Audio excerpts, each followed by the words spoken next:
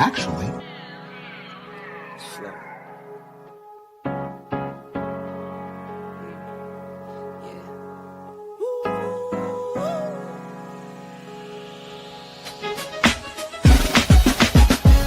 yeah, I'm watching the rise, and I wouldn't say I'm shocked, cause I'm hardly surprised. This one's for the ride, this one's for who knew I'd make it, just needed some time. This one's for my wife, could've left 1,000 times just so by my side. This one's for the grind, I knew it would happen, just had the strength in my mind. It's the Travel OG, and welcome to the Black Manosphere Conclave 5.0.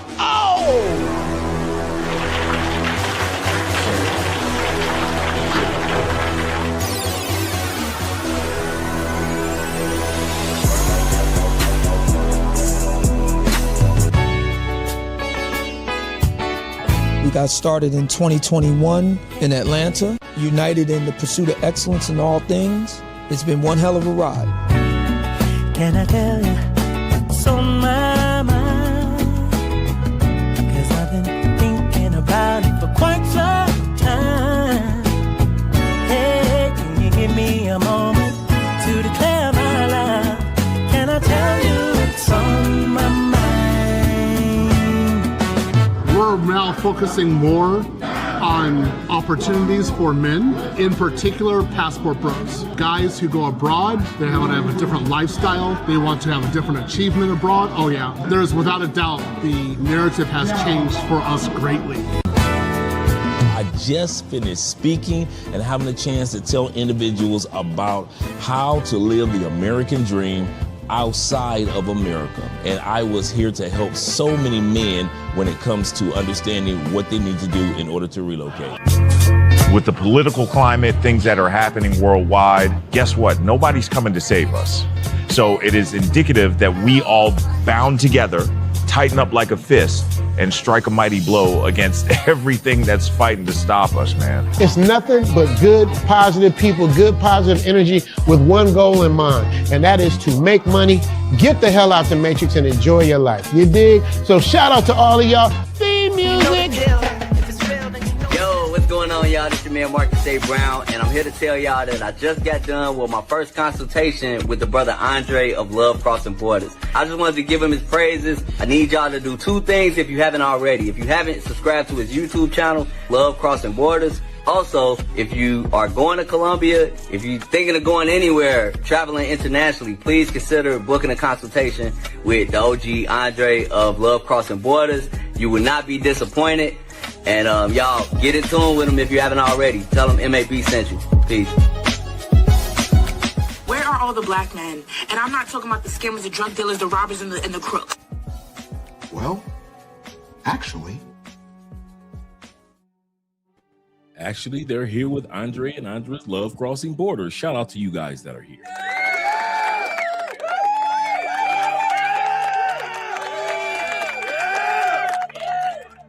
Tonight is a public service announcement.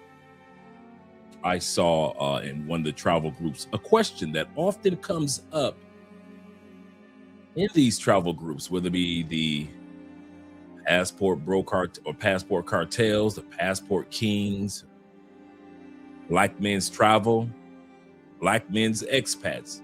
This question comes up periodically, and I can understand why. And once again, this episode is a public service announcement. Is marriage worth it for men? In other words, men are asking, are there any benefits to marriage anymore? Whether it's in our home countries or are other men going through it in their home countries? I'm here to let you know with the public service announcement tonight, yes.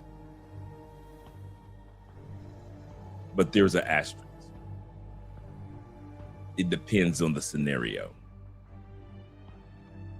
There is a rise of successful marriages that are taking place that can no longer be ignored. At one point in time, it was laughed at. Those are just women that you ordered from a catalog, or mail order brides, or those are just women that guys met when they were in the military. So those are military wives. But over the last 7 to 8 years, there has been a growing trend of men from different countries marrying women from different countries. And what's amazing to those that are looking at us from the outside, the success rate of the relationships. Now, yes, we've heard a few tales here and there of tempestuous relationships when a foreign man marries a foreign woman and brings her back to the United States or brings her back to China or whatever it may be. But over the grand scheme of things, in the last 7 years, the only area where marriage has increased and not decreased are when men marry foreign women. When the Japanese man goes to China or goes to Korea or Vietnam, or the Chinese man marries a woman that's from Europe, or where the black man marries someone from the continent of Africa. They're finding that statistically, the only area, and I'll say this again to emphasize it, the only area in which marriages have been increasing and improving with a low divorce rate are those who are marrying foreign women. Now, I don't know the stats for our local ladies, so I can't tell you the stats in regards to that. But when it comes to men, we're going to talk about 12 benefits that you receive. So you'll know this. Once again, this is a public service announcement. We're going to talk about 12 benefits that you receive as a man when you marry a foreign woman. It's not happenstance that this has a success rate right now. We don't know what the future holds, but we can say today, while around the world, people are saying, I do not want to get married, and the divorce rates are over 50% in other countries. But when it comes to men marrying foreign women, you'll be amazed tonight at the stats that you're going to see. So sit back, have a pen in hand. Once again, this is a public service announcement to those back home that don't realize the reason why we left the United States or left China or left Canada or left whatever country it is that the man left in order to find love. We're succeeding more than you are. Shout out to all you guys that are here.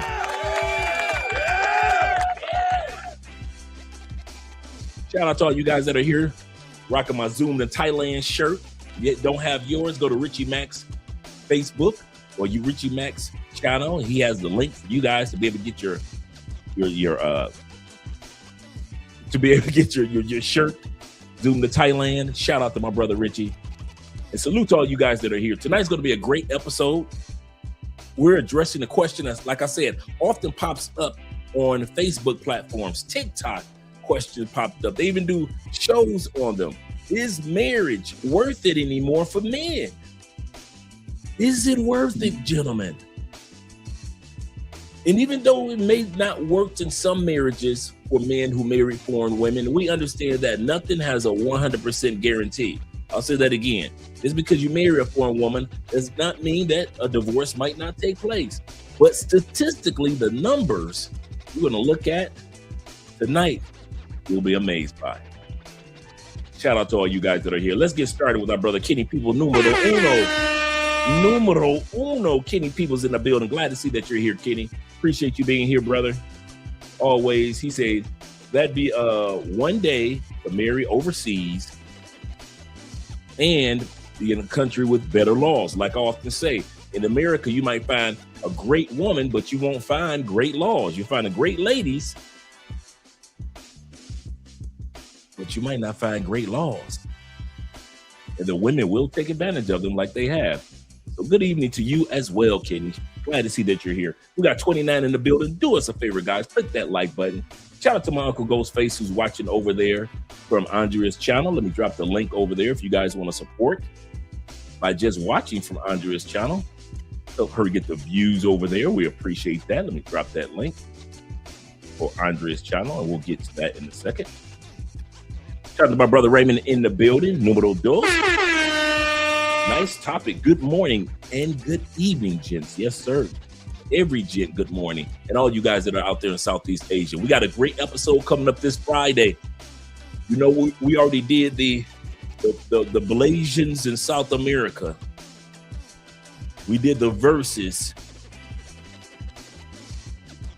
Venezuelan women versus the Colombian women versus the Peru women versus the Guyanese women versus the women in Brazil. And Guyana came out on top. Shout out to Guyana. And that was the Blasian episode. Well, this Friday, we're going to go straight to the source. We're going to go do an episode where it's just man, I'm just okay, let me get the words out. The Battle Royale. Okay, there we go. And the Battle Royale that we're going to have is Asian ladies in the Asian countries. So it's going to be Cambodia versus Thailand versus Philippines versus India. Why do we choose those? Those are the most common ones, and those are the largest ones. So yes, we could have put Malaysia in there. Oh yeah, we got Vietnam in there as well.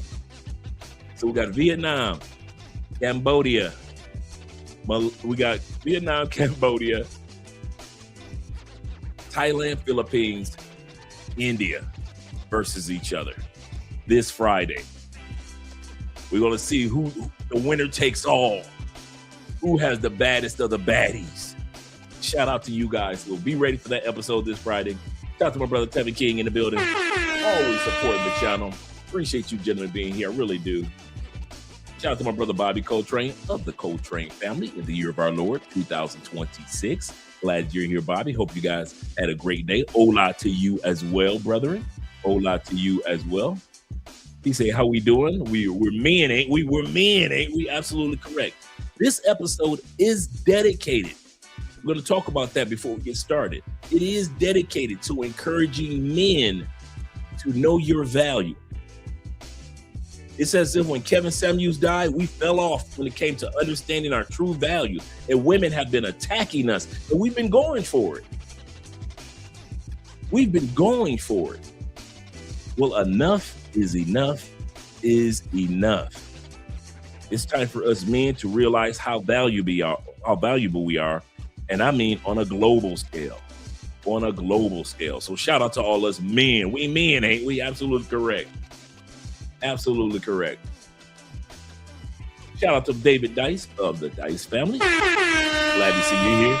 He say, Dre, I'm going to ask for that video for Friday's live stream early, family. Yes, we're going to be doing that live stream at 6:30 Eastern. So we'll be starting that one at 6:30 Eastern. It will be a lengthy one. So it's going to be a lengthy one. So we're going to be here for a minute having fun. It will not be a quick one. Like the last one we did last week when we did the Blasians, that was about a 3-hour video. So we're going to be doing at least 4 to 5 hour live stream when it comes to these countries versus each other. The Thailand versus Cambodia versus Vietnam versus Philippines versus India. Who's got the baddest of the baddies of the baddies? I'm excited about it, gentlemen. I am excited. Yes, sir. Yes, sir. So let me scroll back up. Make sure I get everybody in the building. We got 34 in the building thus far. Make sure you click that like button. You already know when you click that like button. Oprah coming next. Once I establish this as a place of truth. Yeah. Oh, yeah. Oh, yeah. We also got my brother, I Am Collecting Data. Collecting Data's in the building. Salute to you as well, brother. Glad to see that you're here. Appreciate you. I'm going to scroll down a little further. Give more shout outs like to my uncle over there, who's over there on watching Andrea's channel. Shout out to you. What up, though? Shout out to the Detroit boys.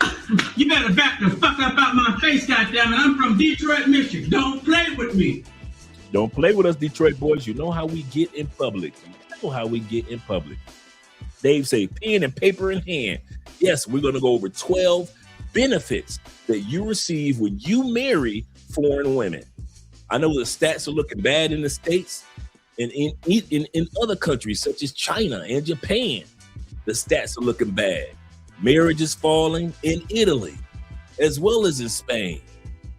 So no marriages in a lot of countries, no kids. We're literally running out of people in Italy. Italy is the oldest country in the world. And I'll tell you what I mean by that.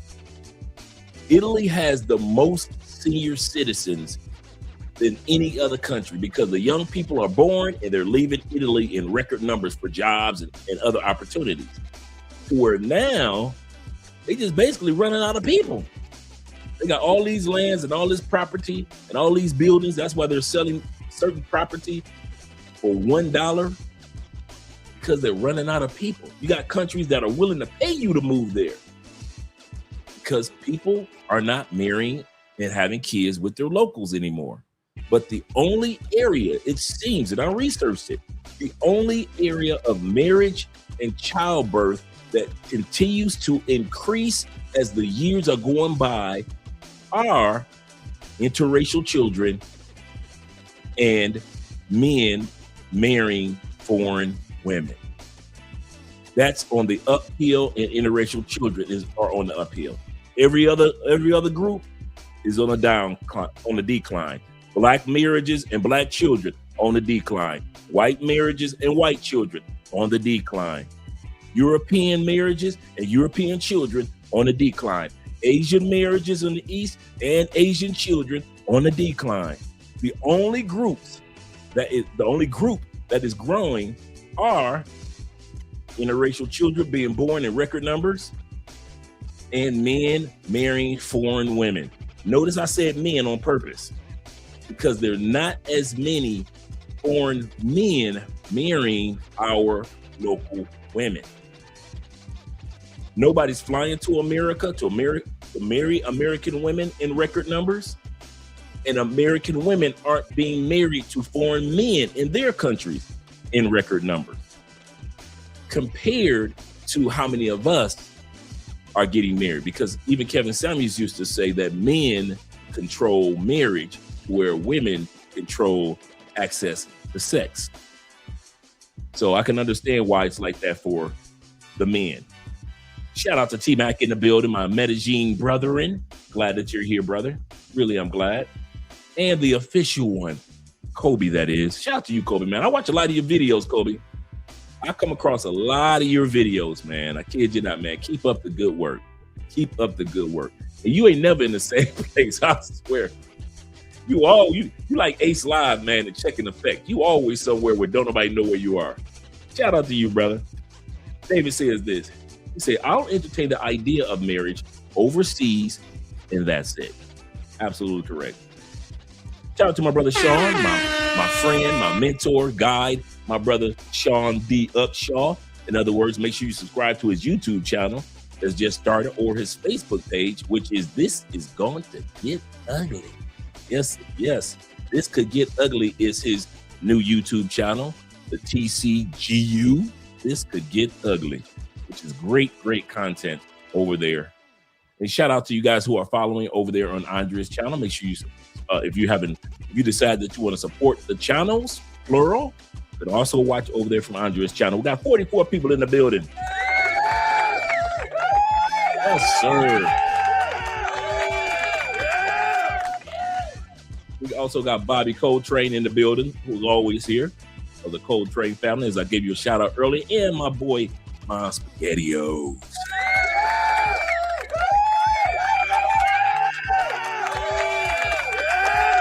Along with Big Brother in Life, he's already given his shout out.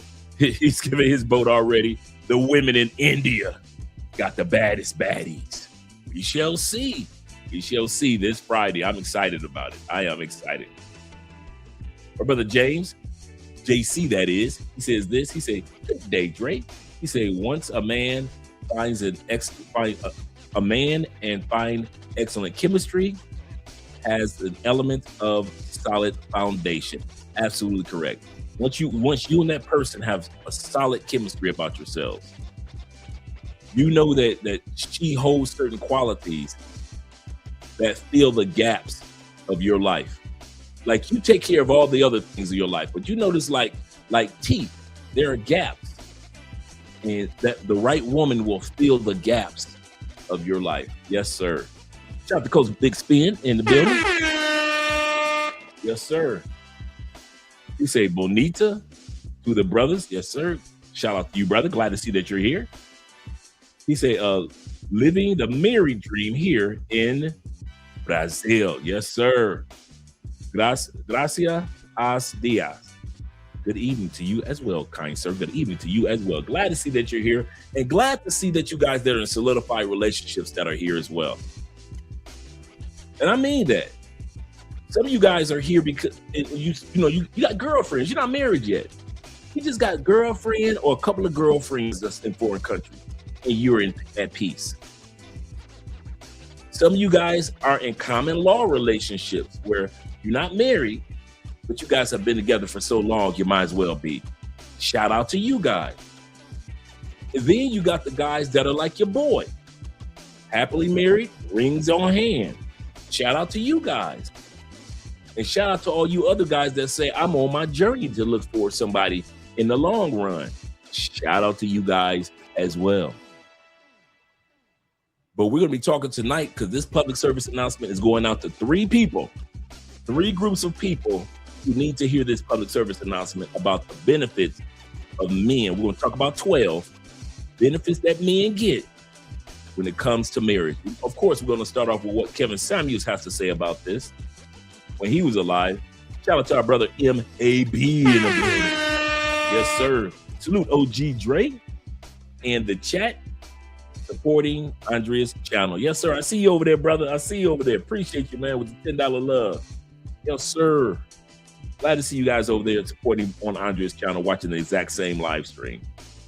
Let me scroll down a little further. I think I got Dave. Blah. Make sure I get everybody. Shout out to my brother Charles B. Yes, sir. Hi, Charles. Mr. Brazil himself is in the building. Salute to you from Mexico right now. Mexico. David says this. He says, Dre, are you still sending out videos after? Yes. Yes. So any of the videos that you guys have seen this week, and that's from now on, just in case you guys want to know, this is very important. Let me turn this down for a second. Let me turn this down. Anytime you guys see me do a video live stream, like from a couple months ago, I wasn't doing this, so I didn't save the videos. But now, over like the last few weeks, like about a good month, I've been saving the videos in my Dropbox in the cloud. All you cloud engineers know what I'm talking about. If there is any video that I've done this month and you guys want that montage, I don't care if it's the videos of, I was gonna pull up the Dropbox. Let me see what I got in the Dropbox for you guys. Like the Blasian video with the women last, if you still want that, I still got that. If you guys are looking for, let me pull up my Dropbox and let's see what videos I have. 7 things women want that most men ignore. I have that one. I still have the one that we did with Applebee's. I still have that one. I still have the bamboo pole. When the ladies go to Jamaica and get the bamboos, I still got that one. The big girls for tax season. I still have that one. Black Americans versus black expats. Still got that one. The Blasian one. The girls trip, when the girls go on their trip and everything keeps falling apart, I still got that one if you guys want that one. Another one is about good women. The Blasian one that we did last week with the Latin Asian women, I have that one too. So we have the Blasian one and we have the Blasian one. I still have that one. I still have men no longer date lazy women. That's still here. Men reset your life.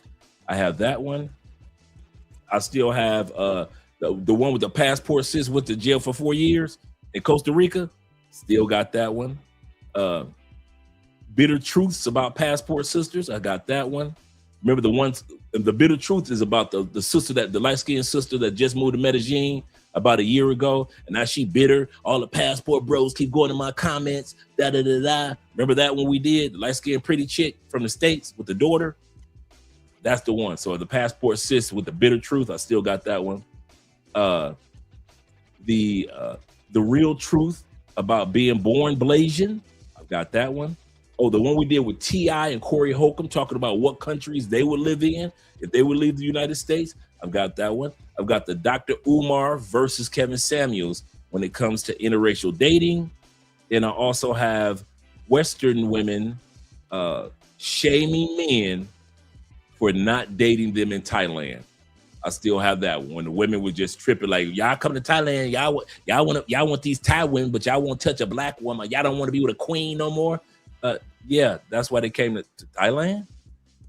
If they wanted somebody with some complexion, they just get with a darker Thai sister. Why would they fly all the way to another country to get with the American woman? I don't know. But so I have those. So any videos that you guys want from that collection, just shoot me an email. I'll send it to you. For free, no calls. Hey, what am I going to do with them? Just keep them in my Dropbox? I'm not going to do anything with them. So why not share it with other content creators? So even if you're starting a channel, man, you're like, hey, let me use some of that stuff that Andre used and I can make YouTube shorts out of it through Opus Clips. So whatever it may be. But don't feel, I'm not one of those hoarder type dudes. You know, even though I put in a lot of work of creating these clips, I don't have no problem with sharing them, bro. I kid you not. I'm not funny style like that. So anytime you guys see a video that we have done that particular day or night, you're like, hey, Dre, I would love to use that on my channel. Hit me up in the email and you'll get an email by way of WeTransfer. I transfer all large files through WeTransfer.com. So you get an email from WeTransfer with the whole file that you can the whole video, in other words, that you can download. Now, I'm not talking about the live stream part. I'm talking about the video clips that I put together for every show. That whole like 40-minute video clips or 50 minutes of clips. That is what I'm talking about that I'll send to you guys. So shout out to you guys. And if you want the one for tonight, you can get that one too. Yeah, that's one thing I'm not funny style about, man. I'm like, it's like a wedding dress. You know, you're only gonna wear it one time. The woman's gonna wear it one time. That's why men know to rent a tuxedo, because we are gonna wear it one time. And so why not share? Shout out to you guys. So yeah, he said, I'm definitely going to ask you for the video for Friday if possible. Let me know which one that is, and I got you. And I still have the one for the hotels. The hotel, I still have that one as well. So if you guys want that one for the Colombian hotels and you want to do it on your channel, go for it, man. Don't feel like you gotta, Andre gonna be like, I'm stealing his content. No, I'm not funny style like that. I'm not funny style like that. I ain't never been like that. I ain't never been built like that, brother. I'm from the east side. You better back the fuck up out my face, goddammit. I'm from Detroit, Michigan. Don't play with me. Yes, sir. So, guys, I kid you not. If any video content on any episode that we do, you like, man, I would love to do that one on my channel. Hit me up in the email, aspence2011, and I'll get it over to you. No cost. So you'll have it either that night or the next morning. It's no big deal. Shout out to you guys. And shout out to my brother Gang's talking stimulation. Shout out to you, brother, being in the building. He say, what up, DB? In the house. Shout out to you, DB, being in the building. You see, tuning into gangster talking stimulation. If you got a link to your channel, man, drop the link for us so we can subscribe to your channel. Drop the link so we can subscribe and support your channel. Yes, sir. Once again, shout out to Kenny People. He said, whether the stats in foreign women for as far as marriage concerned, you're going to see that tonight. That's one of the first things that we're going to look at tonight. You're going to see those stats back to back to back tonight, brother. You know I ain't going to do you wrong. Yes, sir. Once again, I got my Zoom to Thailand Richie Max shirt on. So if you guys want to get your own, go ahead and go directly to Richie Max YouTube channel. And he has those available for sale. Yes, sir. Yes, sir. Shout out to Montrez being in the building, Mr. Montgomery himself. Glad to see that you're here, brother. And let me scroll down. He said, what's the name of your other channels? Are you still uploading videos there? I've got a couple of channels that I'm actually going to be launching next month. So I don't want to talk about them yet. But the other channel is Andre Wallace TV. So You can support by either watching the live stream from Andrea's channel, or make sure you subscribe to Andrea's channel, because that channel is growing fast.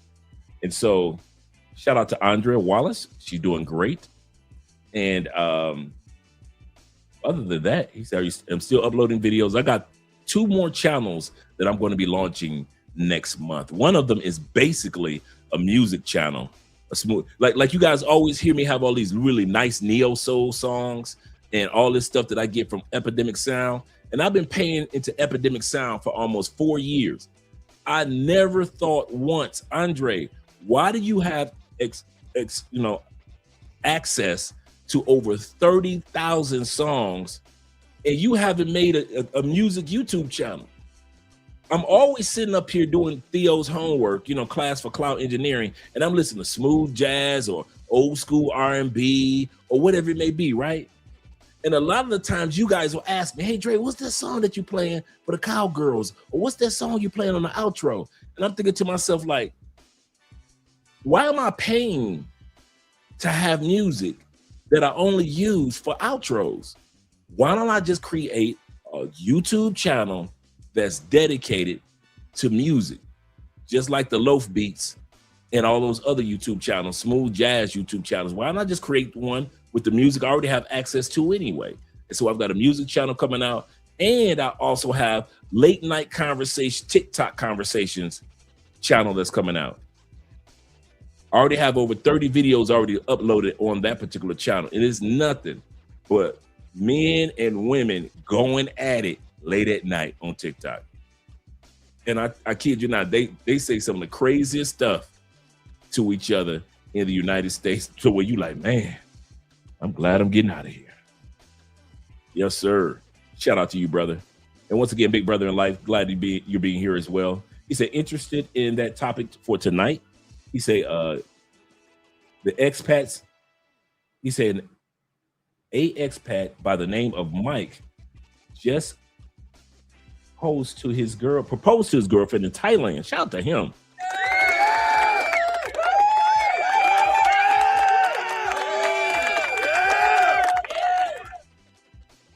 Her name is Pafang. Is that the sister in Thailand? I mean, the young lady in Thailand with the short haircut, with the little short old school Halle Berry / Tony Braxton haircut? Let me know if that's her, man, and that's him. Seems like a really nice couple too, man. Shout out to them if that's who it is, man. Really nice couple. I might even reach out to them for an interview. If that's the couple that we're talking about. She's the one with those short, cute pixie cut, if I'm not mistaken. Shout out to NBA. He said, I love that Detroit drop. Yes, sir. Yes, sir. And once again, thank you guys for supporting by watching from Andre. Okay, cool, man. Shout out to them, man. Yeah, I'm going to reach out to them for an interview, man. I'm going to be reaching out to them. I've been meaning to do that. And for a second, I kind of sat back to see if this is like a real couple, or is it just another foreign guy got a girlfriend while he's in Thailand, and then he's going to move somewhere else. So now that I see that they're solidified, I've been noticing over the last few months that they come across more like a solidified couple. And now when you announce that they're getting married, that's even more incentive for me to reach out to them and try to schedule an interview with them. Really nice young couple. Shout out to them, man. He said, good evening, fellas. Good evening to my brother Rico. Glad you guys are here. Let me scroll down and get ready with the live stream. Now, let me change the music up before we get ready to go to the video. We got the video already set up with the Godfather. Shout out to the Godfather. And make sure you guys go to Amazon and get your copy of some of the greatest quotes and some of the great story that explains about Kevin Samuels and some of the things that he said in the book that Obsidian wrote, which is The Gospel According to Kevin Samuels. Excellent book. It's a really good read. It's on Amazon right now. Just go look for The Gospel According to Kevin Samuels, or The Gospel of St. Kevin Samuels. I said according to, but The Gospel of St. Kevin Samuels, with some of Kevin's greatest quotes and statements and words to encourage men in here. Everything from you got to watch your diet to the fact that you got to work out every day. He's talking to the ladies about making sure that they got pretty faces, make sure they take care of that, take care of them ankles, them cankles, them chins, that back fat. He talks to the ladies about that. He's asking the ladies and the men, what about your dating experience? So it is an excellent, excellent read in regards to a lot of things that Kevin said that that Kevin said to the ladies. Like one of them is a section about ladies, put your dick up. Remember Kevin used to always say that to the ladies? Well, that's in here as well. And he has a whole chapter 18 is dedicated to, I'm a PhD. Whole chapter dedicated to that. So make sure you support Obsidian. Shout out to him. We're going to be talking about the Black Manosphere Conclave in detail starting at the beginning of next month, which is April. You want to make sure you get your tickets. It's going to be in Las Vegas. So we're going to start showing the links for the Black Manosphere Conclave, how you can join, how you can just join the Black Manosphere Conclave group and be a part of their free stream that they do with the group on Zoom every first Sunday. Every first Sunday of the month, the Black Manosphere Conclave does a free Zoom meeting with a bunch of guys that encourage and help each other out. So shout out to the Black Manosphere Conclave, especially for those that are interested in getting involved in Theo's classes as well. Shout out to Tori being in the building. Yes, sir. He says, well, he said, Brother Dre have a new book to drop soon. Yes, sir. The book that I'll be dropping, and many of you will be getting the e-version for free because you supported the children's fundraiser that we had this past December and January.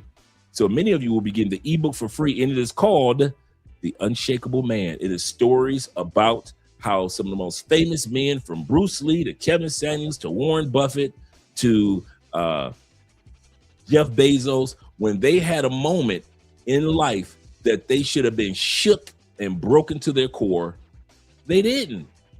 How'd they do that? Even I have U.S. Navy SEALs in the book and how they keep from breaking. And so the book is about Unshakable Man, about how life is going to keep lifing. Life is going to keep lifing, but how can you walk through it without being shook like other people get? So that's the next book that'll be coming out. And like I said, many of you will be getting the free e-version, even though the book will be on sale as well. Shout out to you guys. Shout out to my brother Wes being in the building. Peace and blessings to you too as well, brother. Yes, sir. Aaron from Big No. Oh, we gotta talk.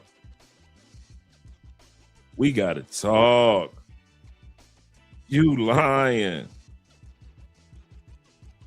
And I just talked. Oh, yeah. Me and Aaron got to talk. Yes, sir. I didn't know he got married, man. I knew some other things that were coming down the turnpike, but I didn't know that Aaron got, man.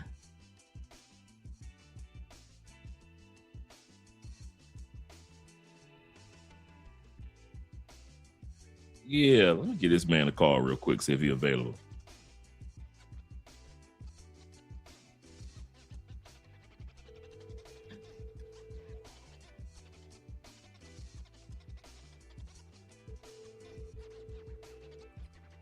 Wow.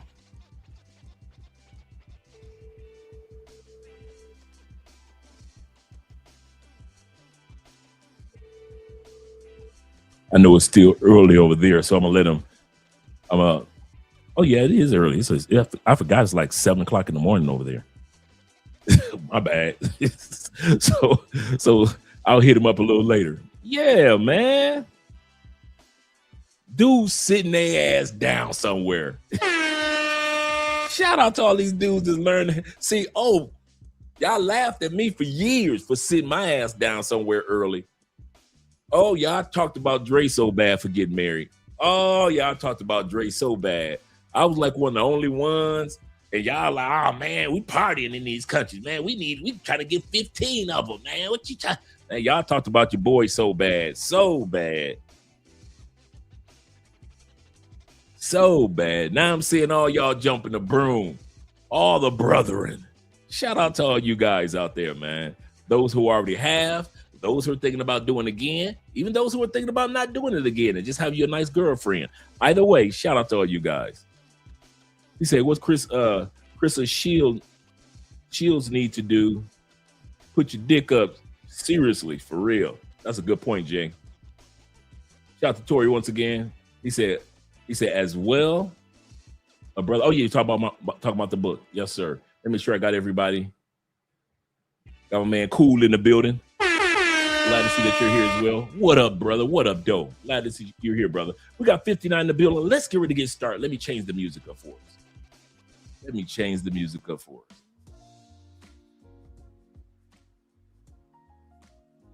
Once again, I said this live stream is dedicated to a question that was posed, and quite often is posed on Facebook, in the Facebook groups, the travel groups. Is marriage for men worth it?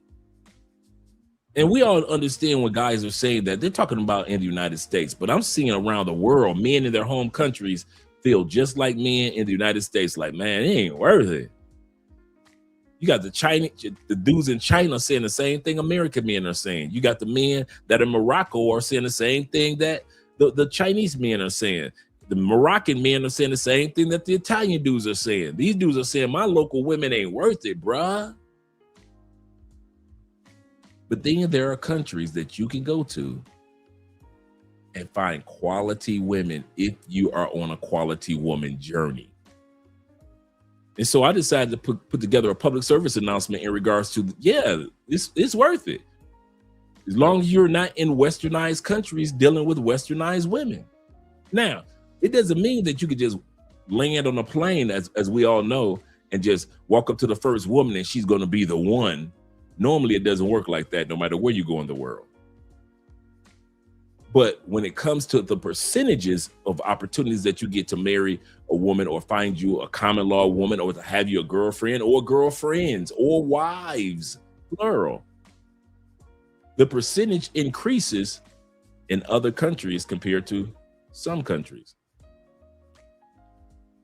But before we get started in regards to that, we're going to talk to, because this public service announcement is dedicated to 3 groups of people. First group of people that we want to address tonight before we even get started are the ladies back in the States. We do not care how many videos you put out on us when it comes to Passport Bros, Blue Book Gentlemen, Passport Kings, Passport Cartel, Black Expat Men. We do not care. Ladies, we are not coming back. You might as well get used to that. There are men that are in the cubicle next to you. They might work in the States, but their mind and their lives are out of the States. There are men that are, ladies, they ain't coming back. You gonna have to find somebody else to marry. You got the men in this on the plantation you can still marry, you can still be happy with. We don't know why, ladies, us dudes that travel, we don't know why the men aren't going to the dating events, to the meetup groups. We don't know why, and we don't care. We don't know why they don't go to the parties with y'all anymore. We do not know why they don't take y'all out to dinner anymore. We do not know what's going on in the States or in Canada or in UK, in other words, the West. But what we can tell you, there is a growing group of men that are done. And just because you see them in the cubicle next to you does not mean that he wants to date you anymore. He's dating overseas. He's taking his sex life overseas. He's taking his mindset and his money overseas. Ladies, no matter how much you complain about it on TikTok and on YouTube and other platforms, it's never going to change. It is done. The Pandora's box has been opened and men are not coming back. And the more you complain, the more you ladies are doing nothing but confirming to these men they made the right choice. The more you call them out their names, the more you put them down, you just let these men know, thank you, ladies. I am leaving the United States and I am going to find love in another country. That's the first group that this live stream is dedicated to. Ladies, we ain't coming back. Number 2 group that this live stream is dedicated to is Passport Pookies. Bruh, Y'all gonna have to come to the conclusion. Everybody don't move like you. Everybody don't act like you. No, everybody doesn't want to get drugged. Sorry, that's your thing. Everybody doesn't want to throw money in the air like they just don't care. Everybody doesn't want to jump from country to country and coochie to coochie. Been there, done that.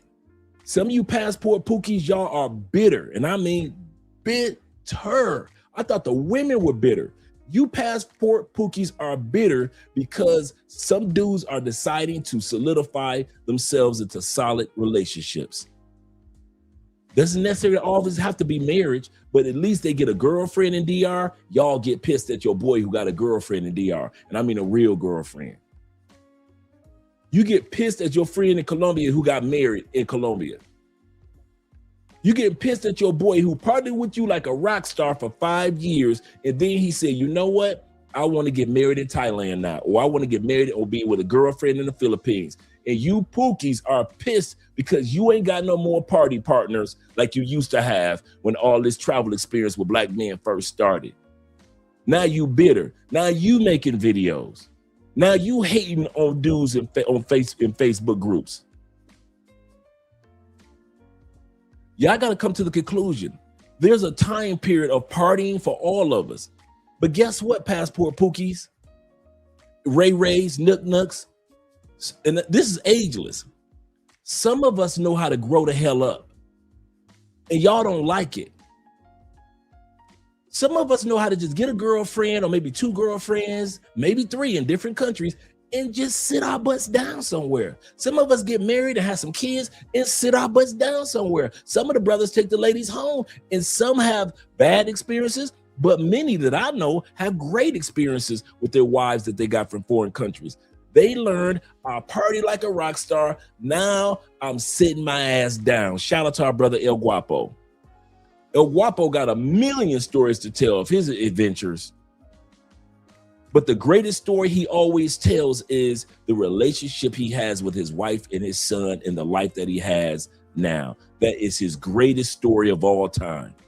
And you passport pookies and you Ray Rays, you Nook Nooks, you cannot stand to see another man happy unless he's doing it your way. The last group that's bitter.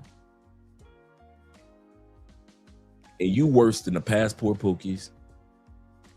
And you worse than the women in the States. You broken, bitter bros. I'll say it again. Some of you dudes, you tried to get married to a Filipina, and she got you for $50,000. So now you mad at every damn body and anybody that could get married to anybody in any country. You had your girlfriend in DR. And she got you for $10,000. Or you had you a wife in Medellin and yours didn't work out. So you think all the women in Medellin, anybody that get married to a woman in Medellin, you a sucker. I got married to a woman in Medellin, it didn't work. Just because yours didn't work, bruh. And maybe just because the next man's didn't work. That don't mean all of us gonna falter.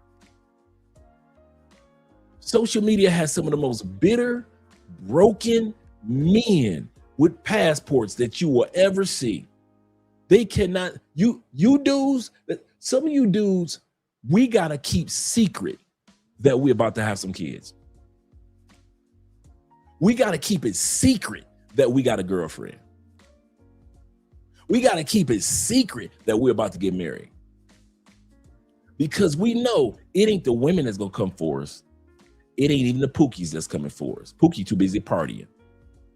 Is you bitter, broken passport brothers that it didn't work for you, so you assume that it ain't gonna work for everybody else. You spent up all your money buying coochie, showboating the women. I'll buy you some land. I'll buy you a car. And that still didn't get you a solidified, solid wife to be on your team for the rest of your life.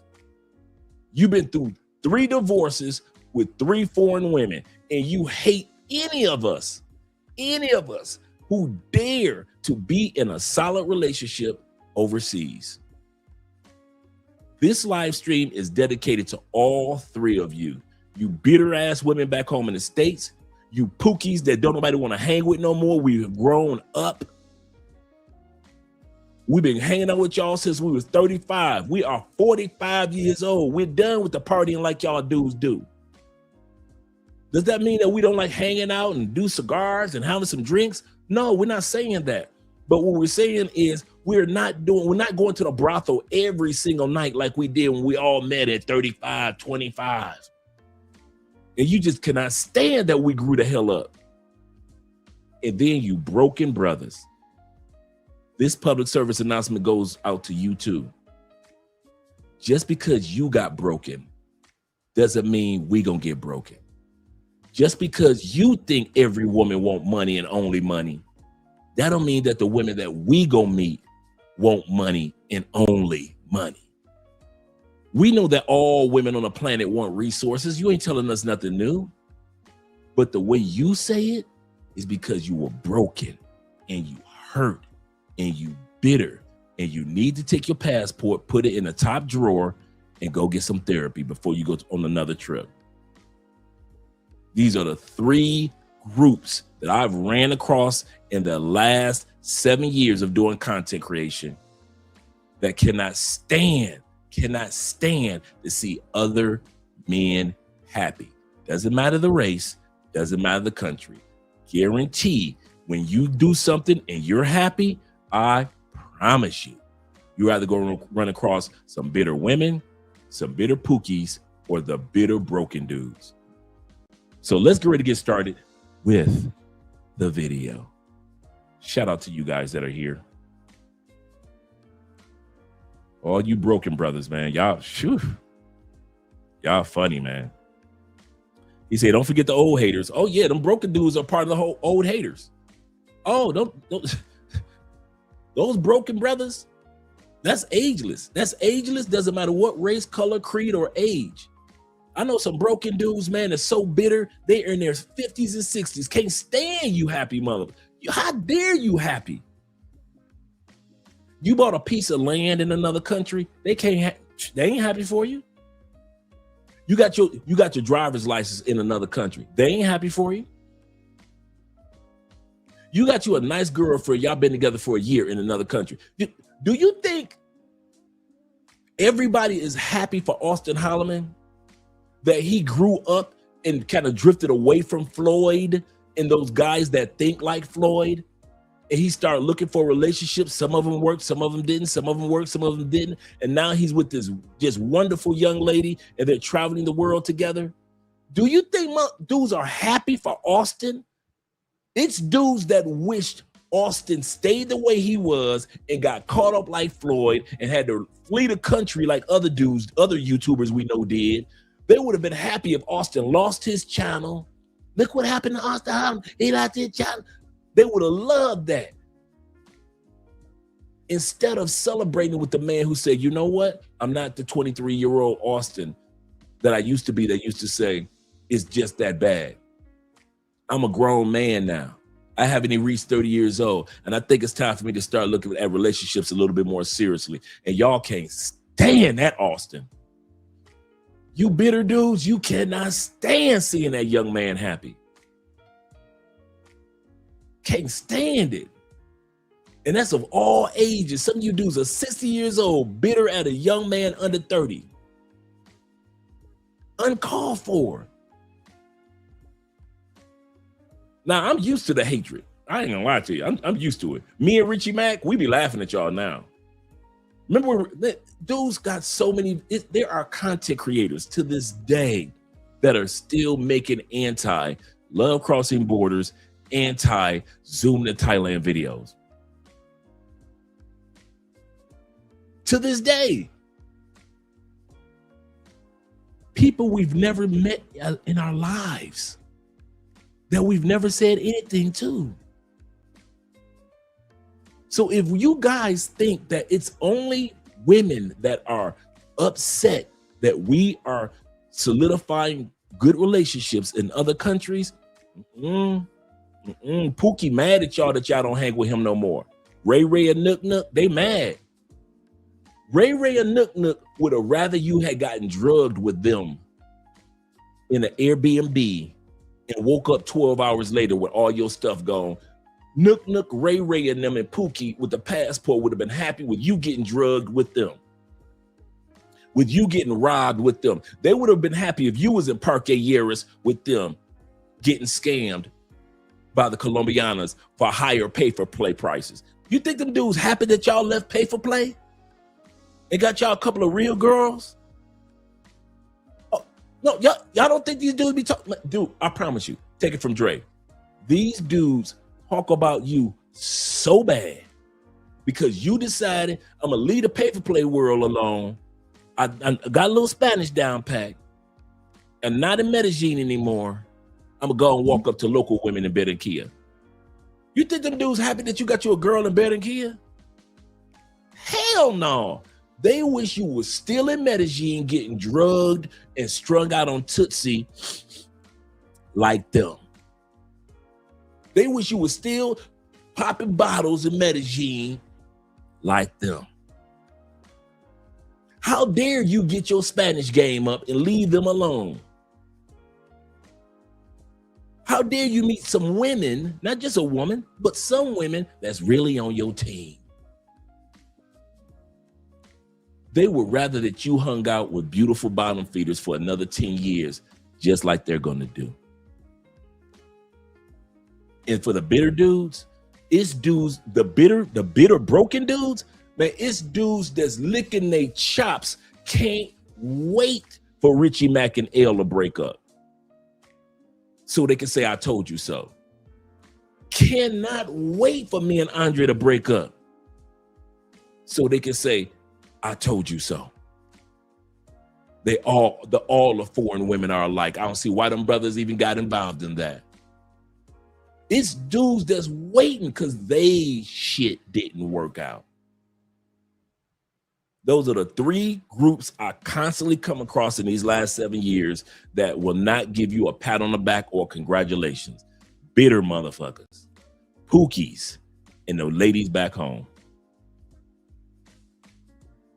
He said, yo, Dre, he said, Dre will live in Barranquilla. Leave Barranquilla out of this. Shout out to Barranquilla. I love Barranquilla. Yes, sir. Yeah, that pink Coke. Yeah. They want you to be out there with them. They want Austin hot. They would have loved to see Austin get locked down with Floyd.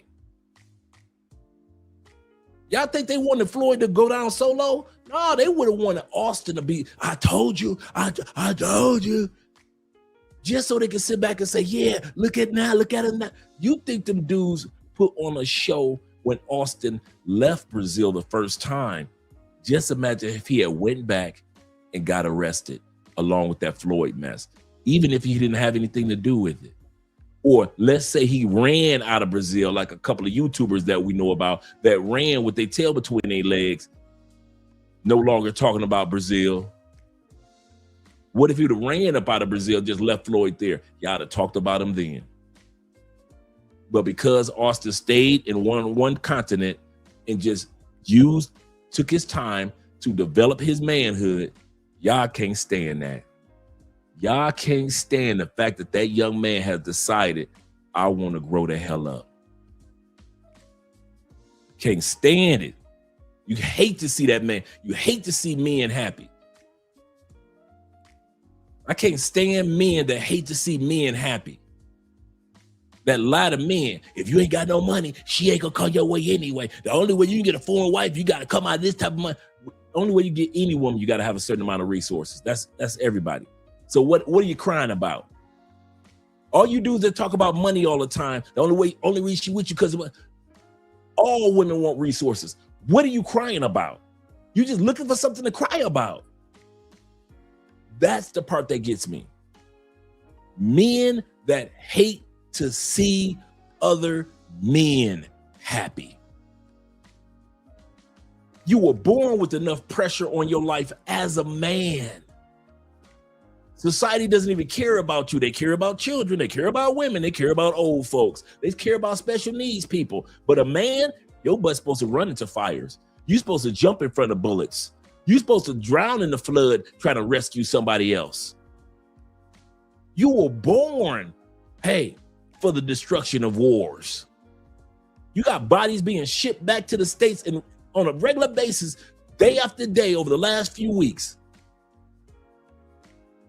Born a man. So you should sacrifice your body for your country. All of that. The pressure that you're born with as a man, and to sit, the economic pressure, the social pressure. You can't tell somebody when you're feeling good because they're going to hate. You can't tell somebody that you're feeling weak because they're going to gossip. You can't tell your woman everything because she might throw it in your face as a man, but she can tell you everything. Old people can tell you everything. Kids can tell you everything. Special needs people can tell you everything. But let a man try to tell the world what he's going through. Why do you think we're the ones that's always jumping off of somebody's bridge? There's already enough pressure as it is to be born a man. And here you men, I'm not talking about women, men with passports, fussing and cussing and putting down and belittling other men.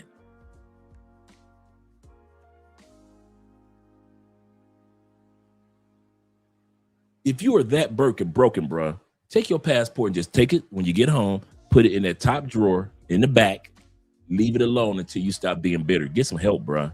Shout out to Kenny being in the building. Kenneth says this.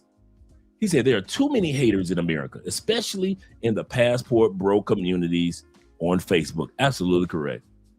Most of them have never left the country. Save yourself, black man, SYSBM. You have options, and they don't realize that. They really don't. And you're right. In those groups, every time I see a dude post, me and my girl's 3rd anniversary, here come, it's going to be 60 dudes saying, happy anniversary, glad for you, dude. Congratulations, 3rd anniversary, man, keep going. It's going to be at least 16 dudes. She probably with you because you paid for this, or she probably just waiting around to get a green card, or she probably wait till you take her to the state. She gonna leave you. That is always at least 15. I don't know how many times Aaron in Black Man's Travel Group has had to tell guys, or even his moderators in the Black Man's Travels groups, to slow your roll. If you don't have nothing good to say, keep your mouth shut. If you can't celebrate with a man with a girlfriend or a wife or anniversary, or they having their first kid in another country. I'm talking about dudes always bitter. Every time I drop a video about relationships, it's guaranteed it's gonna be a bunch of bitter dudes popping up. It's dudes that's so bitter, they will watch this live stream. There are bitter dudes that have been watching our channel for at least 5 years, yet they're bitter.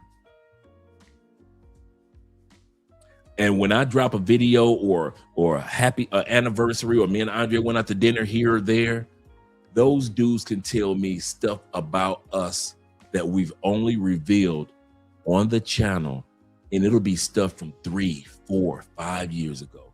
And you're thinking like, you've been following us for 5 years and you're that bitter?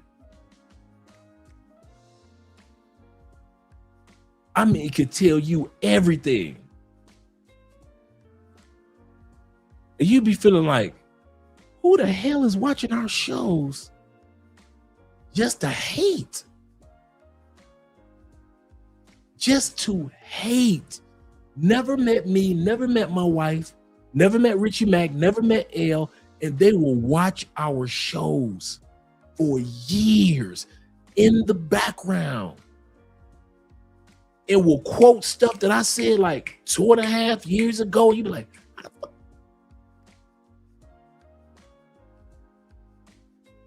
You be like, okay. Shout out to Flicky Sticky in the building. Glad to see that you're here.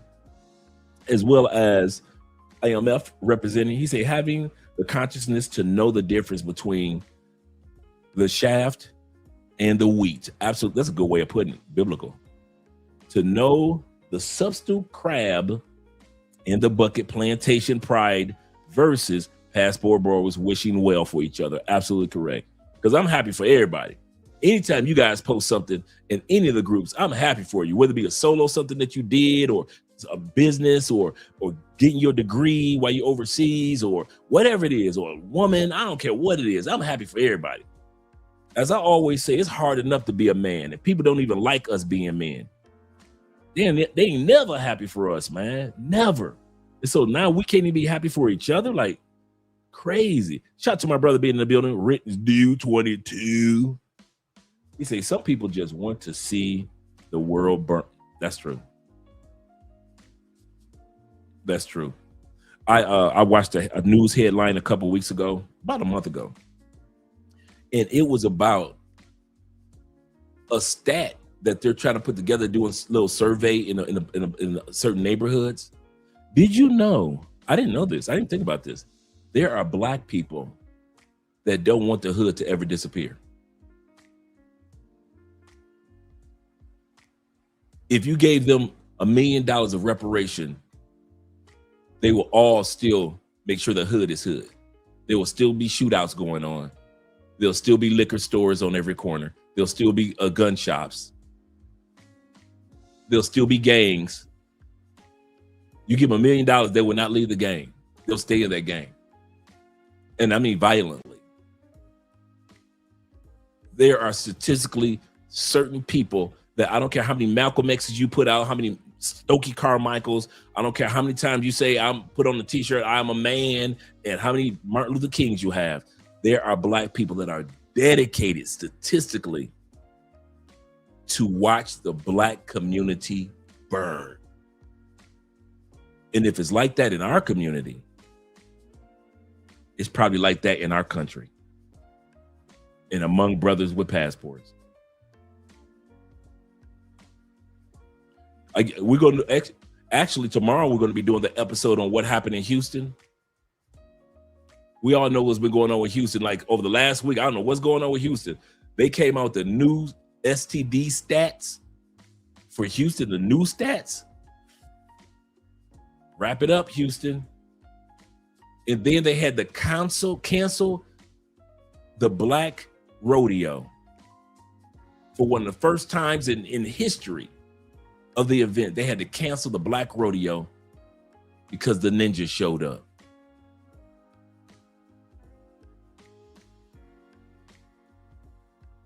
Yep, that spring break was in Houston. It tore everything up, man.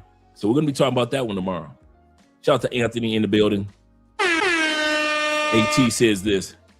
He said, you're cutting a razor blade tonight, Dre. He said, it's sad, but true what you're speaking on. It's hard enough to be a man. Just being a man, especially a Black man.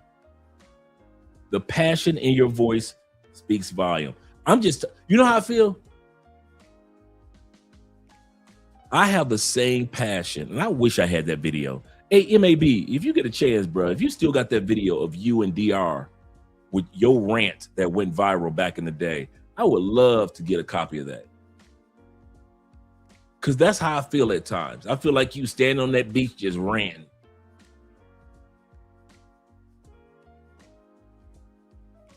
Just tired. Just tired. And I know my people always tell me, hey, Dre, you can't help everybody, dog. People tell me that my whole life. You can't help everybody, Dre. Dre, you can't help everybody. I know you mad, Dre, but Dre, realize you can't help everybody. I know, but if we can't help everybody, can somebody just tell these people to leave us alone? If y'all want to stay hood, stay away from the Black spring break in Houston. If y'all want to keep everything hood, stay away from us when we go to DR, when we go to Thailand, when we go to parts of Africa. Let us Black men enjoy it. We don't want. Do you Negroes? Do you ninjas realize Black men don't want to be around ninjas all the time? Sometimes Black men and Black women just want to be around Black men and Black women. No violence, everybody having fun. We taking photos and photo groups and we just having a good time in Cartagena. We just want to be Black people. We do not need you ninjas around us all the dang time. You follow us everywhere like little puppies. You tear up everything. You're the ones that are getting drugged in Medellin. You ninjas. It ain't no Black men getting drugged in Medellin. It's you ninjas.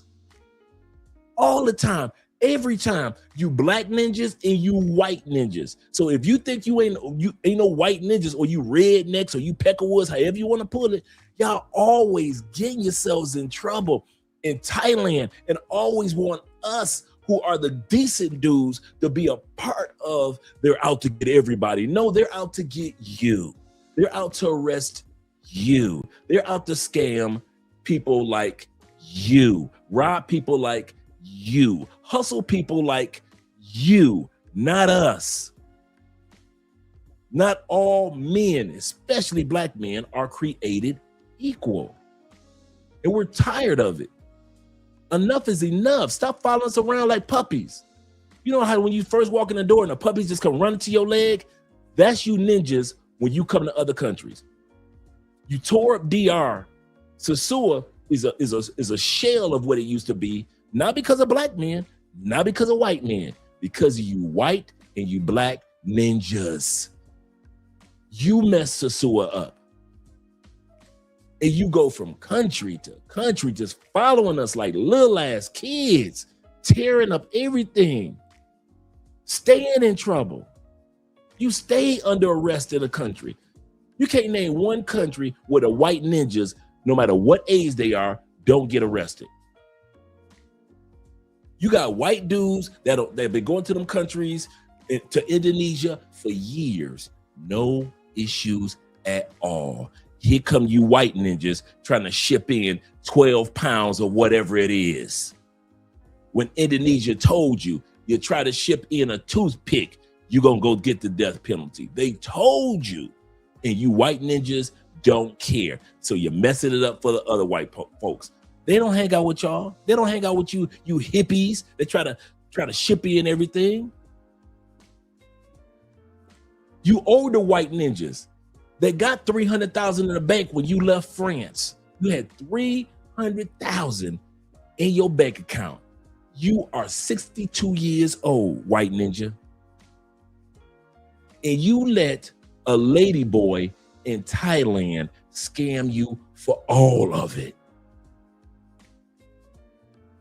All of it. All 300,000 gone. Because you didn't move like a white man, you moved like a white ninja.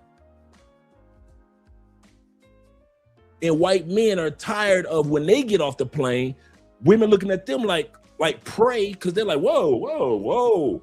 I'm not the dude from France that got scammed. I ain't gonna give you no money like that. You dudes always follow us. Do us a favor, black and white ninjas. Could you do us all a favor? Find your own locations. Find your own countries. Discover your own spots. Because guess what? We have never one time in human history ever followed you. Ever. You have never found a country to go to and said, hey, I'm telling you, Paraguay is the place to be. And then we follow you to Paraguay. It'll never be like that. It's always good black men, good white men, good Asian man, good Latin man. We go to a country, we have a great time. Everything is going great. Prices are great. The food is great. The women are great. Everything. Here come you ninjas. Every single time, like clockwork, you come like a plague, like an infestation to destroy everything. Before there was COVID, there was you. You are the original passport pandemic. You are the passport pandemic. You destroy everything you touch. Can't no woman in the Philippines be around you, because the ones that are scammers are the only ones that come to you, and you want to blame all women in the Philippines once you get scammed. Who told you to marry a pay-for-play? Take her back to the States and you wonder why she ran off with the green card. I don't trust no women in the Philippines. That's because of the women that you chose, white ninja. You are the passport plague. You brothers, you always getting drugged. How many years do dudes got to get drugged in Medellin for you to wake up? How many years? Thousands, almost millions of us come to Colombia every year. No issue at all. We don't come close to getting robbed. close to getting scammed, ain't never been close to getting drugged. You have been here 3 times and got drugged twice because you like to throw money in the air in the club in Medellin. And the gang member said, girl, I want you to do me a favor. You see that foreign food, that gringo? Get him. And she sit, and then them gang members sick them girls on y'all like pit bulls. And you wonder why you got robbed in Medellin. I ain't going back to Colombia because I can't trust to Colombia. Colombia dirty, man. F Colombia. I ain't never going back. Colombia wasn't made for ninjas anyway. It was made for good people. I don't know why y'all keep thinking you could come down here and do what we do. I don't know where y'all get that idea from. MAB says this. Shout out to my brother MAB. He said, like Ronan used to say, I got Ronan, and I got, come to think of it, you and Ronan, I believe in Fearless, are in tonight's episode. You guys are in tonight's episode, come to think of it. Shout out to you guys. He said, like Ronan used to say, pay for play is a reset for bros that benefit from it. Absolutely correct. Responsibly. Brothers should always aim to ascend. Yes, sir. He said, I've seen friends turn to haters, without a doubt. Shout out to you with the $20 love, without a doubt. Yes, sir. Shout out to my brother Guy Incognito. Guy Incognito says this. He said, too many dudes are more emotional than women. We're going to do an episode on that. I got a Black Men versus Ninjas episode coming up. And from doing the research, they talk about, one guy was talking about how emotional Black men have become compared to Black women. You think Black women were more emotional? Black men of that Generation X in the last end of the millennials, not all millennials, because millennials got that split. So millennials, you have the first half and the second half. That second half millennials and Gen X, very emotional, far more emotional than their mothers and their sisters. Far more emotional. So we're going to be doing a special in regards to that. MAB also says this. He said that was a rant from when I got back. He said I lost my voice. I didn't know that. It's called I'm Not Rich, I'm Single. I'll send it to you. Cool. Send that to me.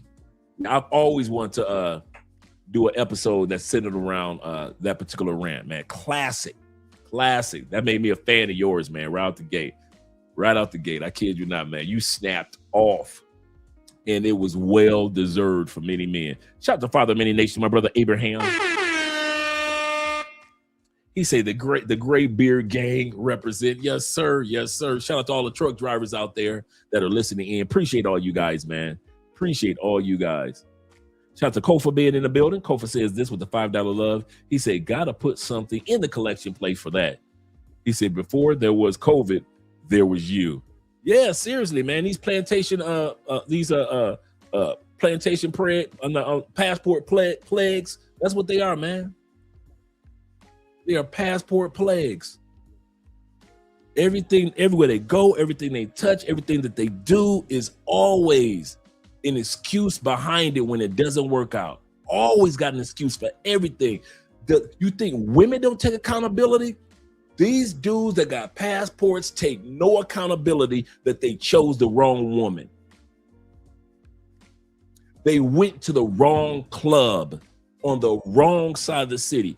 People have been telling these dudes for years, average Colombianas don't go to Parque Aries. T-Mac has been saying it. Will has only been in Colombia a few years. He's been saying that. Dudes have been telling y'all for years, stay out of Parque Aries. Nobody who's truly Colombiana that lives in Medellin goes to Parque Aries. The quality women do not go to Parque Aries. They've got other areas that they go to party. Here y'all go. Get y'all asses right off the plane, and where do you run to? To the Pay for Play in Parque Aries.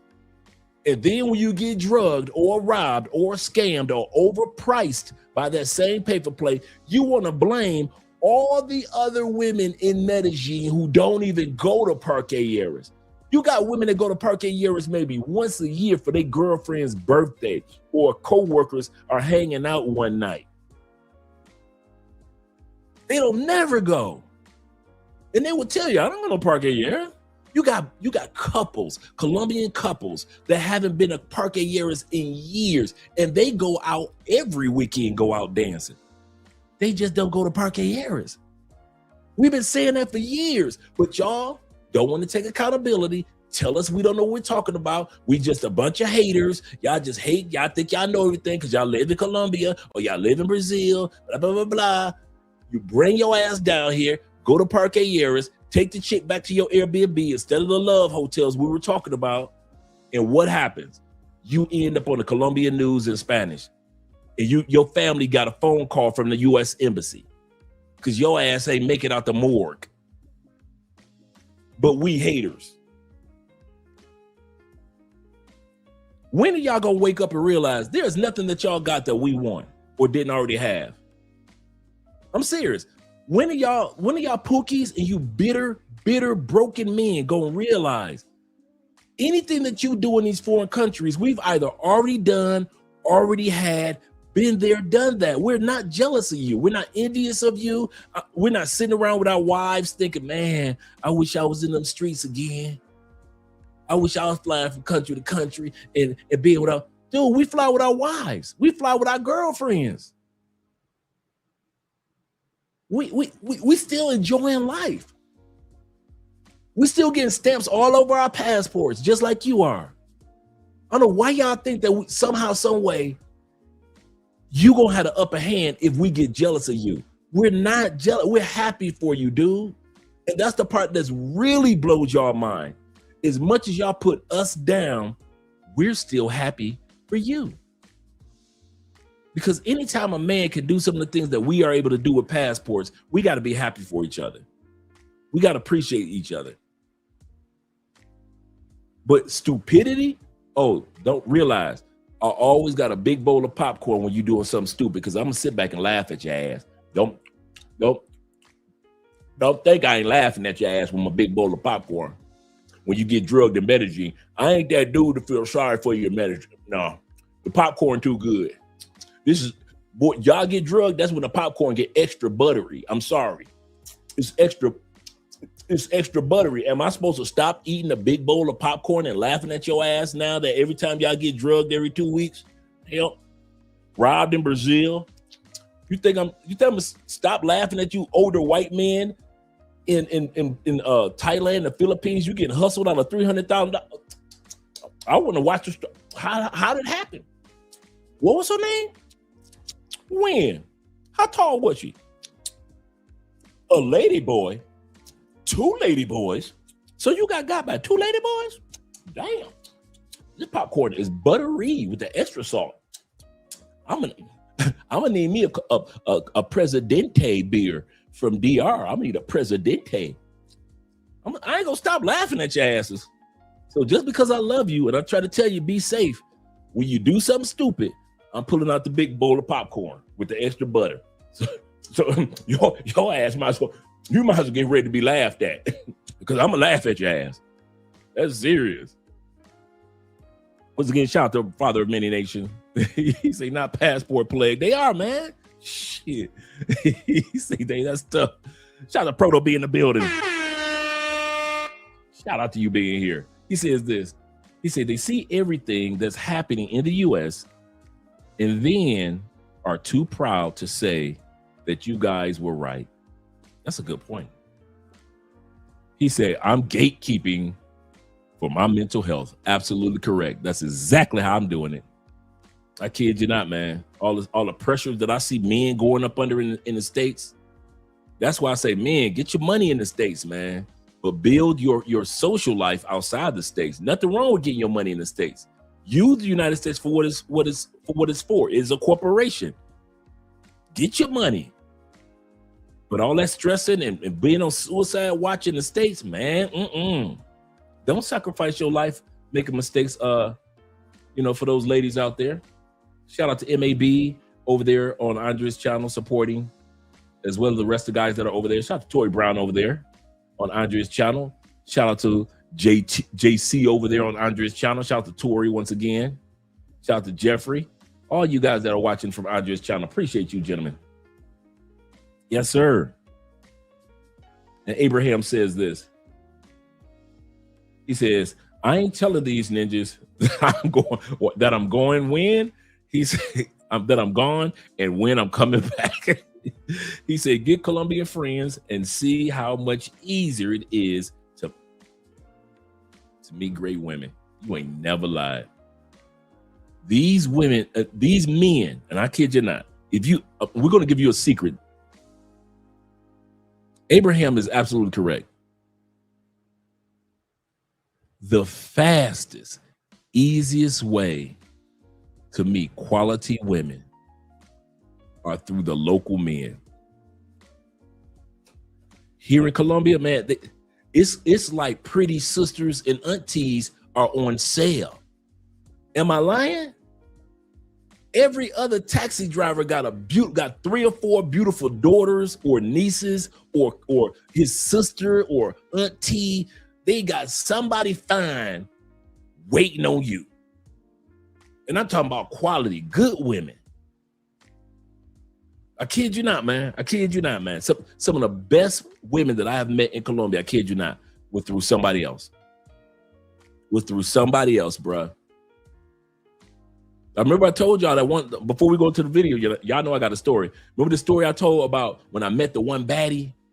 I was out dancing in a club. This is way before I met Andrea. I was dancing in a club in Medellin. And I got this baddie, man. We talking, we hitting it off, everything is going good. I'm like, yeah, I'm about to get to know this one. I mean, she was nice. And after the dance, you know, she take me to the corner area where it's kind of quieter. And I'm walking behind, I'm looking at that butt just go, ooh, it's looking all good. I'm like, oh yeah.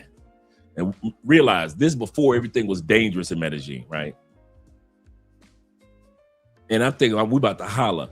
And she walked me directly to her sister and put my hand on her sister's lap. And me and her looked at each other. And bro, we kicked it.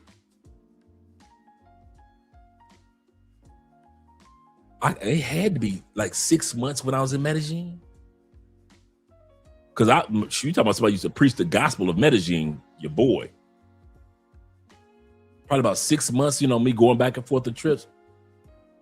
And her sister was finer than her. Freaky than a mom. Wow, freaky. So the one I wanted, who I thought I wanted, she was like, I got something even better than me.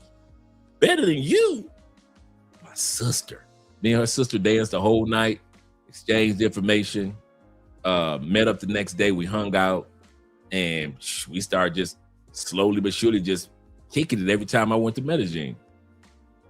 Kid you not. And at that time period, I was also kicking it with this attorney and a chick that was from Cartagena. She was a professional ballet dancer. But yeah, bruh. He is 100% correct. When you get cool with locals, they will introduce you to some good women. They will introduce you to some good women, man. And the sister was like 40, she's fine. She's 41 years old. And she was a manager for the corporation that she worked for. So she was in management. Real cool, real cool. Kid you not, man. Shout out to her. Yep. So yeah, they're quality women. They really are, bro. They're quality women. I kid you not. Yeah, beautiful moments. It blew me away because I swear up and down I'm about to holler at this one. Like, yeah, oh yeah, it's on and cracking. And she was quiet. She just quietly turned her little pretty face around. I'm looking at that body just swaying.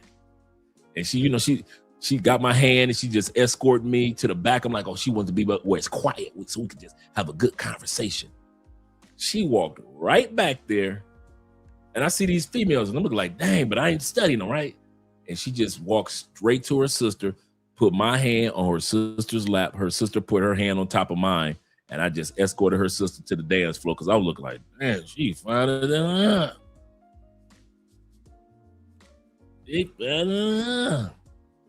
Whatever, Mrs. Spence. These were my Medellin days. My Medellin days. How come your girl Andrea snuck up in here listening to stories? Shout out to Andrea.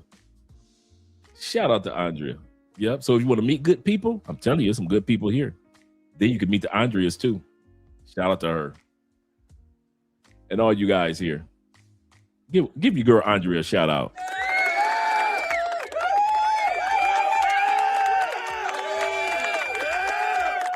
Oh yeah. I met a lot of people before I met Andrea. I always tell guys the first person that you meet is not going to be the last person that you meet. It doesn't work like that in the world. It doesn't work like that at home, and it doesn't work like that away from home. Let's get started with the video, gentlemen. Let's get started with the video. First of all, Kevin Samuels is going to encourage us when it comes to, remember, tonight's topic is the rise of foreign marriages. Do men still benefit from marrying foreign women? Groups of women who are taking the high value men. There are three groups of women: Latinas, Asians, and Eastern Europeans.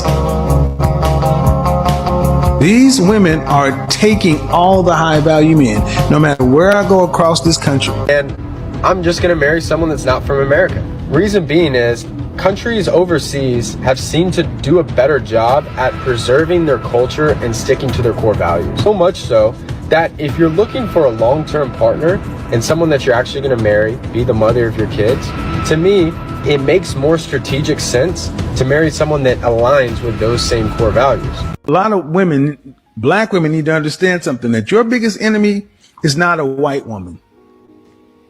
Your biggest problem is not, N-O-T, not a white woman. Your biggest enemy is Marisol. Your biggest enemy is the Hispanic woman. She understands how to season food. She understands sensuality, femininity, and she was raised in a patriarchal environment. The difference between femininity and fake femininity is amazing. The Latina problem. Black women, you have a problem. Her name is Maria. Marisol. Love some brothers. And if you notice, they are the old, go to the old black side of town and you will see Hispanics. And the difference used to be that Hispanic men and the men of each group used to kind of keep each other out of the way. Now, interracial dating, intercultural dating, whatever, is not as taboo as it used to be. And when you're talking about what you bring to the table, these women are bringing tables. Oh, shit. Oh, my God. Say it, Kevin. A lot of women get upset when you ask, what do you bring to the table? And these women are bringing tables. Adios mio, papi. How are you? Yeah, your lead speak that shit. Yeah, they bringing tables. I don't like hot food, but trust me, I will get over it. I'm going to learn how to eat.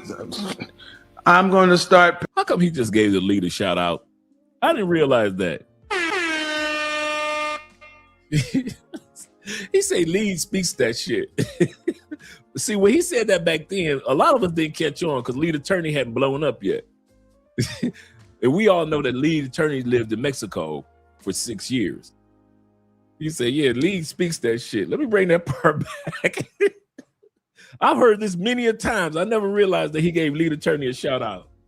A lot of women get upset when you ask, what do you bring to the table? And these women are bringing tables. Adios mio, papi. How are you? Yeah, your lead speak that shit. Yeah, they bringing tables. I don't like hot food, but trust me, I will get over it. I'm going to learn how to eat. I'm going to start. You hear me playing bossa nova music? I already do salsa and the tango and the merengue and the samba. I'm gonna fuck around starting. You know what, man? Y'all get mad when brothers date out. Hey, well, split the difference. Get Maria. Get Maria. It's not really like dating out. It's not really like dating out if it's Maria, is it? Watch this. Absolutely right. You don't feel like you belong to anybody else. White women do white women act like they belong to white men? Yes. Yes or no? Do Hispanic women act like they belong to Hispanic men? Absolutely. Do Asian women act like they belong to Asian men? Definitely. Do Middle Eastern women act like they belong to Middle Eastern men? Yes. Do black women act like they belong to black men? By and large, no. But those... The fact that you had to even put a modifier on there says you are still conflicted with the reality you are seeing. There was no modifier ever before black people. You haven't gone out abroad. You haven't traveled. You haven't met women outside of America. You are eating dog food and you're paying filet mignon prices. I will never marry. He said y'all back in the States eating dog food on the plantation. Damn. Marry an American woman ever. You can bet your fucking last cent on that. I am 100% marrying a foreign woman. I just got to choose which one. All right, let's go back. I kind of dog food and you're paying filet mignon prices. I will never marry an American woman ever. You can bet your fucking last cent on that. I am 100% marrying a foreign woman. I just got to choose which one. All right, man. I don't know why I clipped that so fast. That was my bad. Dog food and you're paying filet mignon prices. I will never marry an American woman ever. You can bet your fucking last cent on that. I am 100% marrying a foreign woman. I just got to choose which one. Okay, here we go. Got it. Whew. He said, Andre, should I visit Germany? Yes. Yes, they love the brothers over there. All the brothers I know got some great stories to tell from their experiences in Germany. Yes, I say yes. He said, I'll be in Cambodia. He said, I've gotten better treatment in my visit to Cambodia than I have in America. Remember that this Friday's episode are the Asian countries versus each other.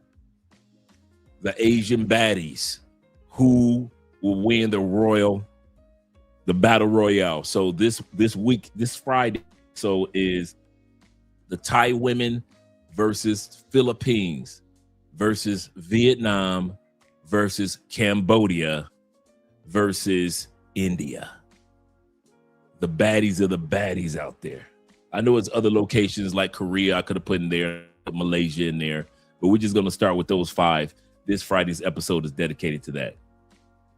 And the first question or the first benefit of marrying foreign women compared to American women, the divorce rate is low. I remember my brother just asked me, my brother Kenny Peoples asked, what is the divorce rate of men that marry foreign women? We're going to talk about that.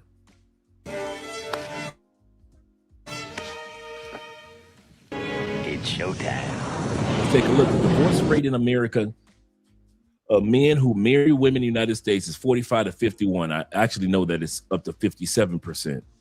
So it's 45 to 57% actually. The divorce rate of men who marry foreign women, approximately only 20 to 30%, depending on the culture. I've seen it as low as 10% in other countries. So men that marry foreign women have a very low divorce rate, even though here's my point is, even though some videos go viral because that 1 or 2 or maybe even 10 dudes that got divorced, their story goes viral. My woman came to America and she became Americanized, blah, blah, blah, blah. Statistically, that doesn't usually happen with most who are with a foreign wife. Most of us are in solidified relationships. And when I use the term wife, I mean the common law, like if you live with your girlfriend and y'all been together forever, y'all happy, it doesn't necessarily mean to jump the broom either. So those of us who jump the broom and we're married, or those who are in solidified common law, happy relationships, you got a girlfriend and y'all doing the do, I consider you guys part of the trend as well. And it is only 15%. It's as low as 15%, but on average is between 20 to 30%. That's it on a global basis. So just in case you guys are wondering, and we're going to talk about tonight some of the reasons why. Cortez says this. He says it's the same thing with black men and white women marriages. People only highlight the negative, but it's the ones of the low. Yep, it's one of the lowest divorce rates. Absolutely correct. Good point. Good point. Let's continue on, gentlemen. Look at me. What about me would make you think that I care about your opinion of me? Your opinion of me is not the opinion that I have. Once again, he said the data shows passport marriages rose. Remember, I told you that everybody else is going down when it comes to getting married. Passport roses marriages, or marriages of men marrying foreign women, rose 25% in 2024, with the divorce rate only 29%. So as I was saying, between 20 and 30%, but yet the marriages, our percentage is the only ones that's rising. No other, and that's global. That's the crazy part. Globally, nobody's getting married by record numbers except for us who are marrying foreign women. Just imagine that. Everybody else's, you go to their country, marriage is on the decline. But then you got us guys that got passports, ours is on the uphill climb. Many reporting happy and passionate marriages. He said, I'll take a white European. My brother Almost Retired says, shout out to Almost Retired in the building. Yes, sir. He said, my wife Maria and I were laughing as soon as we watched brother Kevin Samuels drop that shout out to your wife. Drop that Maria shout out. He say thank you. Thank you, Cali, for your for my loving bride. Shout out to Cali, Colombia, for my loving bride. He say on our 5th year anniversary now. Yes, sir. Yes, sir. Montrez says this once again. He said, I'll take a white European woman any day. Yes, sir. Yes, sir. And Zeta says this. Zeta says, yeah, I'm hip. He said, I'm not going to lie. I'm debating Thailand because I like it there. But Thailand is kind of exposed now to too many people. But yeah, I'm aware that that's a cool part. That's a cool part. Absolutely correct. Shout out to you guys. Shout out to you guys. And shout out to my brother Jay and his girl. And this is who this is in the video. My brother Jay and his girl over there in Cartagena. And Jay is the one that owns the rooftop hotel that is open right now. Really good spot that you guys want to, when you go to Cartagena, make your reservations through Airbnb. Rooftop hotel. Yes, sir. Shout out to MAB. For myself. You ain't make me, so you can't break me. You didn't build me, so you can't kill me. Once again, American divorce rate of American women is 50%, and predicted to be 60 in the 60s, in the low 60s by 2035. So right now, they say it's 51% divorce rate in the United States. They said by 2035, it's gonna be in the low 60s. Y'all gonna be some divorcing motherfuckers in the States. The law's gonna still be intact. American men married to foreign women, divorce rate 29%. Yeah, shout out to my brother Jay. Shout out to Uncle Jay in the building. Yes, sir. Show him some love. The modern woman today has been tricked. Her education is correlated to her intelligence, or it's correlated to the type of man that She is old.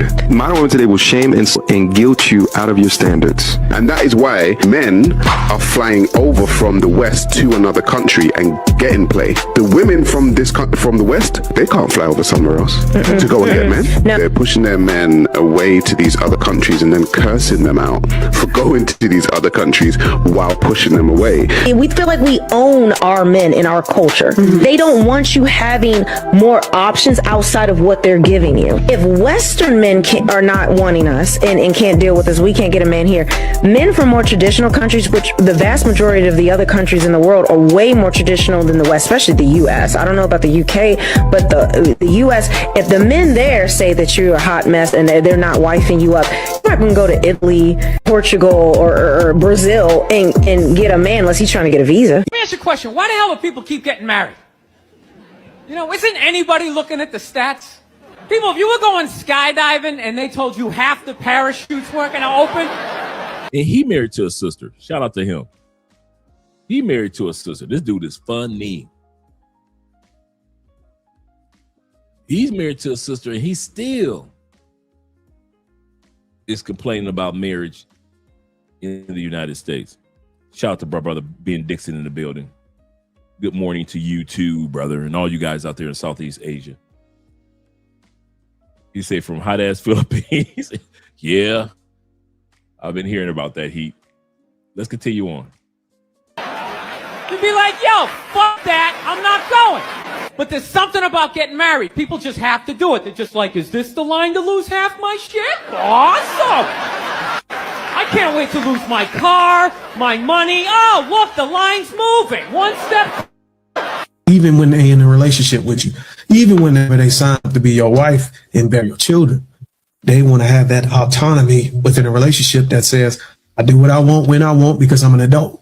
But I guarantee you, if men knew that these type of women that move like that had this mentality prior to saying I do at the altar, I don't believe any of those would have moved forward into a marriage, knowing that you're going to make decisions autonomously for the best interest of your individual self.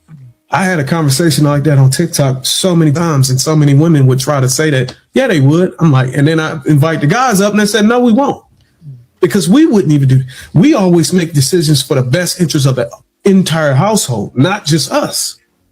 There's things that we want to do that we just shut off. Yeah, because we got business to take care of. We got responsibilities. Yeah. So I didn't like that. And by the way, that's the way it should be. I mean, I think that, and I was just talking to some brothers about this recently. Listen, if you're not the type of man to understand and be willing to make the needed sacrifices for the sake of the family, the children, the wife, they come before you. If you're not that type of man and you can't handle that, it's better for you just don't get married, man. Don't get married. Don't do it, because you're going to do that. You're going to mess around. You're going to mess it up. You're going to mess the wife up. You're going to mess the children up. Just don't do it. Just don't get married, because it requires a lot of sacrifice. That's what it is. That's what it is.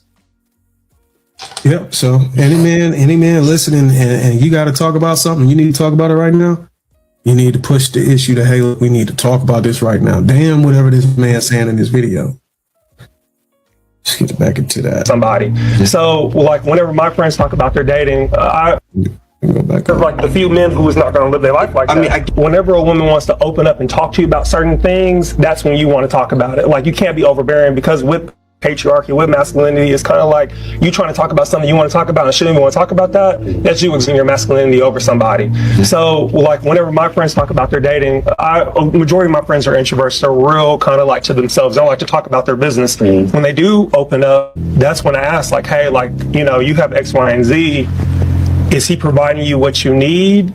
Or is he just a placeholder until that right man comes? So sometimes it will be different. It just depends. Yeah. Because you got to be the person to say it. Yeah. I would say too. You got to go ahead. No, I want to see what you're going to say. No, I'll go ahead. And placeholder might not be the right thing. It might not be the right thing to say, but. You know, I was just talking about, I'm 70 years old. So I come from a whole nother era than any of you Negroes is talking about.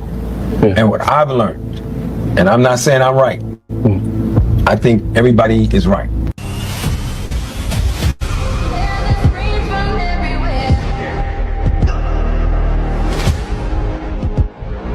Shout out to my brother once again. He said American divorce rate 51% with 71% of American women filing for the divorces. Here's the part that I've discovered since using the passport.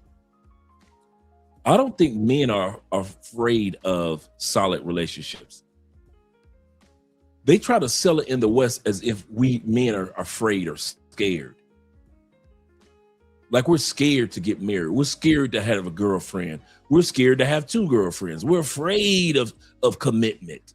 They will sell that about the plantation bros. Now, you dudes that still stuck in the States on the plantation, that's y'all women. I can't talk on behalf of y'all women, but I'm telling you how they talk about y'all. Your women on the plantation say that you guys can't handle commitment because you don't want to marry them when they're 316. She's like, I'm only 316 pounds. Why aren't you marrying me?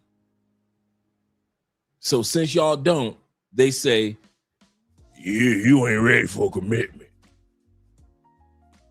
But then as soon as we get on planes, it's amazing how after we go through the, having fun phase, I'm finding a lot of us are commitment serious.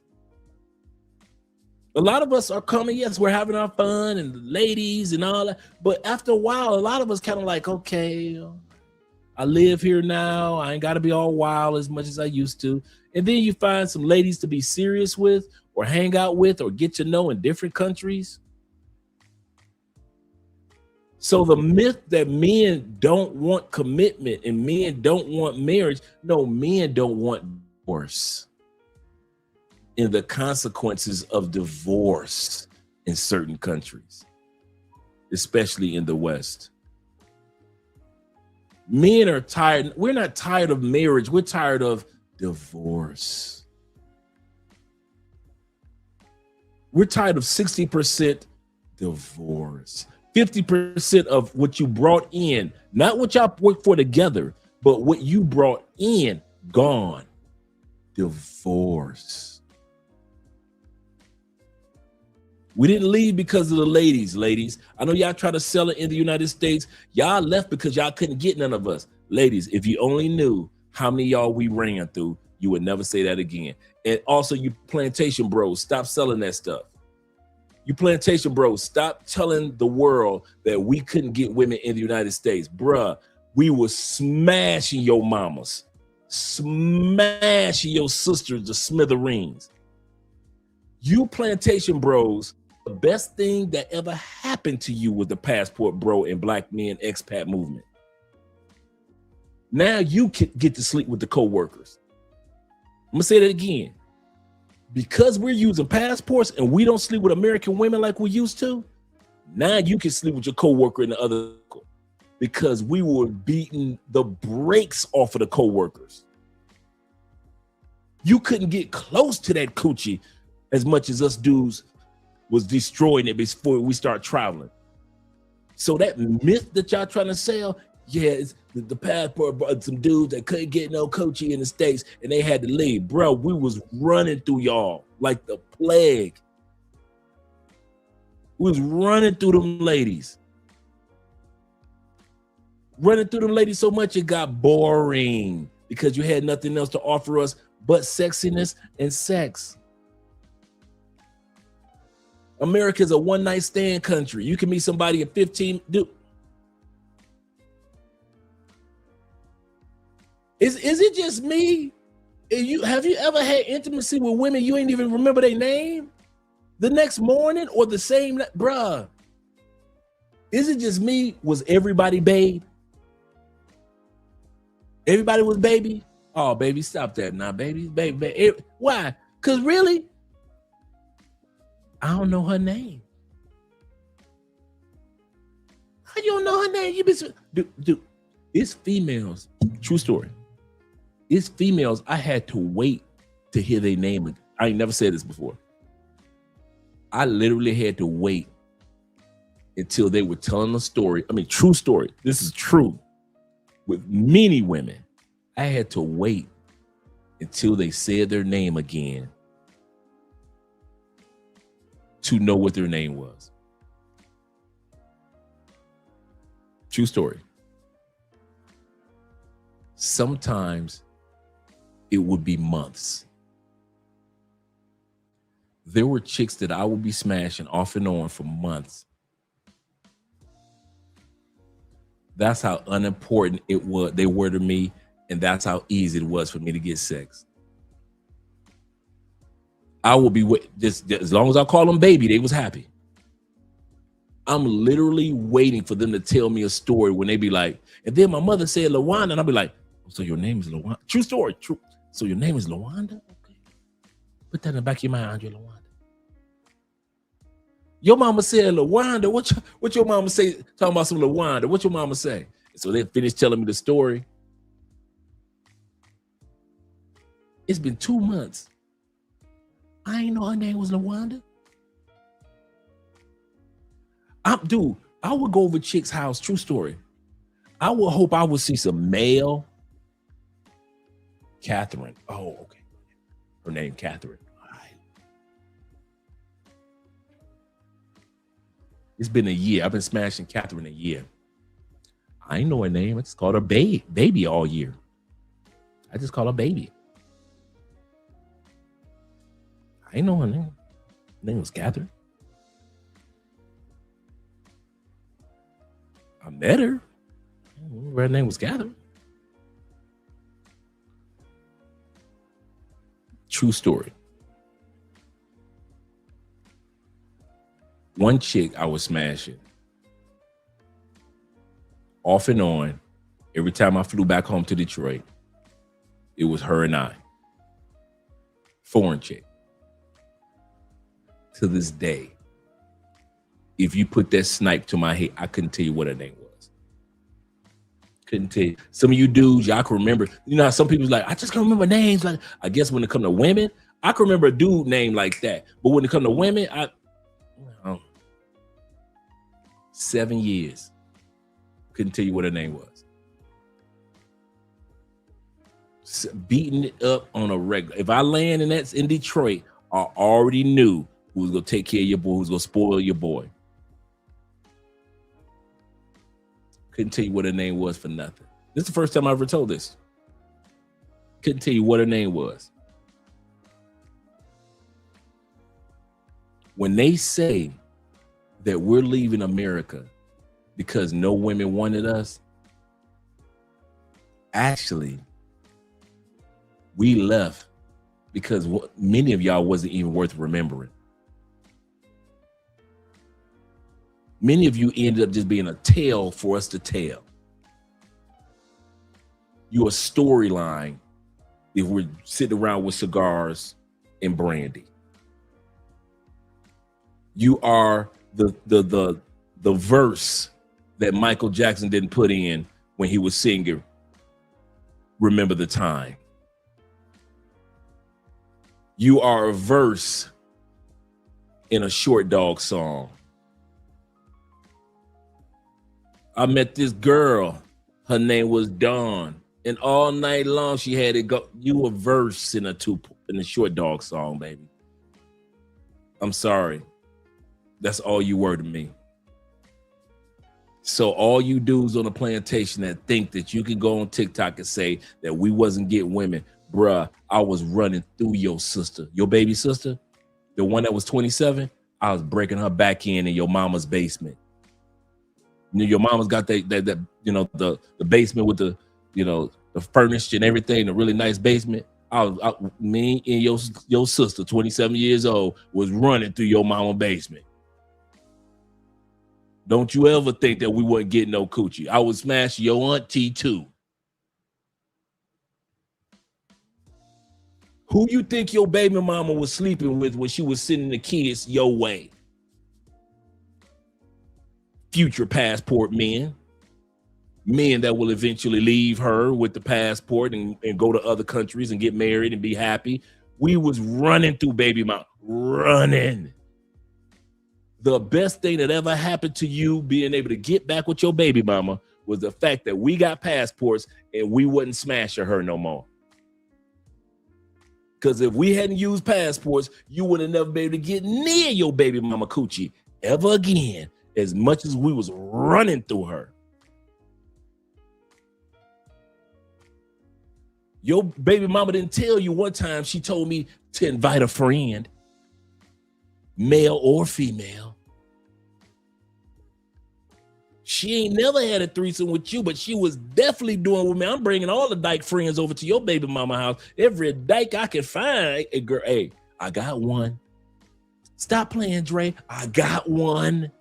She said she wanted 3-3. What? She want the 3 wee. She want the 3 wee. When? This weekend. She said she gonna send the kids over to her baby daddy house. What she look like? Like this. Oh, I'm gonna have to get that. I told you.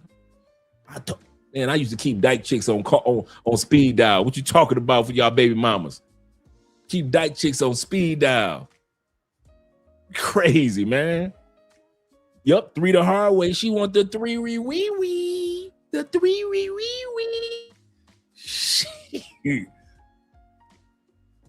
The best thing ever happened to you dudes is us dudes got passports, and now you can get back with your baby mama. You would have never got back with that coochie if we were still in the country. Never. Not the stuff we was having her do. We kept your baby mama at the adult toy store, kept her with a dog chain around her neck. And you want to sit up there and talk about we wasn't getting no women? Shh. Okay. Okay. I'm not black, I'm OJ. Okay. Let's go back to the video. These dudes be funny, man. Shout out to my brother. He's absolutely correct. 51% divorce rate and 71% of the marriages or divorces are filed by the ladies in the States.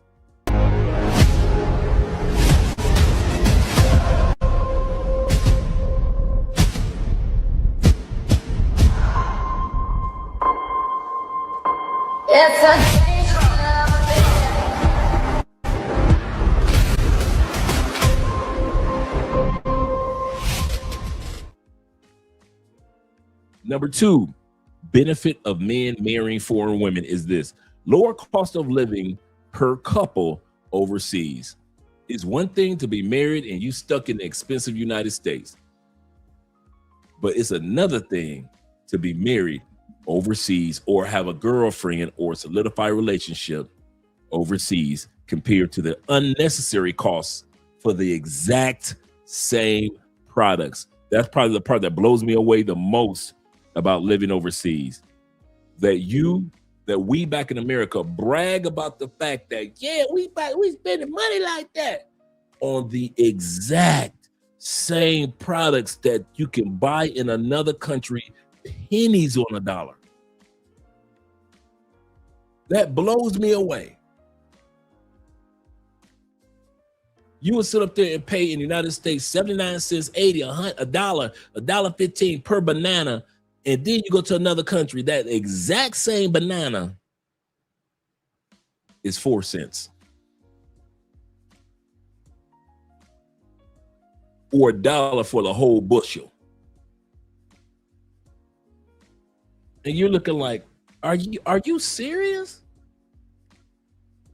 Are you serious? Do you really expect me to think that it's a flex to pay prices in the United States? And I see that all over social media. You guys act like, I went to them other countries because you can't afford to be here in America. No, we're not stupid enough to pay the prices for the exact same product. It's not gasoline, it's gasoline, it's gasoline, it's gasoline. It's not a Chevy or a Ford, a Chevy or a Ford, no matter where you put it. It's not a Mercedes, a Mercedes, a Mercedes, a Mercedes. I'll show you the difference what I'm talking about. You can sit up there and have a $60,000, $70,000 Mercedes Benz, top of the line, and you put all that work into getting it, and you are so proud of yourself and all your coworkers, and everybody wants to, the ladies are loving you and everything. You do know that exact same Mercedes in Europe is a damn taxi. Literally. It's a taxi. That same body, that same build, that same one is nothing but a jet black taxi with a yellow sign on the top of it saying, "Hey, I'll pick up rides." That same Mercedes-Benz that you paid $70,000, $100,000 for, that same BMW is nothing but a damn taxi in many parts of Europe. Perspective. You've been sold that it's worth one thing, when actuality, a lot of times the products that we get in other countries is worth something completely different. That blew me away. I have written, and you'd have thought that me and Andrea were the king and the queen of whatever kingdom. We just jumping in taxis just to jump in taxis. Ooh, they got this in here and they got that. What year is this? A 2029? Okay, Mercedes 2029. I didn't even know they had them out yet. Oh, they ain't got them out in my country yet. Okay, cool. This is nice. Look at all this. What space age? This taxi can float? How is it floating? You think in the United States, this dude's in jail. Right? This is what I thought about. I kid you not, when we were in Europe. I'm thinking there are men in prison right now for trying to hustle up the money to flex with the Mercedes or BMW or Audi in the States. And you bring your ass to Europe and you find out that these dudes are doing 15 years in prison so they can flex with a BMW that's a damn taxi? Oh, that blew me away. That blew me away. I couldn't believe it. And any of you guys that been in Europe, you know exactly what I'm talking about. You know exactly what I'm talking about. They don't be looking at, if you just going to UK, Mercedes, BMWs, Audis, Alfa Romeo, forget how to pronounce it. Just going by, just riding down the street. And they're not riding by like, look at me, I'm in the Mercedes. They riding the Mercedes like just a regular ass car. Just a regular perspective. Perspective.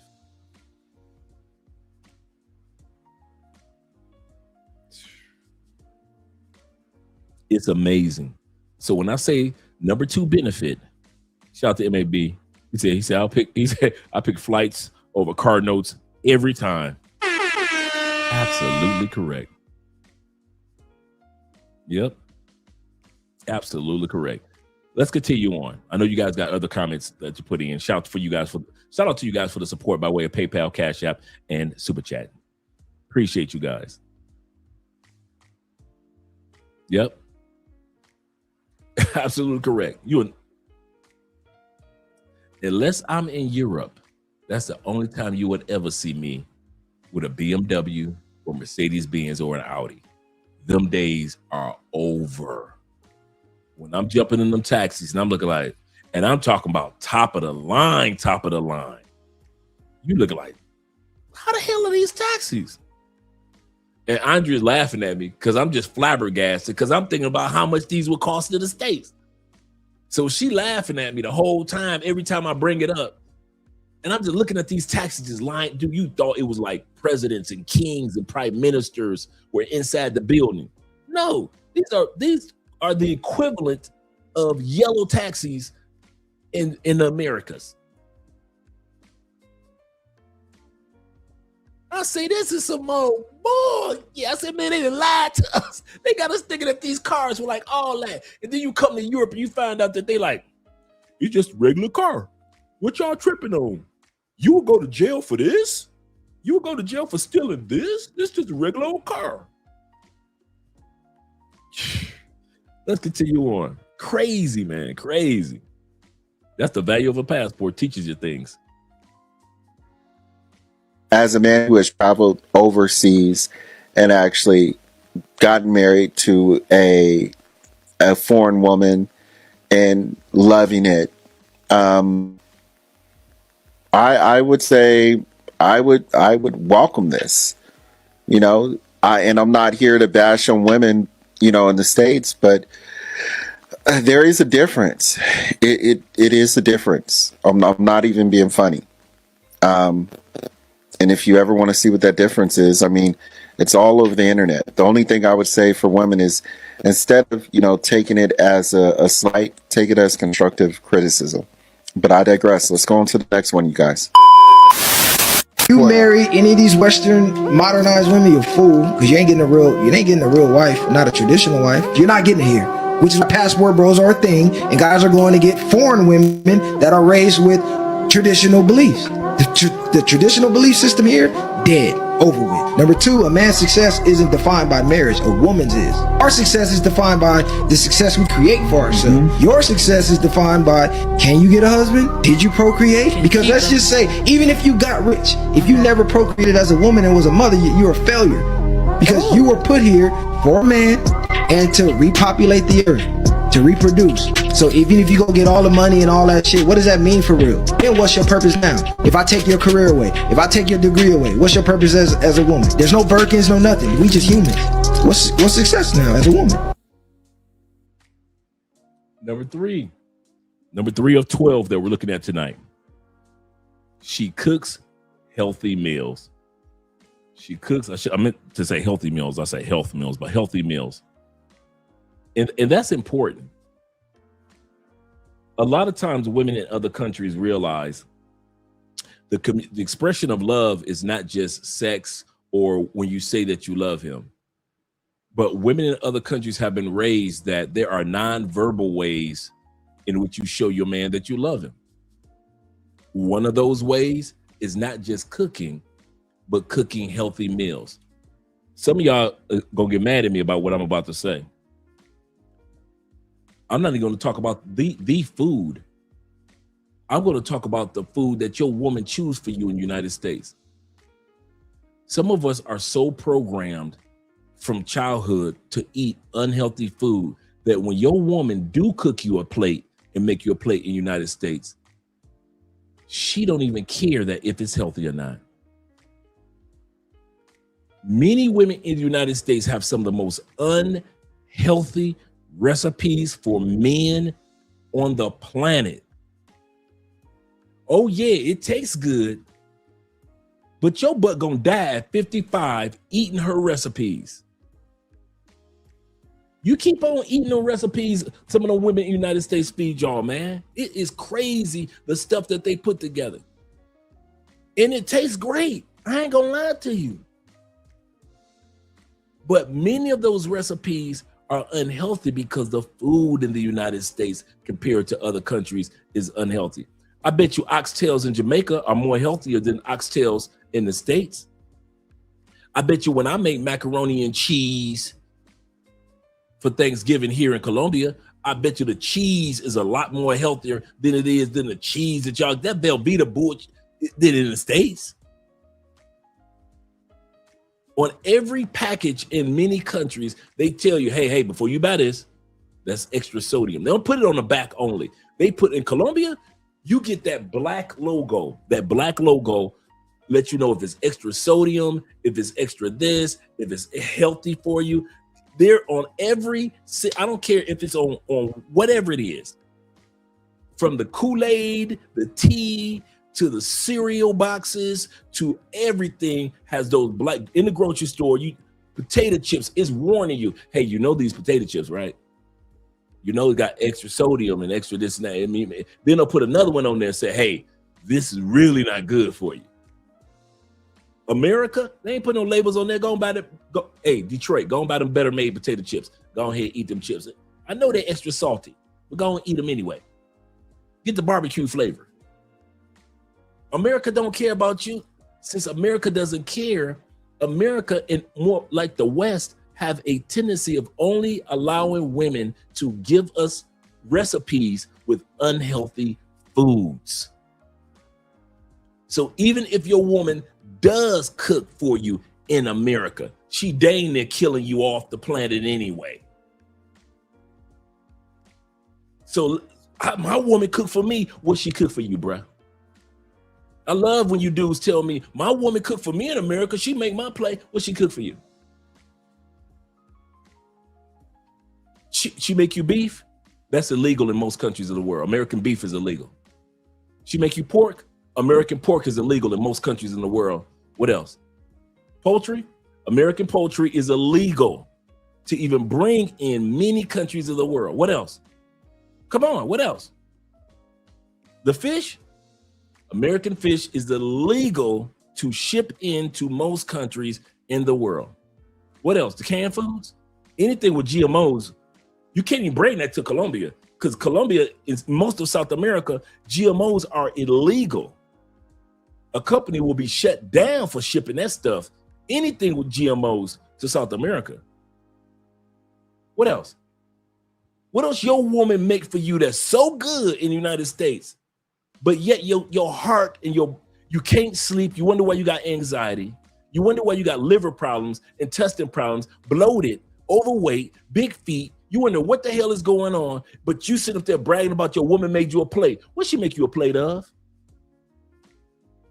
What you get? What she make you a plate of? If your woman make you a plate of poison, does that make you equivalent to the women in Thailand that where the food is so healthy to where the woman in Thailand, when she makes you a plate, you know that food is there to help your body have longevity compared to if a woman in the United, you're not equal. I told you I'm about to hurt somebody's feelings. You're not equal. If a woman in Brazil makes you a plate, or in the Caribbean, makes you a plate that's healthy, homegrown food. Not that pesticides and plastic filled food that we got back home in the States. So go ahead, brag about your woman make you a plate. I'm asking, a plate of what? A plate of poison? You got bragging rights because a plate of poison? You wonder why do you guys ever wonder, as soon as you get on the plane, you lose 10, 15 pounds. Most of the countries y'all go to, y'all be like, man, I came to Colombia, man, I lost 10 pounds. I wasn't even trying. I went to Brazil, man, I lost about 15, dog. I lost about 22 a whole month in Brazil. I lost about 22. You ain't hit no gym. You ain't did nothing different. But now you're in an environment with healthier air, healthier food, healthier water, and now you're walking a little bit more than what you usually do. And now all of a sudden you've been to Brazil 1 month and you done lost 22.3 pounds. With no effort, no gym membership, no nothing. And you wondering, the reason why is because what she feed you in the state? What's she feeding you? All you do is just bragging about what your woman made you in the plate in the States. What she make you? Like I said, beef, pork, chicken, fish. You can't even get that shipped into most countries. Most countries say, if you don't get that shit, that American poisonous shit up out of our country, that's not real fish. That's not real beef. You want real beef? Go to Brazil, go to Argentina, go to Uruguay, go to Paraguay.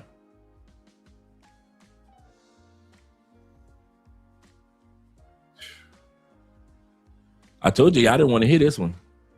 Let's continue on. Hey, check it. When I started talking about American cooking, check it. We were at 89 people here. As soon as I started talking about American cooking, we got 65. I tell y'all, black men do. That's why I always give a disclaimer. Some of y'all ain't gonna like to hear what I have to say. Black men are just like women. I don't want to say black men, but men in general are in the States on the plantation are just like women. Do not want to hear anything that has to talk about accountability. And then watch in about 10 minutes, like I just said, it's at 60, it dropped down like 62, 65. Watch in the next 10 minutes what happens. Let's continue on with the video. This food is delicious. Delicious. They don't have nothing on you, like nothing. Perfection. Look at this. Oh my God. Oh, the flavor. Listen, there is any left? Yeah, there's more. Oh, well, save it for me because I believe I'm gonna finish this really quick and then I'm gonna take another plate. Okay. Oh my God, this is perfection. Ooh. You got a Haitian wife? Your plates look something like this. See that? That's a legume. What is that? See where he just showing you healthy vegetables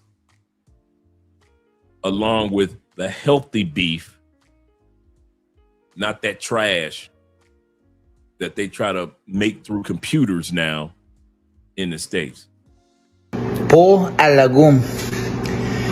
Por a legume. That happens to a lot of dudes. A lot of dudes get sick when they first go overseas. You know why? Our bodies are so programmed to trash that when we do eat healthy foods, our bodies say, what the hell is that? And he rejects it. I know a lot of dudes that happened to them.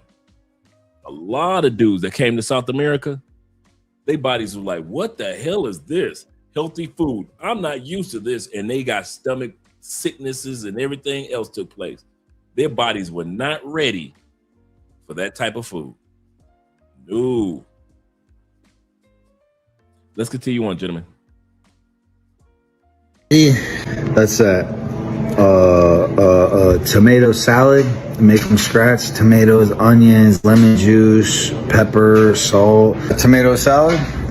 You just look at it. You see all these ingredients floating in there? That is fire. Onion, white vinegar, and then she cooks it. My man bragging about his Haitian wife. Shout out to the Haitian ladies. Shout out to the Haitian ladies. Chicken, and the chicken's always cooked in this sauce. My goodness, that bite was cold. I gotta get a new microwave, but the flavor is still slapping. I mean, look at this. Do you see this? That's that dirigeant. Y'all don't be sleeping on the dirigeant. What do you know about that dirigeant?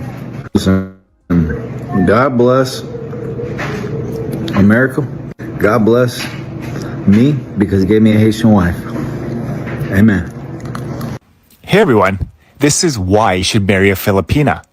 Not only will she cook for you, she will also feed you. Look at her go. She's happy. I'm happy. I'm eating. I'm doing what I love best. Oh, wow. And look at that. She's topping it off with her cleaning my mouth and a kiss. Can't get better than this.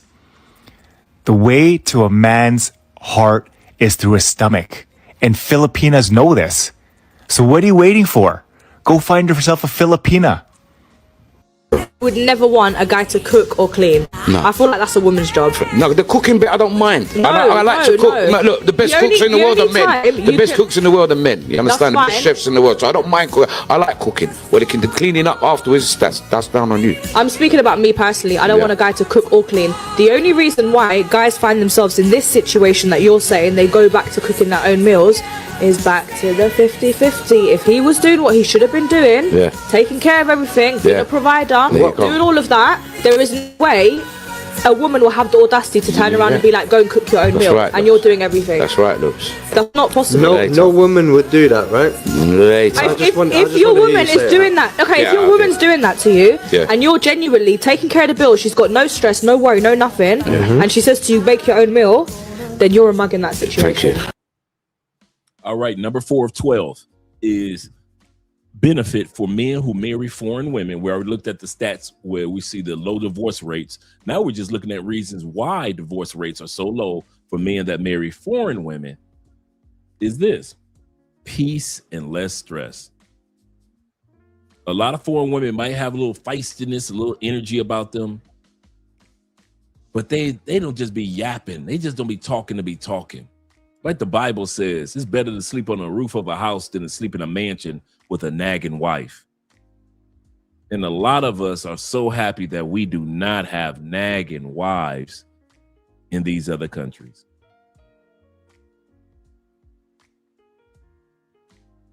Imagine getting divorced and walking away with only what you personally paid for. No 50-50 split. Sounds wild, right? China has just passed a groundbreaking new divorce law that's making headlines worldwide. Under this law, when a couple splits, they no longer divide property equally. Instead, you walk away with only what you personally bought or contributed to financially. That means if your partner bought the house and your name wasn't on it, you don't get half. Supporters say it promotes fairness and personal responsibility. Critics argue it could leave stay-at-home spouses, often women, with nothing. It's sparking huge debate about love, money, and power in relationships. What do you think? Is this the future of marriage laws or a step backward? They should have it, not the future of marriage laws. These should be the laws of yesteryear and today. They should have already passed these laws on a global basis. That's the fairness. Like my brother just said, he said, that's only right. That's only right. If that house he purchased or she purchased prior to marriage is his, let that man have his house. Let that woman have her house. So, and this will cause a lot of incentive of women to sit their butts down and not try to leave these men so easily, so early. Yep, womp womp to the feminists in that area of the country. I mean, that area of the world. Shout out to Cortez in the building. Drop your thoughts in the comments and share this with someone who needs to hear it. Did you know that there are countries that don't allow a spouse to take half of the assets that you brought to a relationship? Instead, they're only entitled to what you contribute or build together. My second wife, when we got divorced, the courts were going to kick me out of my home with 3 sons because they wanted her to get half of what I brought to our relationship, but they didn't want to contribute what she had before our relationship. They said she's entitled to a quality of lifestyle that I afforded her, and without me, she wouldn't afford that lifestyle herself. Meanwhile, she had a property worth more than me, but she was smart because she'd also been through a divorce and put that property in her parents' name. Instead, my property was in my name. Because she had 1 daughter and I had 3 sons, they only included my house, and I would have had to have sold it to pay her out, so she had a place for her daughter. Wow. That's the West for you. All right. Number 5 reason of 12 why men aren't shunning marriage. We just shunning marriage in the West. Like my man just said, they almost took his house from him. Instead of him and his sons having somewhere to stay. Women in other countries come from communities that are family oriented. You don't have to feel, I'll give you a perfect example, guys. You don't have to feel like you're doing everything by yourself as a man. The families are involved. I know Ronin Travelers, shout out to him, when he and his girl have certain scenarios, the family are able to help them regarding those scenarios. It's not just all on Ronin. When it comes to me, I can get a lot taken care of. Andrea's been under the weather. She's getting a lot better. And because Andrea is getting a lot better, all the pressure of taking care of Andrea is not just on me. It's a family dynamic. All of her family on mom's side and dad's side, including me side, we're all together taking care of Andrea. That's the beauty of being in countries where if you get married, let me put it like this. And this is important what I'm about to say. When I met Andrea's, and you guys have heard me say this 100 times. When I met Andrea's dad, sat down with him, first thing that came out my mouth was, first thing that came out his mouth was, there's only one God. And I was like, yes, sir, Jesus Christ. And the second thing was, I said, I'm not looking for a wife. I'm looking for a family. I'm not here to find a wife. I am on a whole continent by myself. And one woman cannot make sure everything runs smoothly for Andre. I'm an abstract personality. I'm the type of personality, I need a family of people. If I'm going to be here by myself, I'm vetting for a family of people. What can all y'all do for me? And if it's anything I can do for y'all, I got y'all back as family.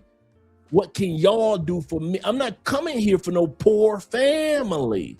I'm not coming from no family of all people unemployed in the family.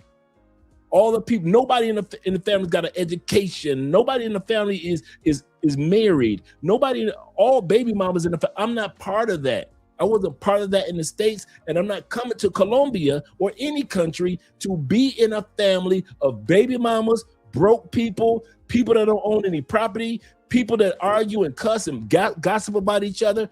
I am not looking for that. So if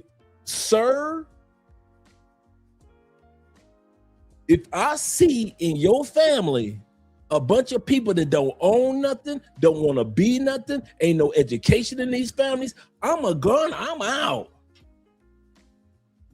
I love Andrea, but no, I'm not marrying to a broke family. I'm here by myself. 8 years later, this will be our 7th year of marriage. We've been together for 8+ years. These people have done far more for me than I could ever repay. We got people in their family. Dude, it's like, I swear, being an Andrea family, it's like being it's almost like having a ChatGPT for your life, long before ChatGPT came along. If I needed somebody in the medical field to answer some questions, several people in the family that are high ranking in the medical field. I need some help when the investments that people invested in this. When it comes to buying property, this family member and that family member, hey, where do I go to get this? When it comes to buying a vehicle, all the help was there. Let anything happen to our vehicle. Andrea's brother was one of the top mechanics in Chevy that's right around the corner. Our vehicle is a Chevy. This dude can tell me more about my vehicle than I can tell you about my vehicle. Anything happens, the other day, I said, we need to get I said, it's been a couple years. I said, we need to get the software updated in the because you know, a car is nothing but a rolling computer now. I say, so we need to get our software updated.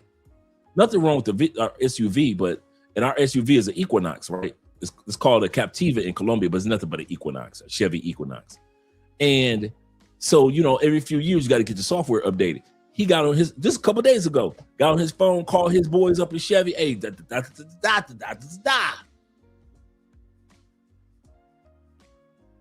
we got our church home that we take some of you guys through Andrea's uncle.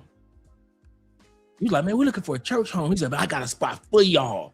This church is like a mega church, 4,000, 5,000 members, good pastor. He's got a church in the States. He's got 2 churches in the States. He's got this, the home church, Great man. Man, we love our home church. All this stuff would not have taken place if I was just looking for the wife part. The stress that's off me as a man because I made sure I looked for the family part too. Some of y'all fall in love with women too fast that come from raggedy ass families that don't own nothing. Ain't nobody working in the families. On mom's side or dad's side, ain't nothing but baby mamas running through the whole thing and you in love with her. And the cool part about it is this. In South America or the Latin community, they introduce you to the family soon enough to where you don't have to fall deeply in love with her. In other words, you could have left. Some of y'all met the mom and the daddy in the first 3 days. Some of y'all met the mom and the daddy and the cousins and the uncles and the brothers in the first 3 weeks. You wasn't even madly in love like that. And you got a chance to vet and say, yeah, this ain't what I'm looking for. Her uncle on drugs, her grandmama is a retired alcoholic, and I don't need all them headaches, man. I don't need all, like, no family is perfect. So don't think I'm saying perfect family, but to sit back and move to another country and ain't nobody got your back, and you trying to depend on let's say you like younger women, right? Let's say you're 50. I'll give you guys a good scenario. This is very important. Let's say you're 50 or 40 years old, and you got you a woman in the Philippines or in Thailand, and she is 27. You telling me you gonna put all your marbles in the hand of a 27-year-old woman, because you don't know nobody in the Philippines. You don't know where the stores are. You don't know how to get insurance. You don't know how to get life. We got our life insurance policy from her cousin who works for MetLife.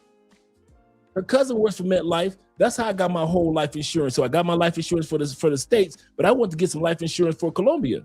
And I want to get whole life insurance. So part of the money goes into investments. Cousin works for MetLife. Sat down with her and the manager. We walked through everything. They answered all my questions. I said, what about this? What about that? If we were in another country, are we covered? Everything that I wanted for life insurance was perfect. If anything happens to me, this is how much Andrea would get. If anything ever happens to her, this is how much we would get. This is how much is going into your investments. So anytime you want to borrow against your life insurance policy, you just do this, do that, and the money will be in your, all through the cousin. I got a ChatGPT family. I could have did all this by myself. Y'all try to come down here and be with women that ain't shit. And then you try to do all this stuff by yourself in this new country, and you don't know where this is. You don't know how to get to that. You know how to translate that. You don't know the language to that. You don't know how to what this is, that is. You got to do all this shit by yourself. Hell no. I watched y'all and I said, I'm not going out like that. You won't see me going out. Hell no. No.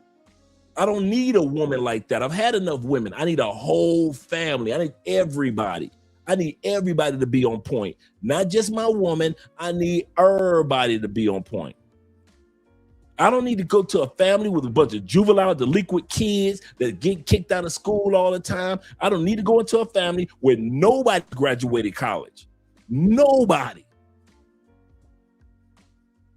I don't need that unless I'm going to marry somebody that's like in a rural country area or something. I'm telling y'all the truth, man. This is literally how I did it. This is literally how I did it. That's exactly everything I'm just telling y'all. This is exactly what I said to Andrea's dad. We sat right in front of each other. First conversation.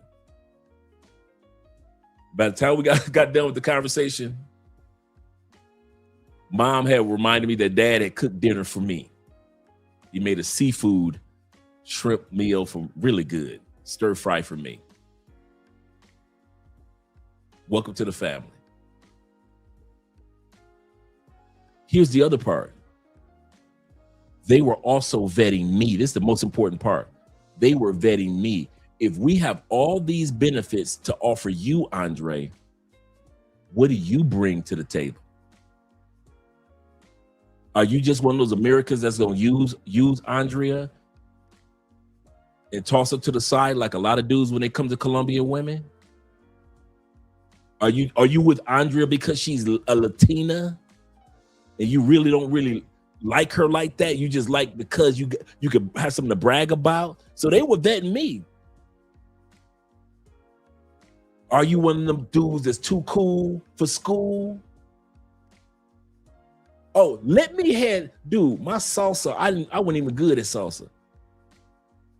Moms, cousins, auntie, everybody, Dre, get on the dance floor. They dragging me all the time. Let me have been one of them dudes like some of you dudes, too cool for school. No, I don't dance. No, thank you, ladies. No, I don't dance. I wouldn't have made it in that family. They'd have told her, yeah, we ain't feeling him like that. He wasn't a too cool for school type dudes. So while I'm looking at them, they were looking at like we got all these things to offer somebody. What do you have to offer? If we need something done, Andre, what do you offer the whole family? If we need some advice on something, what do you offer? So now that Andre is under the weather, the family's like, hey, we are a unit. And we all make sure that we're all on point. Andrea's grandma just turned 97 2 days ago on her dad's, I think 2 or 3 days ago on her dad's side. Shout out to her. Still getting around. And wish you would talk about nursing homes in Colombia. Even though they're here, they're nothing like, they're like houses, like a real house. Not like that nursing home prisons that we got back home in the States that look like a real prison. What's my point in saying all this? My point in saying all this is right here. Family-oriented stability. Marrying foreign women, one of the benefits that you get is people who are raised to think family first. To where we don't do that anymore in the West. That's why I brought up our story. And a lot of you guys know exactly what I'm talking about because you're experiencing the blessing of family-oriented women that you are dealing with, that you're dealing with in the countries in which you're in, and the families look out for you. And you're like, man, I would have never thought about that if the family, if her dad wouldn't have helped me with this, or her mom wouldn't have told me about that, or her cousin wouldn't have introduced me to this. I wouldn't have never even known. Family-oriented stability is the next benefit that you get from marrying foreign women. They're getting these, what do they call mail order brides or whatever? But the reason being Parts of Africa as well. But the reason being specifically because they have that traditional mindset. My brother has cerebral palsy. So he is 100% dependent on other people. And when he wanted to get married, he realized he was not going to be able to marry an American woman.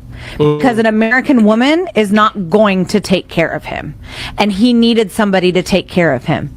And he met somebody online and flew out to the Philippines and proposed to her. And they've been married for over a decade with 2 beautiful children. He understood that that was never going to come from an American woman. Right. But there were definitely factors involved for both of them as to why they got married. But a major one, as for my brother, was the fact that he knew that an American woman would never take care of him. I think that's the most foolish mentality. I'm gonna give y'all a scenario, and I want y'all to hear this good. Watch this. Stay with me. And I want you to listen to this too, Viv. Watch this. The average black household currently right now makes anywhere from $180,000 to $100,000. The average black household, right? Black culture for years have laughed at the Spanish culture for living with so many people in the house, not realizing that if you have 30, let's say 10 people in your house, and each one of them making $30,000, that's $300,000 a year in one house. That means substantially they make 3 times more in that singular house than black families. Bruh, that he is not lying. And some of you guys can attest to this. In South America, as well as Central America, in the Latin community, bruh, you got people here, kid you not. Some of you guys have rented Airbnbs from dudes that's 27 years old, 25, 31, 35 years old. You have rented and didn't even know it.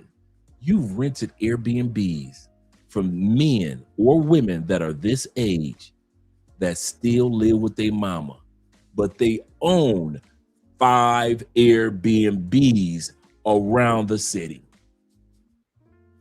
That is so common here, especially here in Colombia. I can't tell y'all about another country, But I can tell you that one thing about Colombia, man, they will have graduated college like Andrea, gotten their masters and everything. I kid you not.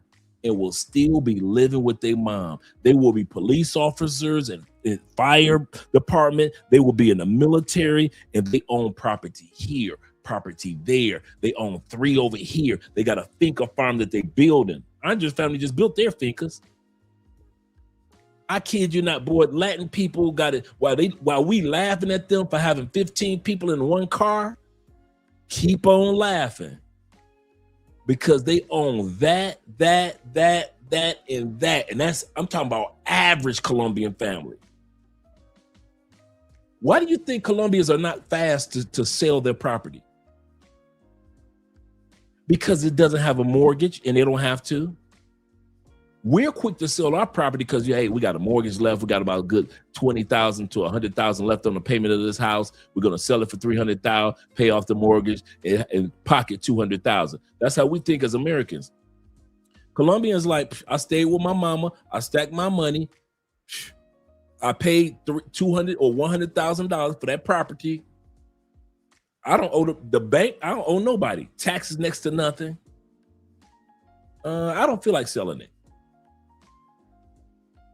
I know Colombians, true story, that don't even feel like renting it. They'll sit back and be like,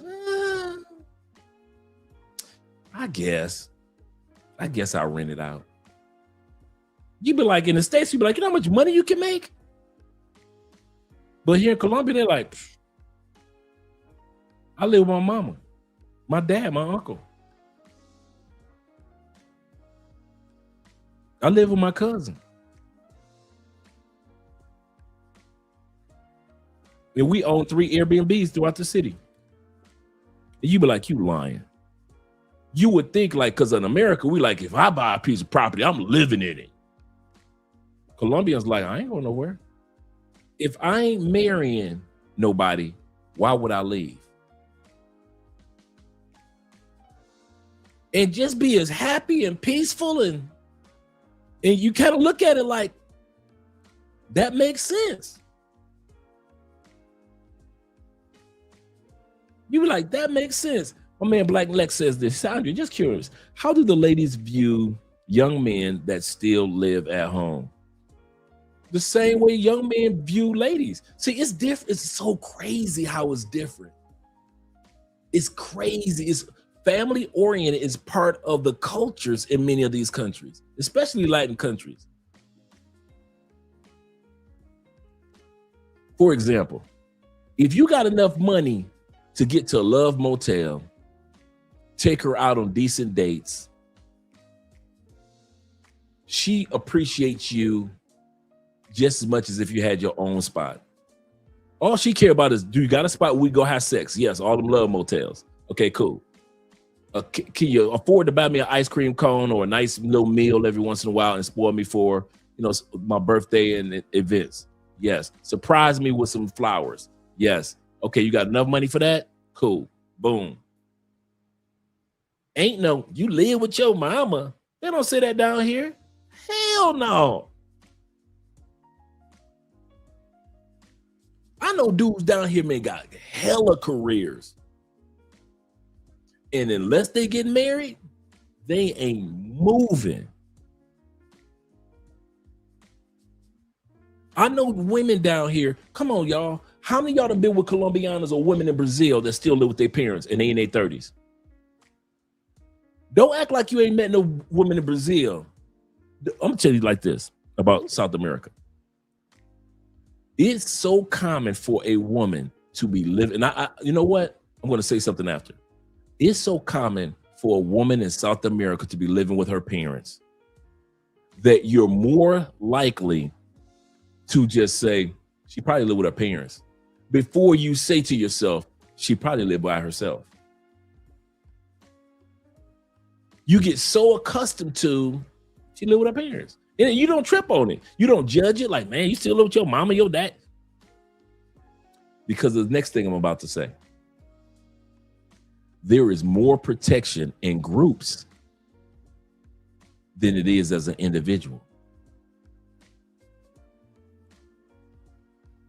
There are a lot of baby mamas in South America, especially Colombia, right? Colombia is the most #1 baby mama country in the world.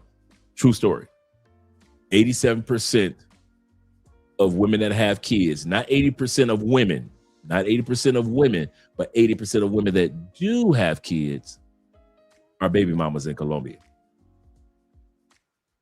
Not married. But this is a common law country, so that's another reason. They just don't jump the broom. It would be a lot more, and women in Colombia will have a lot more kids if they were living by themselves. One of the best things that ever happened to Colombians is that they live with each other. And if they do have one kid, the family's like, okay, all right now. And you ever notice that Colombians have like 1 or 2? It's rare you see it, but 3 kids. But if you ever notice, Colombians usually just have 1 kid, maybe 2. They'll stretch it to 2, but you don't. Every once in a while, maybe in the black community, you'll see a lot more. But for the most, you see in Colombia is like 3 kids. Ain't no 5, 6 like in the States. You know why? Because the women in the States don't have a shield over them. They don't have anybody to protect them from the next man that's coming up the bat. And then the next man that comes, then the next man that comes. Colombian women, the family gonna be like, okay, you can have this one. You gonna have this one. But you ain't gonna be running through here with no 4, 5 kids. That ain't gonna happen. The family protects them from themselves. I'm gonna say this again. Quite often, family protects women from themselves. They have their brother there in the house. Sometimes the uncle is there. Sometimes a cousin is staying there for a couple weeks. They've got so many males that can direct them that even if they do get pregnant, they ain't gonna have no 4 or 5 kids. Ain't gonna be no 2, 3, 4, 5 baby daddies. Not in Colombia. You might see 2 baby daddies, but 3? Hell no. No, you ain't gonna see that. MAB says this. Shout out to MAB.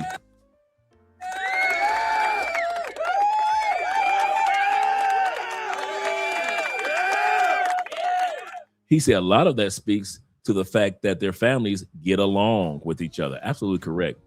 We're screwed with that oftentimes in the States because we gossip about each other. That's so true, MAB. Shout out to you with the $10 love.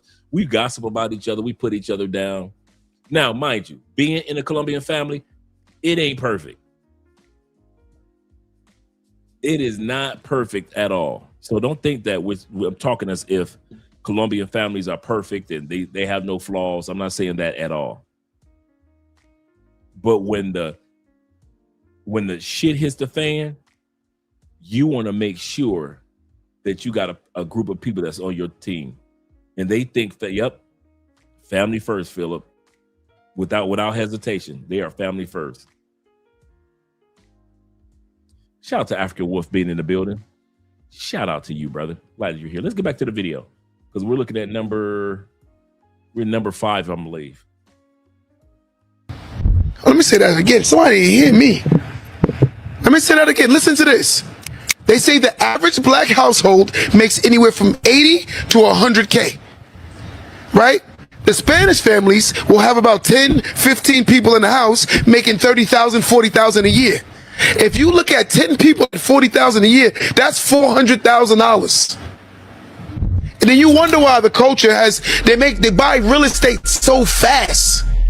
Because there's so much money. The whole goal of their families is to buy the next family a house.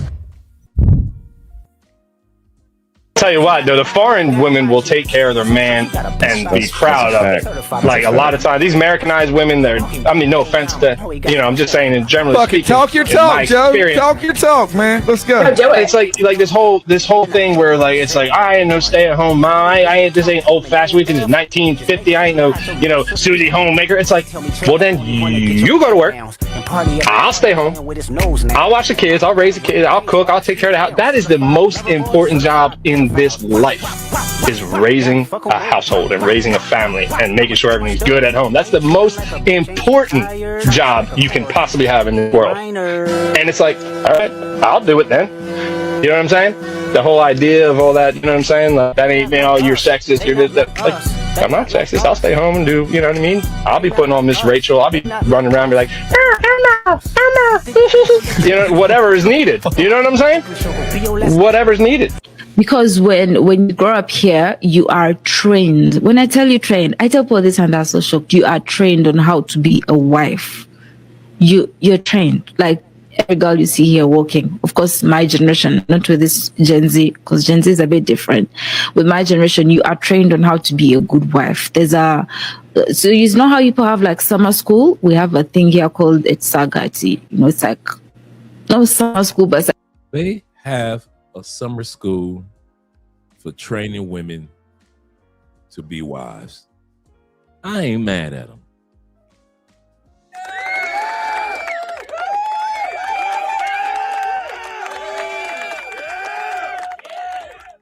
That's what we need in the United States. A summer school to train wives. But it's so too late that if you had that, women in the United States would protest. How dare you train my daughter to be a wife? What programs are you trying to program my daughter? Like what your parents could send you so you can like get additional skills, you know, on how to be a better wife, on how to just be good to your husband, and whatnot. So all that is information. These girls it's like a boarding school just training women to go out there and just collect whatever it is they can collect. So you can come here thinking you've made it in life and you land on a humble woman and whatnot, forgetting the whole time she's just working you. Number 6, where we're looking at, so we're halfway through. With number 6, she helps establish your positive routines. There are so many women in the West that will help you with your routines, but they're not positive. You be in the routine of soon as you get home, you got to be ready for an argument. That's a negative routine. You got to be in a routine of eating unhealthy foods. That's in the West. You got to be in the routine of being a stepdad and dealing with the woman that may have 3 baby daddies on average. That's in the West. But then you go to other countries and all of a sudden you got positive routines that bring you peace, health, happiness, joy. You communicating with new people. You're traveling to countries that you didn't even think you wanted to travel to. And all of a sudden you're traveling to that particular country. You can see this in our brother, Austin Holloman. If you've been following any of Austin's new videos, you can tell that his woman is having an impact on him building a new routine as a content creator, a new routine when it comes to travel. He even said on the video a couple weeks ago, he said, I don't even drink. He said, man, we have a certain day when we go out and have drinks like a Long Island iced tea. He said, she might drink more Long Islands than I do now. He said, when I was by myself, he said, hey, let's get to drinking in. He said, now, he said, because being around her just brings me so much happiness. I ain't really tripping on the drinking part as much. Good foreign women will cause you to have positive routines. Help you get your sleep on track. You know, when you were by yourself, you were a single man, you used to just sleep any time of the night. It's any time of the day. I'm up all night. We partying till the sun comes up. Then you get you a good woman and you take your ass to bed at a proper time. All of a sudden you in Thailand, and you know Thailand got some of the best medical, Philippines got some of the best medical, Brazil as well as Colombia. And all of a sudden now you're starting to get checkups on what that pain you used to go through while you was in the States, that little pain on your side, but you never got it checked out while you was in the States. Now you in Thailand with all that good medical that's not expensive. Now you get everything checked out. These women help you establish some of the most positive routines that you will ever have. And I'm not saying that you couldn't have did it on your own, but if you could have done it on your own or would have done it on your own, you would have done it by now. If you would have had that proper dieting, that proper sleep, proper routine of how you carry yourself, if you, I can do that, you would have done it by now. Especially when it comes to getting our bodies examined as men. You would have done it by now. If you could do it, you would have done it by now. Most of us men, we don't get checkups like that. And all of a sudden, you get, dude, Andrea got to follow me like this, man. As much as she's always got me getting this. I'm like a car. I got doctor's appointments all the time, even when nothing is wrong. Now she got me. Now she got me at the point. If I feel one thing that I don't like, because our insurance covers everything, bruh, babe, we need to schedule a doctor's appointment. I kid you not, I'm scheduling doctor's appointments now, bruh, like never before. I don't wait for Andrea now. I'm scheduling them now. Hey, babe, we need to make sure we take it. I felt I think I noticed my arms are sore from lifting weights. We need to go to the doctor. I kid you not, man. Shout out to Black Chairman in the building. And T-Mac. He said, feels good to return to breathe. Feels good to come back to Colombia. Breathe, my brother, and breathe. He said, my Nove came to visit me the next day, and she showed me that she missed me because she kept following me. That's another thing. Following me around the apartment. Then she came over and cleaned my apartment. Shout out to you, T-Mac. That's what's up. He said, yes, my girl got us in bed at 10 or 11, right? Yeah. Your woman, a good woman, will help you build positive routines. You had routines before. We've always had routines or habits. Now your woman is helping you in this new country build positive routine. And you wonder why it's so easy for you to lose weight now because of this. Isabella, I have a question for you. Yeah. What do you do for your man? Okay, yeah. So obviously, like I said, I cook and clean, do the laundry. That's the typical stuff.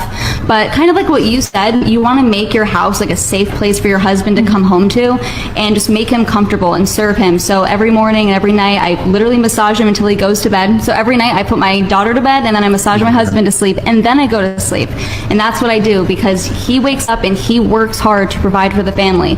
So my job is to make sure that he gets to sleep and has a good night's rest. So that's something I do. I fully trust him. That's a lesson that I've had to learn because sometimes I've always had a strong personality and there's been times where I doubt his decision and I've had to learn the hard way that no, you need to trust your husband. And once I do and I fully trust him, I always realize, wow, he knows what's best for us. And I think that's something that men are really looking for in a woman is someone that can just fully trust them, just be led by them. You want a man that's a leader and that's what he truly is. All right. And that's exactly what we're talking about.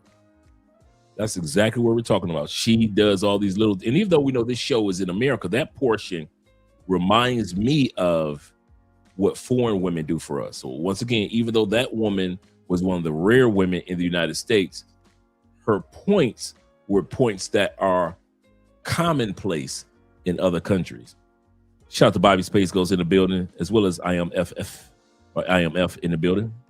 Glad you're here. Number 7 of 12 benefits that men get for marrying foreign women. She's not as materialistic. We know that women are materialistic. They like good things. They like beauty products. They like nice purses and all that. But in other countries, nobody is talking about a damn Birkin bag. I know women in France that don't talk about Birkin bags. Okay. Many of us know women we've been here long enough to see women in Colombia that have money. We go to some nice restaurants. How many of y'all seen women walking around Colombia with Gucci bags and Fendi purses? You ain't? I didn't see that when I was in Europe either. I don't think I've seen it. I've seen dudes have videos of that even good, successful women on the continent of Africa walking around with Birkin bags.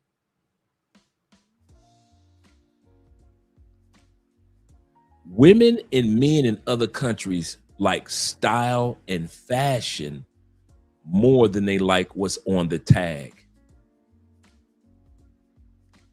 European women, their style can't be competed. Their style is amazing, how they just dress just to get up to go to the grocery store. Their fashion sense in Europe, I gotta give it to them. They might not take showers like they're supposed to. They might not use a face towel like they're supposed to. But when it comes to fashion, it ain't all about what's on the tag. It's mainly the styles that they put together. Black people in the United States.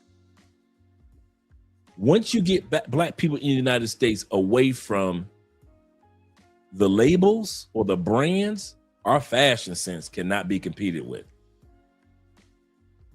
Hip hop was built off of fashions that weren't necessarily always the brand. It wasn't necessarily we built it off of the brands all the time. What's my point? My point is, if you date in another country, she's not asking you to spend your money on major material things until other things are established. She's not asking you to go broke. She's like, listen, can we go get some ice cream here in South America? In Europe, women say, can we go on a walking date? I'll say that again. It's very common in Europe to go on walking dates. Nobody's cussing you out because you didn't take them because you took them to the Cheesecake Factory. Nobody's fussing at you because of that. Yet we talked about this earlier, AMSM. Say, Andre, from your perspective, and we talked about perspective earlier. He said, why do women in America complain about doing household chores in a shared space with men? I'll tell you why. Not because of men. Most women, no matter what it is they're doing, it's not about us men. It's about each other. Women dress for each other, put on makeup because they judge each other, wear a certain weave or wig because they judge each other, wear the eyelashes, so forth and so forth, whatever car they buy, whatever career they go off into, most of the time has very little to do with us men. Most of the time in the West, in UK, Canada, Australia, United States, it has very little to do with us. They care what other women think. And if other women in this era is saying taking care of your man is slavery, they will not take care of you men. They will mock women that do. There are a lot of women in the States that love taking care of their family and take care of their man and making their man a plate. But there are a lot of women in the United States. I ain't making no man a plate. You're a grown man. You got hands. Why can't you make yourself a plate? You do know in the milliseconds that it takes you to argue with me about making a plate, you could have made that plate. That's probably the craziest thing about the making a plate argument that gets me.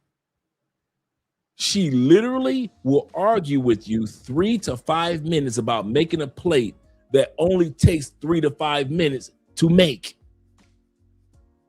So it's not about making of the plate. It's not about wasting time. It's because they care what other women will think if they find out that she is cooking, cleaning, supporting her man, and being there for her family.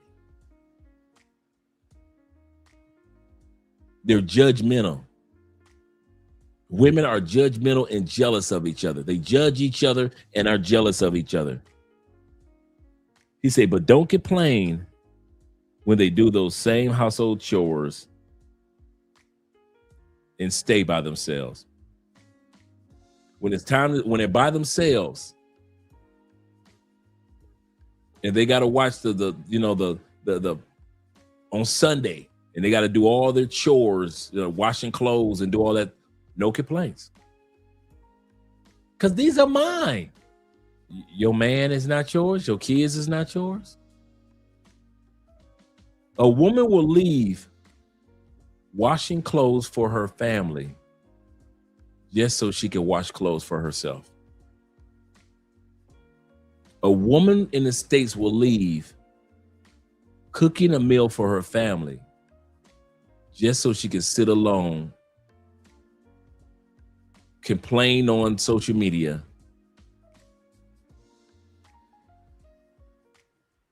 while cooking or cooking for herself. It's the craziest thing. I've learned this, AMSM, and a lot of us guys have, what I'm about to say. We're done caring.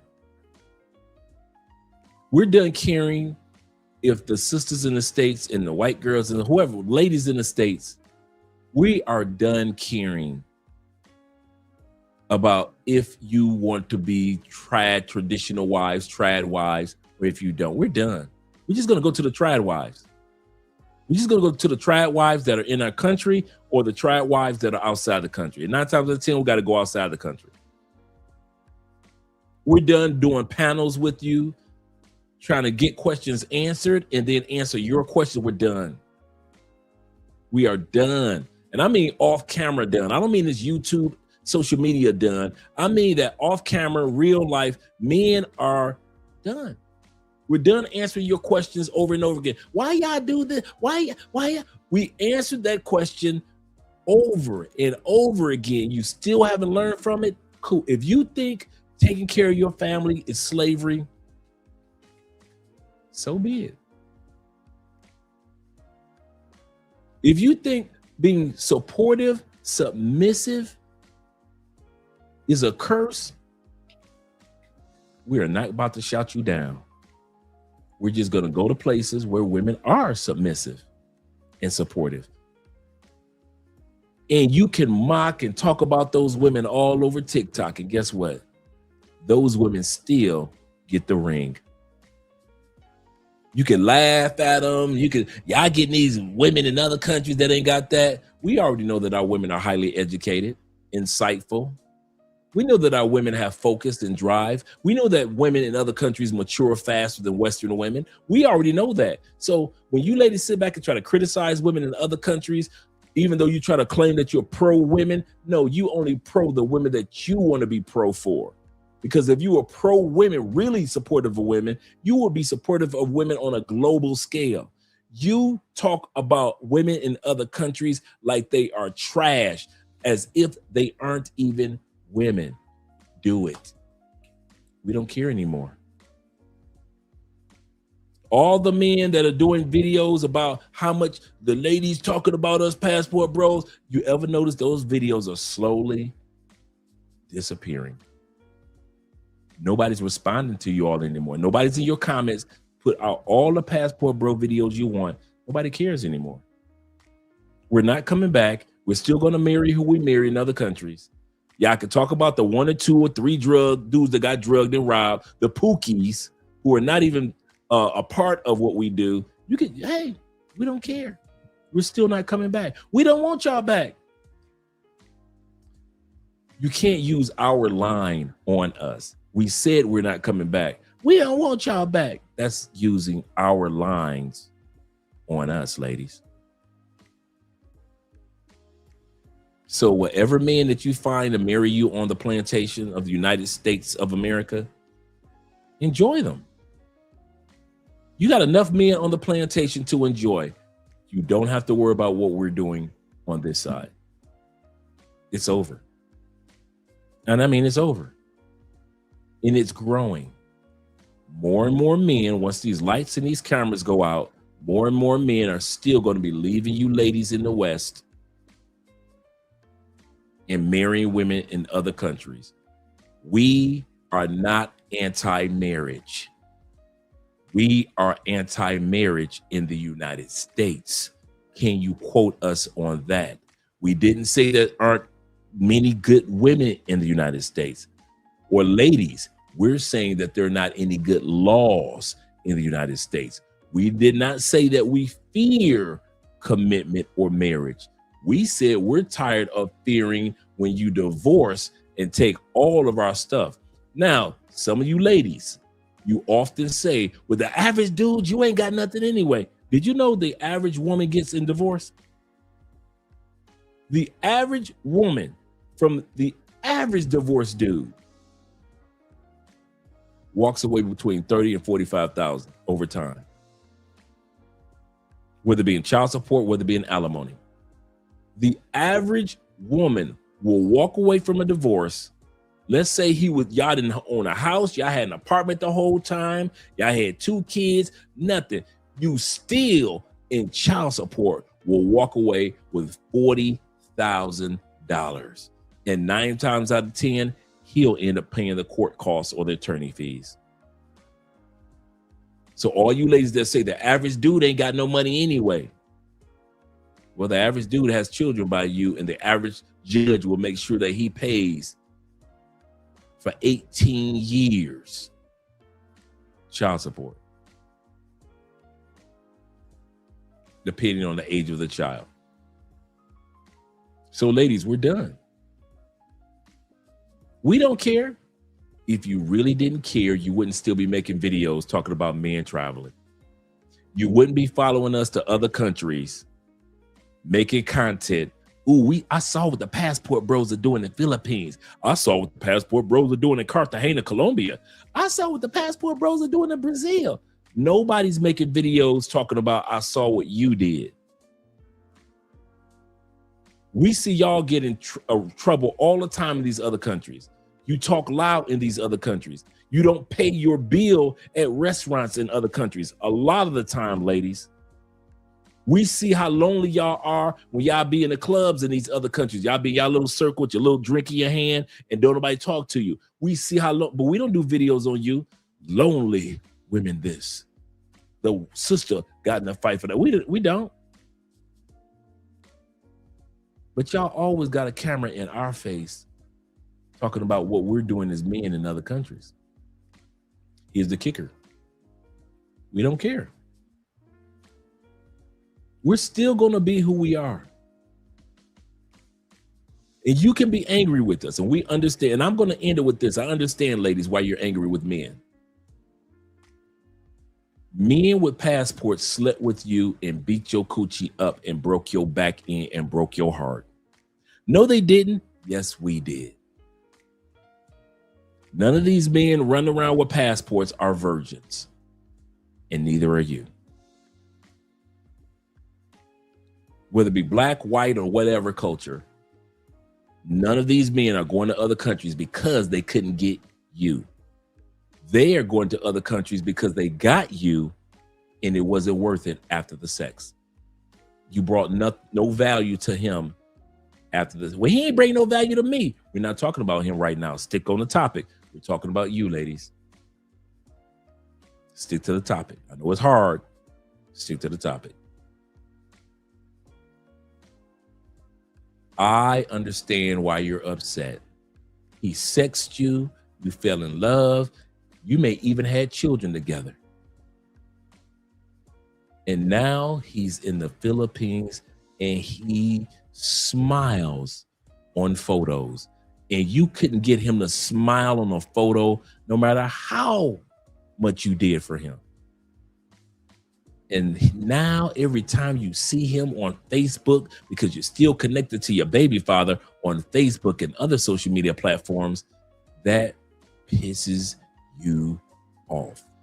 We don't care. Once again, if you didn't care, you would not be making all these videos talk about how much you don't like, or look what the passport bros or the black men with passports are doing. You're constantly crying about what these men are doing. I understand. I'm serious. I understand. These men sexed you down so good. They flower card and candied you. They took you to the movies. They met your parents. Y'all went to the temple and the church together and to the mosque. You thought that the passport bro that you lost was the one. You thought he was the one. And then he got a passport and he left. He left you with a 70-year-old son and a 21-year-old daughter. He left. He left you when you guys owned a house and you filed for divorce and now you live in an apartment. He left. You still have college debts to pay. And he left. You don't want to go to Applebee's or Cheesecake Factory. And he still got his passport, got on a plane, and he left. And the sad part is because he lives in the United States, he does it over and over and over. And you need to see him on Facebook. Every time you see him, he's getting on a plane heading here and a plane heading there and a plane. In other words, you thought his life was going to fall apart after you divorced him. And come to find out, his life just started once you divorced him. So I get it, ladies. Hey, ladies, here's the kicker. Keep making more videos. We're not upset. Make all the video. If it's therapeutic, if it helps you sleep at night, make all the passport bro videos you want to, because we know how much you cry once that cell phone camera goes off. And that's the truth. And you can tell me I don't know what I'm talking about. He's a liar. It's not true. That's not how we feel. But the proof is in the pudding. And so I call to action, you ladies. If everything that I just mentioned over the last few moments is a lie, stop making the videos. I ain't got to stop. You can't stop. That's the problem. You're so hurt, you can't stop. And that's why these women are acting the way that they are. My brother Dave says this. He said, Dak Prescott, Dallas Cowboy quarterback, walked away. Yes, he did. Shout out to Dak for that one. Shout out to Dak. He said, walked away from getting married to a chick, didn't want to sign the prenup. Dak said, I'd rather do this child support before I deal with this mess that you're dealing with. Yep. Marriage in the West is legal institutional theft. Absolutely correct. The judges get paid. The court system gets paid. The friend of the court's child support system gets, everybody getting money off of you. I mean, everybody loading up off of you. The attorneys get paid. Get paid. He said, and you face dudes still get spellbound by the idea. I don't see how they do it. Shout out to Ben once again. He said, smiling pictures with a girl half her age. That's a good point. In bathing suits. You ain't never seen your girl as big as she is in the States in a bathing suit. On the beach. It is absolutely burns them because you out here out of their reach. That's so true. That's so true. Let's continue on with the next one, gentlemen. Number 7. Women in other countries just are not as materialistic. Materials are important and they love nice things, but not to the extent. They're not going to tell you, don't take me to the Cheesecake Factory. I can say the best decision I've ever made in my life, from a peace standpoint, convenience standpoint, and definitely from a financial standpoint. I'm in the best financial position of my life ever since I moved outside of America and living abroad. It's allowed me to save so much money. I've even made more money, which for most people it's not gonna be the case, but I have made more money living outside of America than I have in America. And life is just truly great. Like, I'm super blessed. And I want to say this too. Like, I don't want you guys just to see where my life is now and go, oh, okay, it's easy for you to say, listen, I was enjoying life when I first got to Southeast Asia, even when I was making a lot less money. Life was still good. Life was good when I was living in a $245 a month apartment in Pattaya. You know, like when I'm only making a couple grand a month, life was still lit. Like, I still felt great even in the process. That is one thing that, man, he made a great point. And I'm going to bring that part back. We rarely talk about those first few years of living in a new country when everything is new. No matter how much money you've got, everything is still new. Life is so good. Even though you don't know where the best fruit markets are or where they go get their meat yet, or you don't know where to get your medical insurance quite yet. You don't know if I should buy a car, should I not buy a car? Should I buy a motorcycle or a scooter? That those first couple of years of just being inquisitive it gives you more peace than the stress that you would feel back home in the United States. And you know where to go get everything. You even got the hookup. Hey, I got a partner that got the hookup on the right? I got a partner that got that hookup. You know you know your routines, you know the ladies, you know what women look for this, women look for that. You know everything about the United States, born and raised, the music, everything. It's crazy how you are stressed the hell out in a country you are so familiar with in Canada or UK. You take your butt to another country, you would think those first 2 to 3 years will be stressful, you nervous, you don't know what this is. Some of the best years of your life will be when you first go to a new country and you officially living there. That adventure of discovering this and discovering that and new recipes and new foods and new people and new this and new music and new locations and new ways to travel and discount travels to this part of the country and that part of the country because it's not expensive as it is to travel throughout a country as it is in the United States. That first couple years of adventure of meeting new women. I like her, but I really like her. Or I like both of them.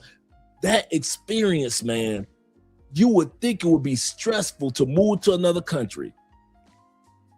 It is more stressful to stay in the United States than to leave the United States. He is not lying.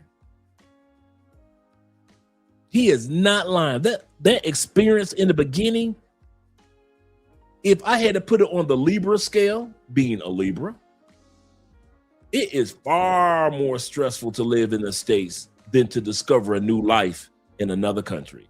United States far outweighs you in your stresses. He is not lying.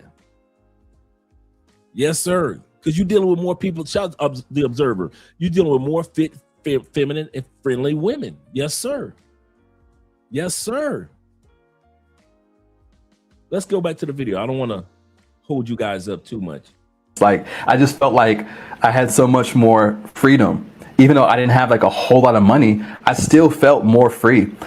So yeah, guys, if you're watching this, I suggest if you're in the position and you qualify, to do it. I mean, to really consider it. Like, you will save yourself a lot of money, and I think you'll really enjoy your experience of life out here from every aspect. But life outside of America can truly be lit. There are so many reasons why men should exit the West, but one of the most basic ones is just how expensive it is living in America versus in Latin America. I just went to dinner with my wife in Santa Cruz, Bolivia. We got steaks, got desserts, we even got an appetizer. I ate the appetizer. Before I had a chance to take a picture of it, it was just that good. They're over here, I don't know if I showed it or not. This is one of the nicest restaurants in Santa Cruz, Bolivia, like ranked like number 5 on TripAdvisor. So it's the nicest restaurant in the city, got 2 entrees, an appetizer, and a dessert. We don't really drink anymore, so we didn't get any drinks. And the total of the entire meal was like $40.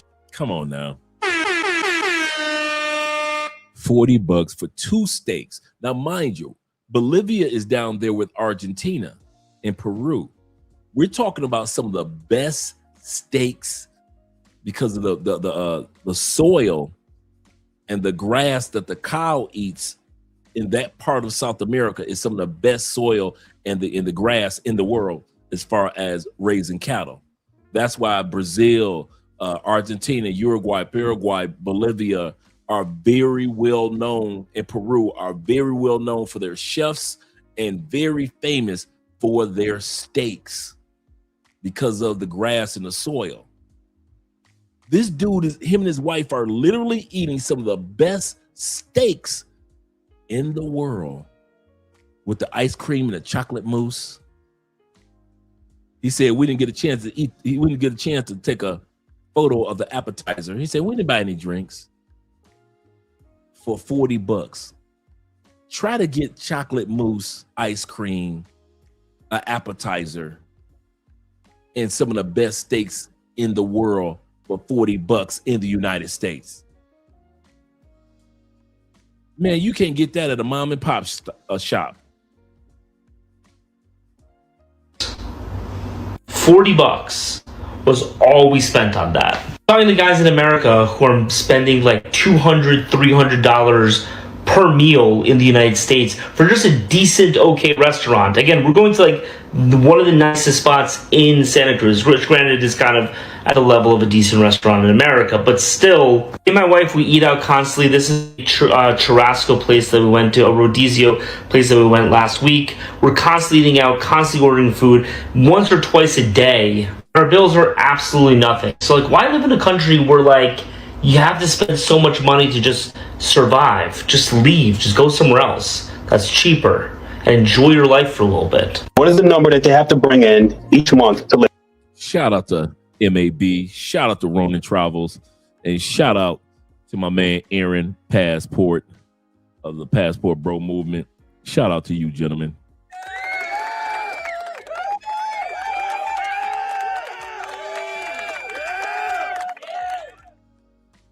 Right. I'm going to say all these countries, really, Colombia, Brazil, Thailand, I think the DR, I would say if you can bring in $3,000 a month, you'll be, and you got medical insurance. You're exceptionally doing well. I think you'll be doing good. Better than good. You'll be an exceptional. You're already going to be top. You'll be top 5. You'll be top to 5 to 1 percentile at $3-5 a month. That's facts. Yeah. In most countries, you're already at top 10, top 5%. You live in like a G. I guess the question is, what would be the minimum, right? I would say that's up to people's lifestyle. That's exactly what I'm saying. I say 3 years. By the way, congratulations.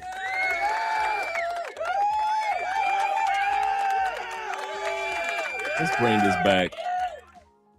Congratulations to my brother Aaron, man. We've all supported him by way of the Passport Bro Movement, the Facebook page, the apps. Shout out to him for being married now. He's officially married. He just texted me.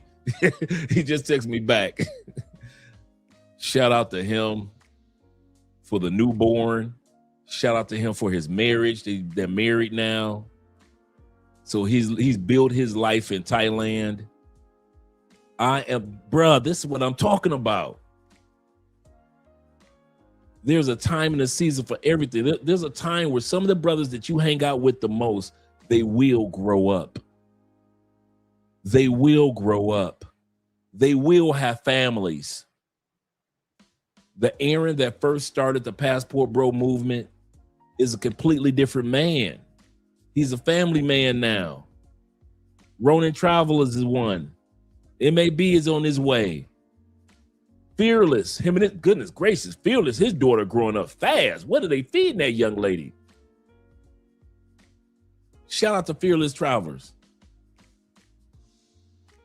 We men are growing up. I don't know why y'all expect us to still be out there in them streets with the rest of y'all. Shout out to you guys that are in them streets. But the rest of us, We growing the hell up. So shout out to the family man. Shout out to the family man. Yes, sir. Yes, sir. Living his best life, man. T-Mac says this. See, my daughter in Colombia will be 3. That time flies by, doesn't T-Mac? Will be 3. She bawled her eyes out when she left my apartment. I know she did. He said, I'm on kid number 5. Shout out to the dad right there. Yes, sir. Yeah, we are growing up around these parts. I don't know why y'all keep thinking that we're going to be the same person who we were when we first started traveling at 32, 37, 29. A couple of you guys have reached out to me in regards to marriage advice and, hey, what should I ask or what should I do or so forth and so forth, or, you know, things are going great, man. Shout out to my man in Cartagena, Los, Crypto Los, man, Crypto King. All these family men, man. That's why I say let the women in the States talk. Let them talk. Let them talk. Because we just gonna do our thing no matter what they have to say. Shout out to my brother again. Insurance. He's exceptionally doing well. I think you'll be doing good. Better than good. You've been exceptional. You're already going to be top. You'll be top 5. You'll be top to 5 to 1 percentile at $3,000 to $5,000 a month. That's facts. Yeah. In most countries, you're already at top 10, top 5%. You live in like a G. I guess the question is, what would be the minimum, right? I would say that's up to people's lifestyle. That's exactly what I'm saying. I say 3 years. A comfortable lifestyle for somebody. If they're only doing a 1-bedroom apartment, most apartments will run what, $300-400. It's halfway decent, and a nice condo living environment or whatever. If you go out to a province, you should be able to get a 2-bedroom house for that. You get what I'm saying? So you're looking at, I would say, comfortably $1,800 a month at the bare minimum. Then, based on your extravagance, how much you want to go out, how much you want to party, or how much you want to rip and run, whether you want to rent a vehicle, whether you want to do whatever those other things are, step it up to about, like you said, BMT, $2,500, $3,000. Now you living like a king, literally. And whatever else you got. Also, you should be bagging it, and I'm telling you, you come over here, you should be paying down your debt. You should be saving some of it. You should be doing some investments. You have that money to do that while you're living comfortably over here. So those are ideas. And you better have over 10 grand in the bank before you leave the U.S. You better have 10 grand in the bank. No debt. No debt. Zero debt. That's going to be a stretch for zero major medical problems. That's going to be a stretch for a lot of those dudes, James. But I get what you're saying. Yeah, trying to live debt free. But Ronan, we keeping it 100. We're keeping it 100 on the show right here. That's why I came on. I was like, I should come on because this is the Keeping It 100 episode right here. Is it not? That's exactly what as an entrepreneur, I would say definitely manage it. Number 8 of the 12 benefits that men get from marrying foreign women. Foreign women help men live longer. Yes, the statistics show that married men in the States too live longer than single men. And that goes back to what we were looking at before when it comes to routines. Your woman, if she's the right woman, she helps to build your routines. If she's the right woman. And that helps men live longer. Married men, especially overseas, live on average 4 to 7 years longer than single men that are living in the States and or overseas.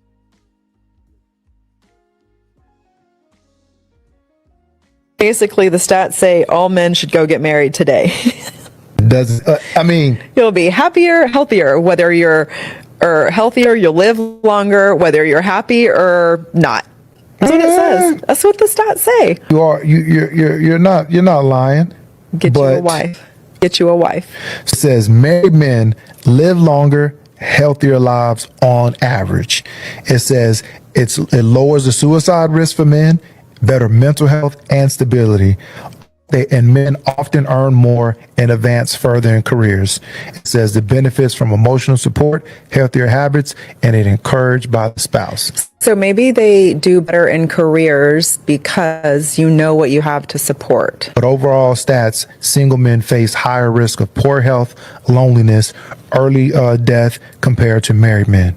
Like men, you make better decisions, better choices, which is why you live longer when you have a good old woman at the house. You just die faster.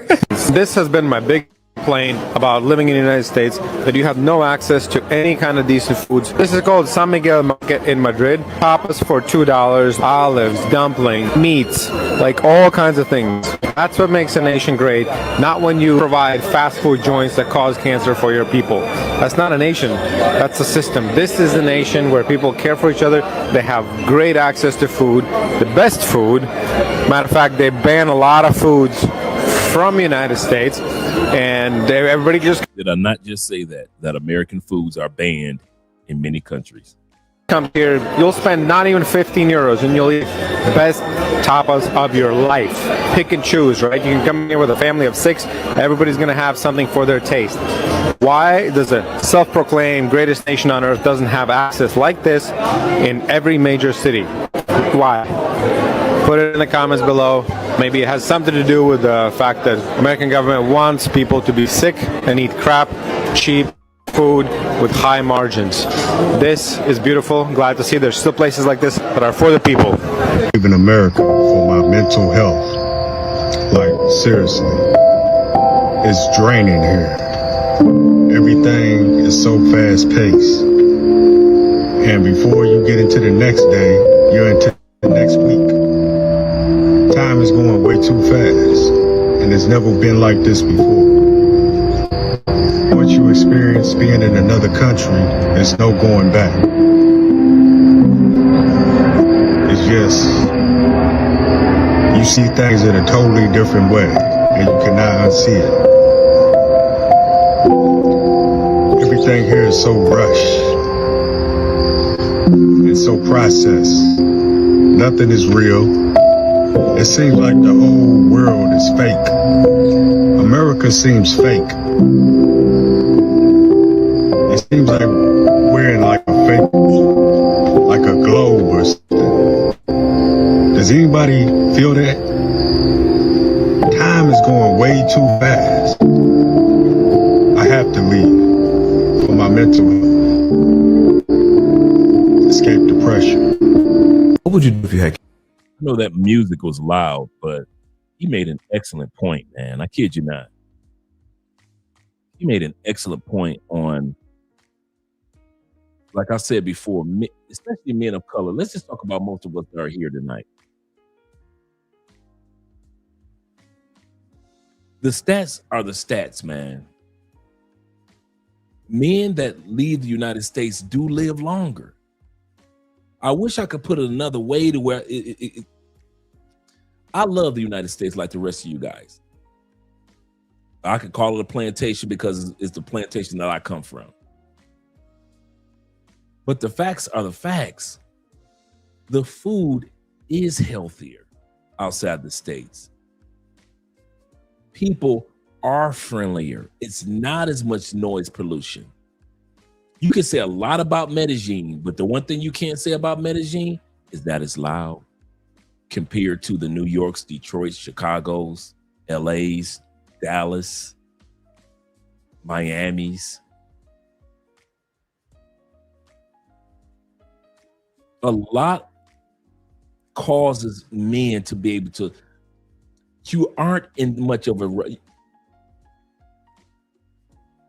here in Colombia, and I know you guys can attest to this too, that in Southeast Asia, I've had to learn to slow down and accept and appreciating slowing down. Colombians don't walk, ever, ever.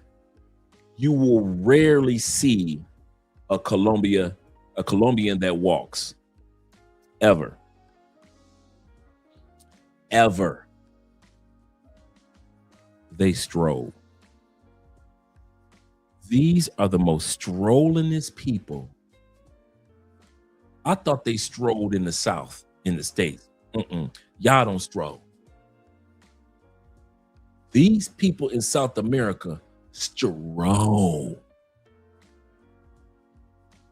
And don't let it be like 5 or 6 of them on the sidewalk talking and just having a regular conversation, strolling. You might as well be ready to stroll. They stroll on the elevator. They stroll off the elevator. They stroll on the escalator. They stroll off the escalator. They stroll into work. They stroll. These people do not walk.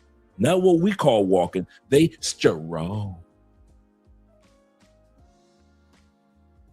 And you know what you learn to do? You learn to stroll.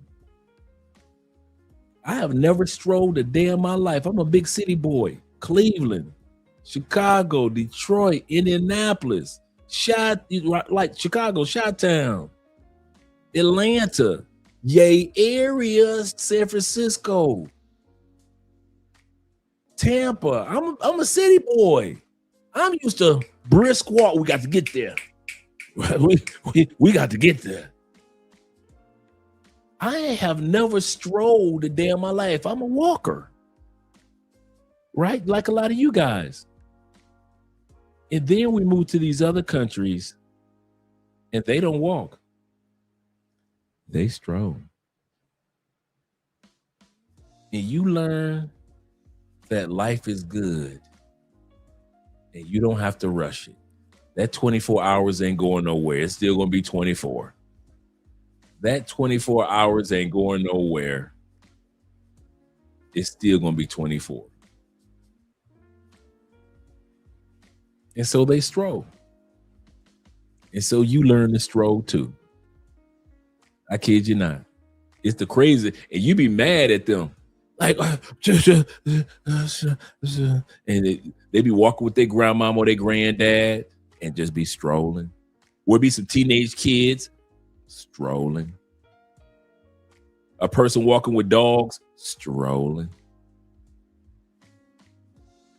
The only time you see Colombians move fast is in a car or on a bus. The bus is moving fast, or cars are moving fast, and the bikes. But other than that, everything else is strolling. That's a tip for some of you guys that are thinking about moving to certain countries. You better find out if that country walks or if that country strolls. Because in that first year, you're going to have to learn to stroll. Just take your time. That 24 hours ain't going anywhere. AMSM says this. Shout out to my brother being in the building. He says, not out of the country. He say, but recently I moved downtown to Atlanta to Kennesaw, Georgia. So he moved out of the A to downtown. He said moved from downtown Atlanta. He said it's quiet as F. I know that feeling. When I moved out of Tampa to Ruskin, to the suburbs of Tampa, yeah. He said, especially when I lay down to sleep. That is so true.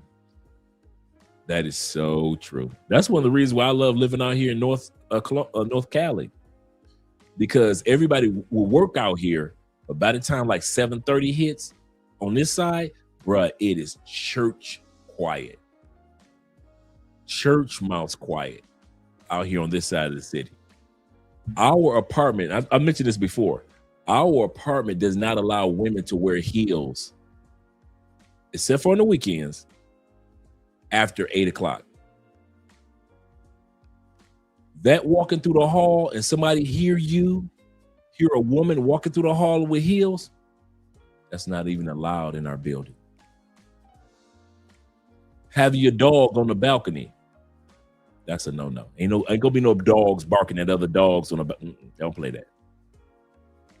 Your kids too loud after 8. Nothing. Weekend, everybody loud and partying and having a good time. Soon as Monday hit, Monday through Thursday, can't even wear heels. I love it. I love it. I feel what you're talking about. It's a nice territory. All right, that's what's up. Let's continue on, gentlemen. He said, oh shit. He said, that's nice. He said, low loud hills, pure yeah, man, quiet. Why do you guys think when I'm on the live stream, Andre will come in all the time? Come in, Andre. Because even though, everything's kind of soundproof, Colombians aren't used to hearing loud voices. So even if I'm not trying to be loud, and you guys are like, hey, that's how we talk in America. Andre is like, come on, dude, really? And so I've yet to get my Colombian voice down packed. I don't know if T-Mac and you other guys, well, you know what? T-Mac does. T-Mac kind of like a soft-spoken type of dude anyway. So is Will. But big mouths like mine, I got to like train my mouth to be quiet. I got to ask myself, am I being loud? Am I being loud? Some of you dudes are laid. My Uncle Jeffrey Ghostface, he's like that too. He's laid back, so he's not a loud type of dude. Me, my voice just bounce off of Lear jets, walls, everything, right? My voice is always bouncing off something. He said on the weekends, they will blast music for the whole neighborhood. Yes, they will. Yes, they will. That is so true. So just in case you guys wonder what novia is girlfriend in Espanol. So his novia. Yep, novia. Let's continue on. This brother is asking Dr. Bobby what he would do if he had cancer. Cancer. If I had cancer, I would immediately get out of America because this is a stressful environment, and stress does, cause cancer to exacerbate. So I would immediately leave here, go somewhere indigenous, where I can be around fruits, vegetables, easy. I would immediately start juicing, not eating, because the thing you want to do is you want to starve cancer. Right. Because you can feed cancer. And one of the primary things you can feed cancer is sugar. Okay, so I want to start by first not eating any kind of sugar. And then I want my body to be in such a healthy state. And remember what I told you. When your belly is empty, like the more you eat, the more healthier you're going to be. Like it's just facts. And so I'm going to juice a lot so I can keep my body in a rested state. All right, before we go any further, shout out to my brother Terrell. He brought me as a gift, because Terrell always bring me stuff, man. Every time he comes from the States, he always hooking me up with something.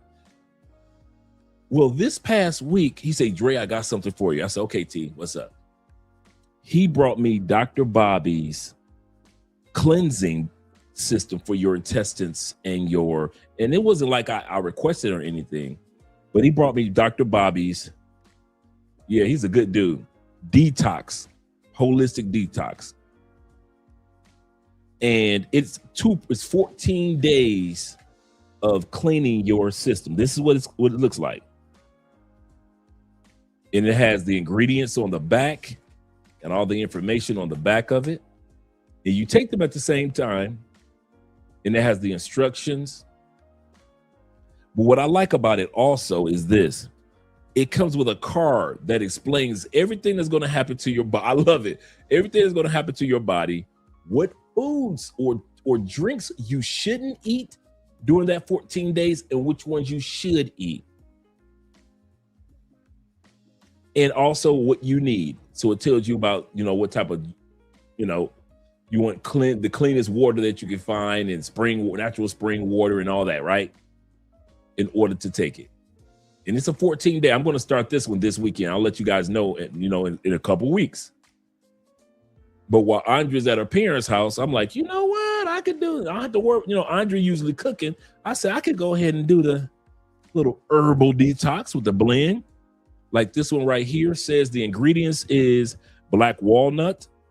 It is burdock root, cloves, neem leaves, oregano leaves, as well as others, man, as well as others that are down here. I'm not going to read the whole list, but what I'm saying is, this is very healthy, man. And he said it kills anything that has to do with anything that's trying to impact your liver, your gut bacteria, your kidneys. It detoxifies your blood, removes unnecessary mucus, any intestinal parasites or yeast. That's just this one right here. That's just this one right here. So both of these, I don't know if he got them off Amazon or what, but both of these are the ones that he got. 14-day detox. You take them together. It has the instruction.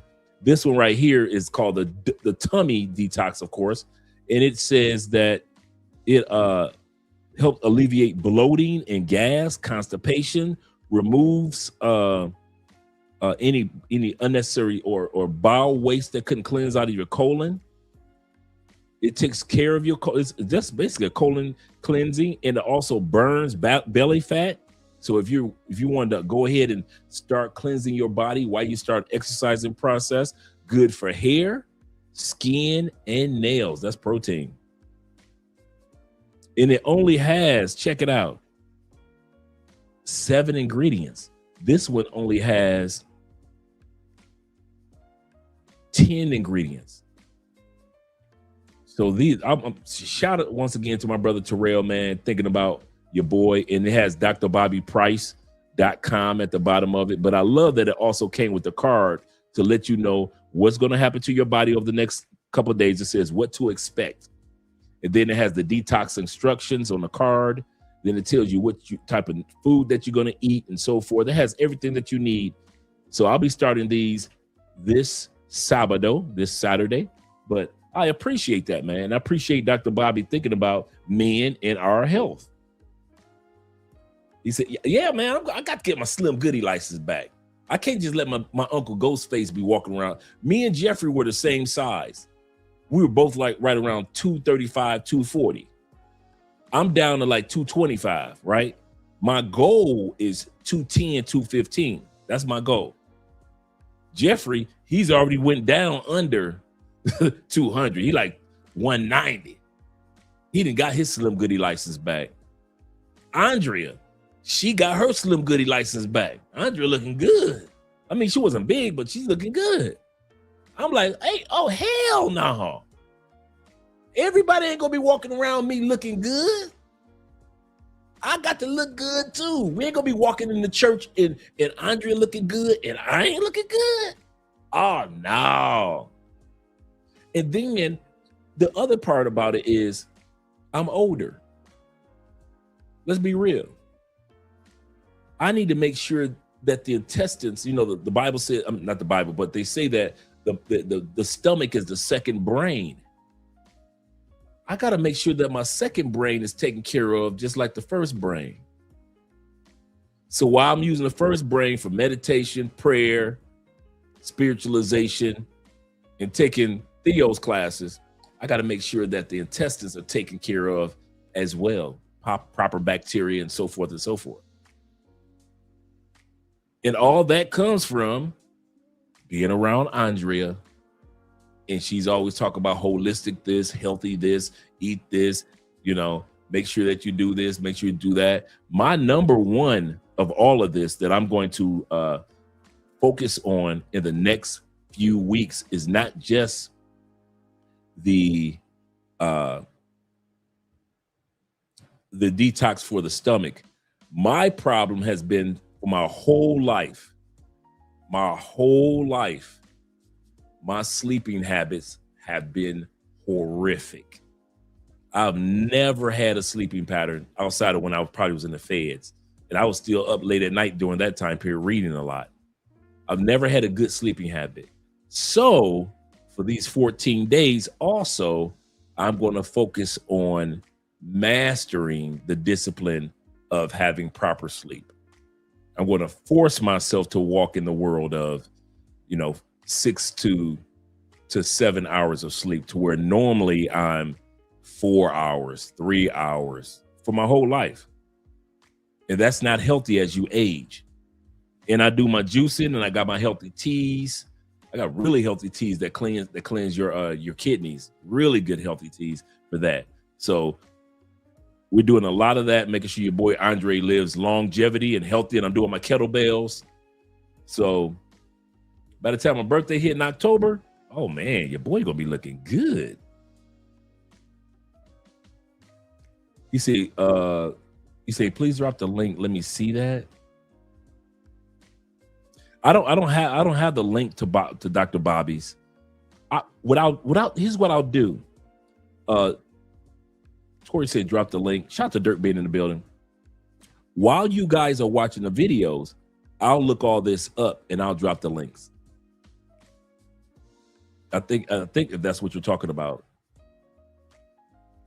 You say Brother Jeff was looking smooth last time I saw him. Oh, brother Jeff. Yeah, Jeffrey was looking good, right? I'm looking at my uncle like, oh, hell no. You and Andre ain't gonna leave me behind. Y'all think y'all slick. Oh no, brotherin. Oh no, your nephew is on the way. Yes, sir. No, not that bad. I'm not trying to look like, no, I like my size, man. I like a little size on me. I ain't gonna even lie to you. I won't even lie to you.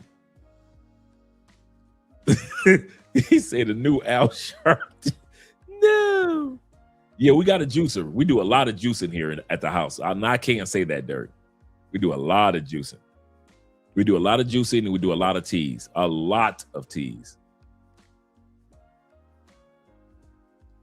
Yeah, Al, I would want Al just like to be in the middle. I don't want Al to be too big, but not too small. Al looking bad when he's small, but if he's happy with it. Yeah, the sea moss, we got that. We got the sea moss, and I've got my vitamins over here, which is the flaxseed oil I got right here. I got the Central for Men, over 50. I've got the for your brain. I got the I can't pronounce it. Oh, Thelanine. I've got that for men. And this for brain and for clarity. This one works alongside with it. That is excellent for your brain health. I also got the turmeric right here. I've also got over here the lion's mane, of course. Got the lion's mane. And the last one I've got sitting over here is the magnesium.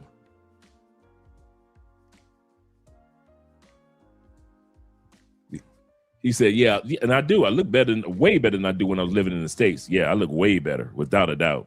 That is without a doubt. Feel way better. Feel more energetic. We got that tea. We collect teas like people collect tennis shoes. I swear, we got tea for everything you can imagine, bruh. Everything that you can imagine. We don't just have teas that have teas. We like this tea specializes in that. We like the Orient, man. We like you guys in Asia, in Asian countries, they appreciate teas. That's how we are. Yep. Yes, sir. While here in Cali, a lot of guys don't realize how much you can get a lot of holistic stuff and healthy stuff here in Colombia. Oh yeah, he said, "What up, Dre?" He said, "I started juicing, keep my kidneys and healthy, positive, healthy as possible. So strawberries, pineapples, yes sir.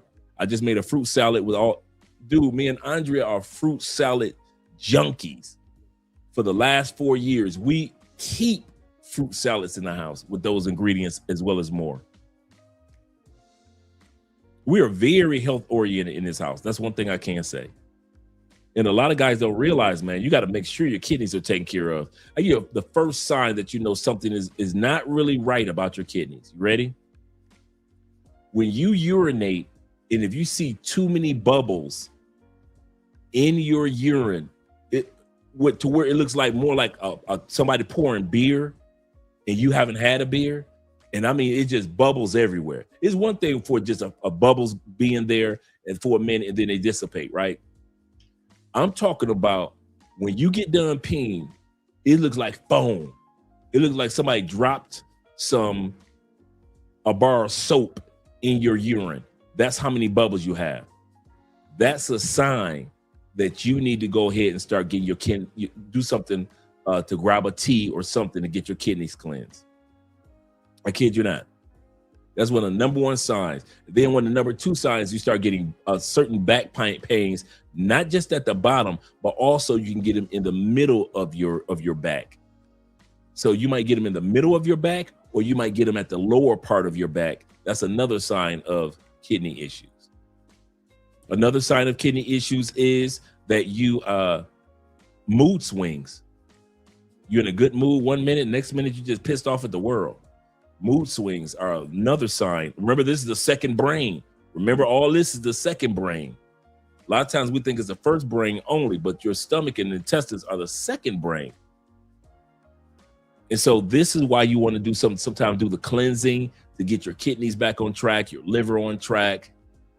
That's why I don't drink on Friday night drinking hands. I don't just drink liquor all the time. I'll drink some teas with you guys. I'll drink some coffees with you guys.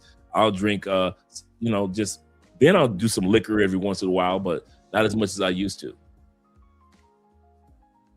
He said, yes, sir. Dre got it all covered. Yep. Yeah, I'm trying to live as long as you guys have. Plus, we plan on having some kids starting next year, man. I'm starting to see all the other Passport Bro brothers and Blue Book gentlemen and Black expat brothers like T-Mac. They got kids. Who are we not to have kids? So I'm looking to have some little shorties running around driving me crazy too. Yep, that foamy urine. Absolutely correct. That's one of the fastest ways that you can tell, okay, something's going on with my kidneys. And I'm not talking about like every once in a while it's foamed up, because if you have some beer that day, of course, or some liquor that day, of course, you're gonna have foamy urine if you've had liquor or beer that day. I'm talking about if you know that's consistent.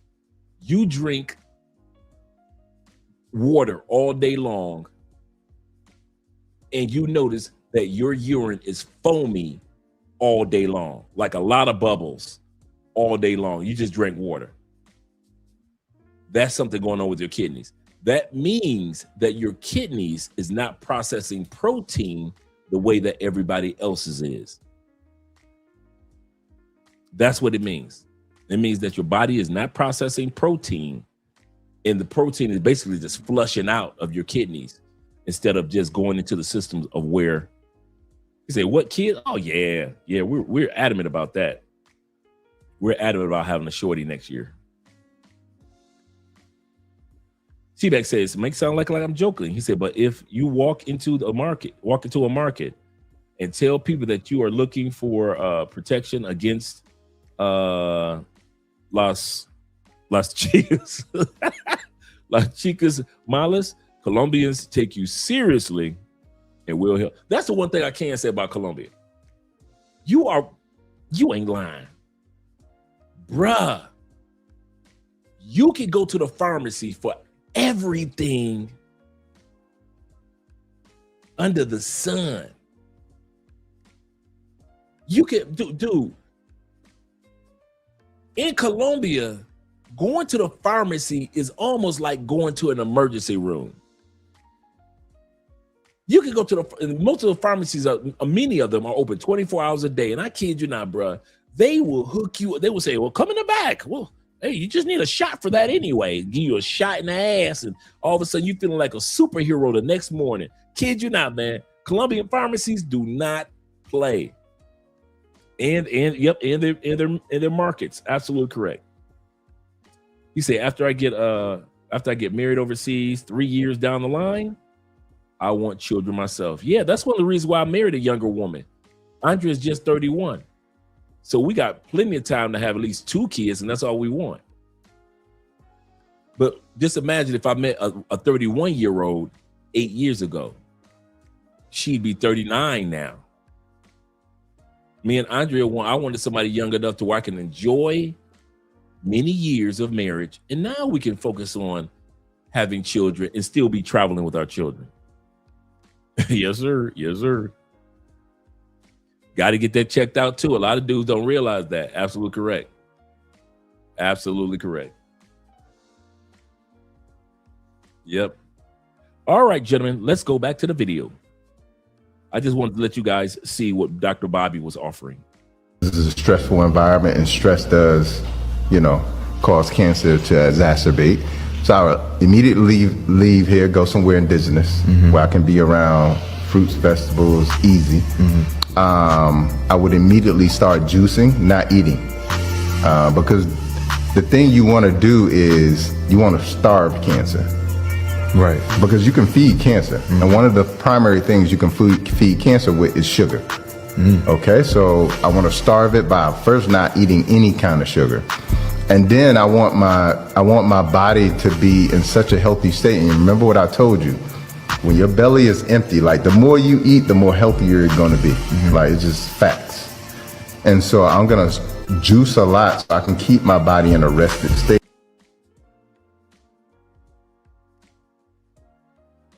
You want a hot traditional wife who actually respects masculinity? Pack your bags, bro. Femininity isn't gone. It's just relocated. No lectures. No, I'm a boss babe too. Just softness, loyalty, and polarity that actually feels natural again. The first place, Eastern Europe, the blonde bombshell belt. Think of Poland, Hungary, Ukraine. Think 5'9" blonde bombshells who still believe in being wives, not rivals. 94% of Polish women say a woman's role is to make home feel like peace, not pressure. In Ukraine, traditional wives outnumber Tinder feminists 20-1. Land in Warsaw and you'll remember what being a man feels like again. Second location, Latin America. Cinnamon skin, salsa hips. Think of Colombia, Brazil, Argentina, places like that. 87% of Colombian women want a man who leads without being told how to. Brazil's divorce rate, half of America's. They're loyal, passionate, and feminine by default. She's in heels, cooking, smiling, and dancing all the time for you. No power struggle, just chemistry and polarity. Number 3, Southeast Asia. Loyal, sweet, and family built. Think of Vietnam, Thailand, and the Philippines. 91% of Vietnamese wives say they run home so their man can run the world. Thai women call you Tarak every single day, which means my love. Anytime before breakfast, lunch, dinner, when you wake up, anytime. Filipinas? K1 visas up to 40% in 2024. They were literally lining up for masculine men who know how to lead, and they will treat you like a king. Number 4, Africa, the ebony queens with loyalty in their blood. Think of Nigeria, Ethiopia, Kenya. 89% of Nigerian wives says, my king eats first. Strong, nurturing, and loyal to the core. You don't have to prove that you're masculine. They already know. One dinner in Lagos and she is treating you like royalty. Here's a reality check. According to the World Economic Forum in 2025, these countries rank lower in economic equality. What does that actually mean? It means that they're not chasing boardrooms. They are building homes and legacies, while the West argues who pays the bill or how much of a boss babe energy one relationship can handle. These women are focused on family, loyalty, love that lasts, not a war zone. Save this post, tag your single bro, because your future wife is somewhere out there. She is just waiting for a man who still acts like one. Go find her. If your average man is treated better by women overseas, why do you think men prefer to stay in America and play the game when the odds are so heavily stacked against them? Probably because of money issues and they don't want to leave their environment.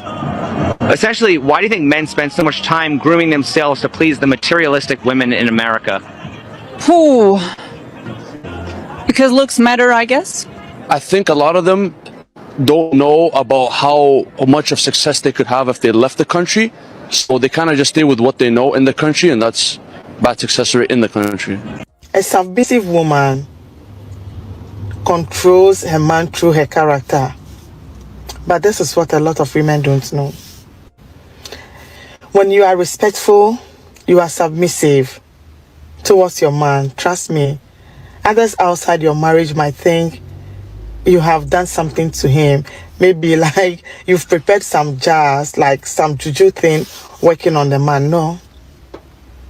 When a man knows that this is a woman who listens to him, who respects him, who is submissive towards him, trust me, he will do anything for you once he's capable.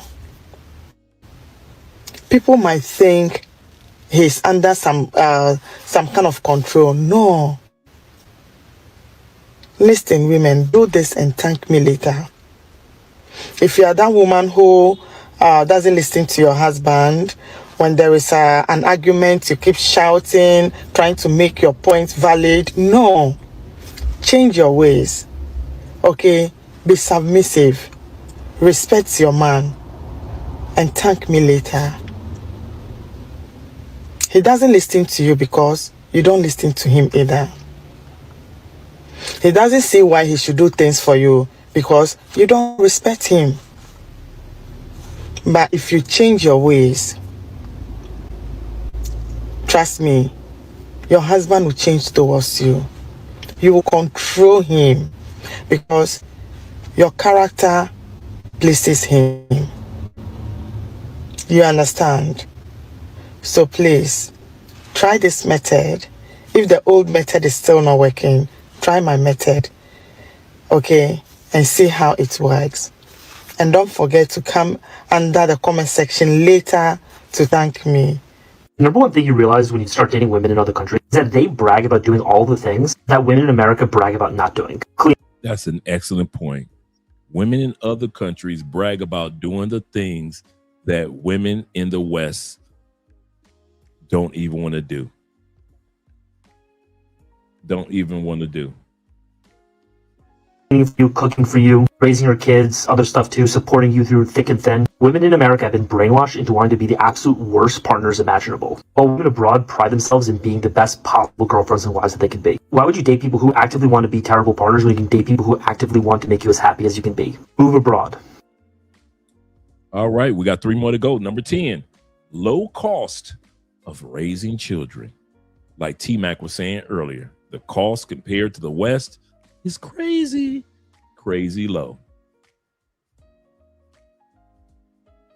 So why did we take our kids out of New York and move them to Paris?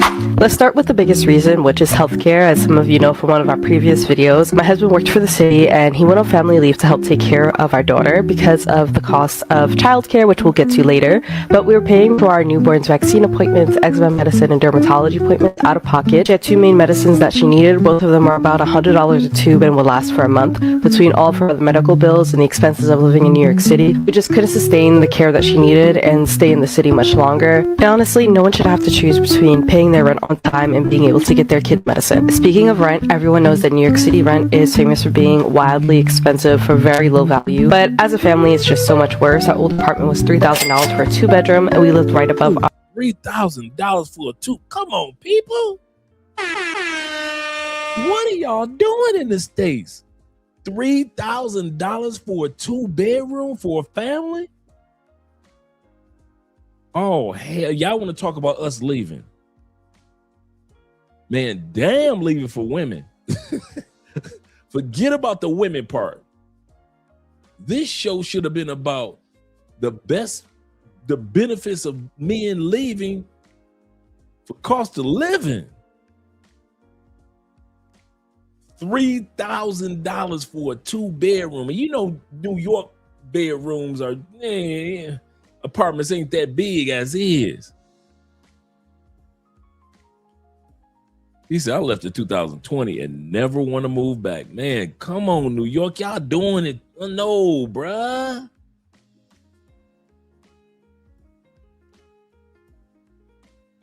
Y'all just putting the artillery to our head, huh? You just gonna take the money like that.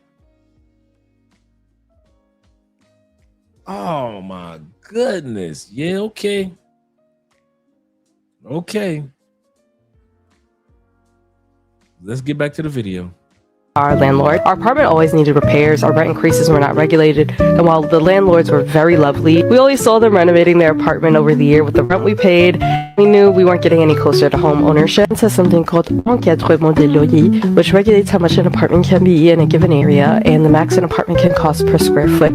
This information is publicly accessible, and if you see a listing exceeding the limit, the landlord can and will be reported. Let's get into childcare really quickly. So childcare in New York City is not accessible for all, and what most people can access is usually not high quality compared to what we found here in France. The average no-frills daycare where we were was about $2,400 a month. This was for about $2,400 a month for daycare for 2 kids.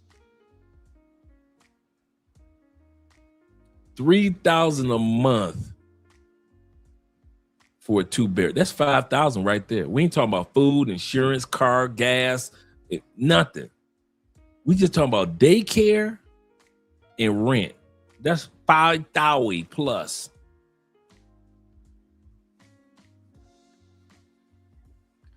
Man, y'all better quit talking about us leaving the United States. I swear. IMFF in the building says this. He said $2,800 is a 2-bedroom apartment in the Bronx, Brooklyn, Queens, Manhattan. He said you're looking at $3,500 and up, to up in the upper end neighborhoods or the lower end neighborhoods. Goodness gracious, come on, man. Y'all got me scratching the back of my neck like I'm Martin. Really? He said that. That's why I moved to Texas. My mortgage is less than $2,000 for a 4-bedroom house. Yes, sir. Yes, sir. I do not blame you. 8 a.m. to 3 p.m., so you may have to hire a nanny for pick up afterwards. In most places, we found that the daycare did not cover diapers, wipes, foods, or sheets for the kids. So basically, all of what they needed to be in the daycare had to be provided by the parent. Here, public daycare is mostly free / dependent upon your income. Our daughter attended a private. Free. They moved to France, and it's mostly free.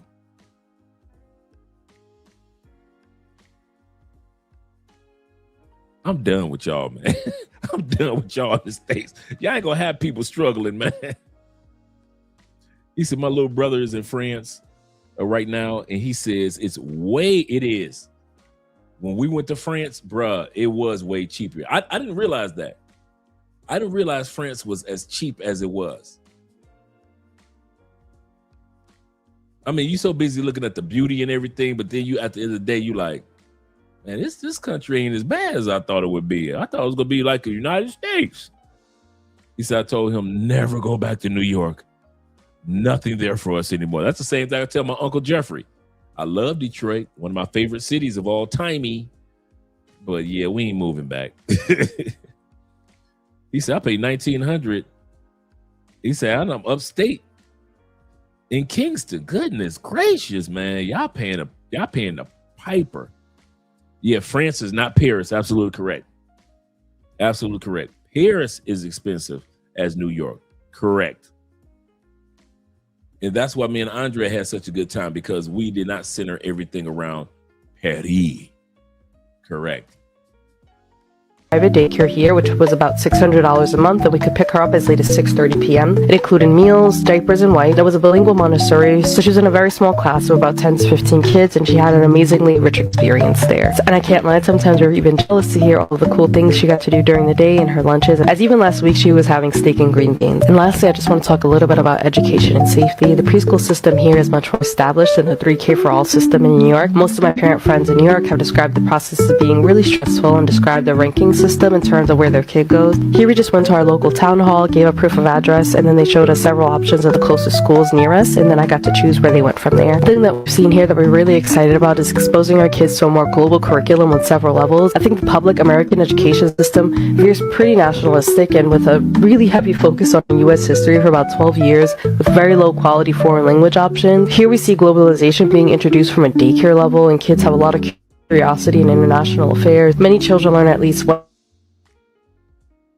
1 to 2 foreign languages. So I did start to feel really uneasy with the lack of change happening around gun reform in the state, how increasingly and senselessly danger was becoming in schools at younger and younger ages. Before we moved, I did get an alert one day that my son was sheltering in a park because of a nearby school shooting in Williamsburg. 1, my son was only a year old at the time, and 2, if you know New York, Williamsburg is just not a neighborhood you would think would have a situation like that. So I began to feel like no matter what, there wasn't anywhere in the city that could feel safe for them. And no, this is not a video bashing New York. We love New York so much. We are New York. All 4 of us were born there. Me and my husband were raised there. We wouldn't be who we are if we did not have our experience in New York, and most likely if we didn't have kids we would probably still be in New York right now. I love that we can take our kids a few times a year to see family and keep roots there. There's still a lot of work opportunity for me in New York, and my son is always asking if we can go visit Spider-Man, so I don't know what the future holds, but for right now I know this is a great privilege and opportunity we can give them to grow up here. Finland is the best place to have kids. When you know, this just remind me of Kobe Bryant. Most of us know. Put in the comments if you know where Kobe Bryant was raised. If you know what country where Kobe Bryant was raised, this is an easy trivia question. Let me know. Put in the comment section. While you're doing that, I'm going to pull up the link that I'm going to share with you guys in a second. Put in the comment section if you know where Kobe Bryant was raised. Let me pull this down. Add this to the stage. Dr. Bobby. Absolutely correct, gentlemen. Bing, bing, bing, bing, bing, bing, bing. Absolutely correct. Born in Philly, raised in Italy. That's what these little kids were going to remind me of, man, by the time they go back to the States. You know, Kobe was fluent in Spanish, of course. And the funny part is, man, they say that Kobe, his whole life would go back to Italy to be around his best friends. They say he was always in Italy. It was not see, we know Kobe, we thinking that he's always in LA, he's always in the States. Kobe's real life, he made his money and his fame and got his family in the States. His real life was still back in Italy, his whole life. Just imagine. Yep. Rest in peace, rest in power, brother. Yes, sir. And that's one of the benefits of raising kids, the cost of living, that you can be able to have them in other countries, like T-Mac was saying. Let's go back to Dr. Bobby for a minute. Let me blow this up. Just a tad bit. So this is what we're looking at. This is what the packages I just showed you guys that I have with Dr. Bobby Price, the brother we just looked at. Let me move myself out of the way. I'm going to drop the link to this. All right. The price for both packages is $100, which is well worth it when you clean it in your system. And you're going to use a scooper. You're going to use these once a day. You only use it once a day. And it lets you know what's inside of each one of those. Like I said, this one has like, 10, 12 ingredients. And this one has like 7, 8 ingredients. He said your file will be available to download once the payment goes through. So shout out to, I didn't even know this was $100. So shout out to Terrell once again. On his website, frequently asked questions. And we know Dr. Bobby used to also work for the FDA. So he's not just a regular doctor. He actually worked with American Foods. And then other products that he might have available in the shop section. See, these are his other products. Bobby getting his money. Get your money, Bobby. Bobby, I say get your money. You got the books. Oh, yeah, that's how I'm hooking. Yeah. Motivation. You got the recipe books. Vegetation. I like that. Vegan alkaline. And Bobby owns a farm. And he got the t-shirts going on, Bobby. Bobby, you got the t-shirt. Come on, Bobby. For us healthy eaters, yes, sir. Food is medicine. Yes, sir. I'm with you, Bobby. I'm with you with the holistic. Keep your iron in. Gotta keep your iron. Life is my guru. Life, that's a nice title. Life is my guru. Oh, baby, I like it raw. Eating the raw foods, healthy, eating healthy. Come on, Bobby. Show them how it's done. Show them how it's done. You doing big things, brother. You doing big things. So I'm going to drop the link. Let me go back to page number 1, the home page. And I'm going to drop the link to Dr. Bobby, man. Yes, sir. All this is available. And you can subscribe to his newsletter. Website is hooked up, man. I had some people working on the website for me, man. They did a horrible job.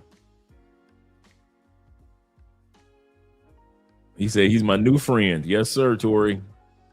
Yes, sir. Looks good, man. Looking good. Let me get that link over to you guys. Get that link right over to you, gentlemen. This is how we do it. We share the information. We don't hoard it. We share it. All right. Show Dr. Bobby some love. All right. Let's get back to the video.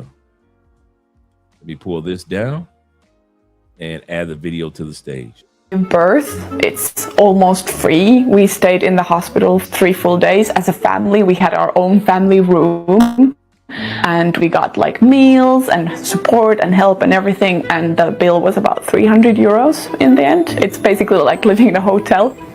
In Finland, new mothers receive a free baby box jam-packed with 63 items to help. So in Finland, for 300 pounds, that's it. The baby delivery in the United States is like what, 45,000? Finland, 300 pounds. That's like what? $370? $425? You get a hotel spot for the family, free meals for the family, the birth of the baby, and you get a to-go kit. Look all them clothes in a to-go kit for the baby for 300 pounds. Man, y'all keep on having them damn babies in the United States. Keep on having them babies in the United States, paying the child support you want to. The baby's first year. You don't have to buy anything for the first 2-3 months, of course diapers and stuff like that, but basically. And also you can actually put your baby to sleep in that box. Our baby actually, Luca, slept in the box for the first month. Finland, along with the other Nordic countries, offers generous parental leave. Anu Partanen, author of The Nordic Theory of Everything, spent 10 years as a journalist in the US before returning to her home country, Finland. She's also a mother.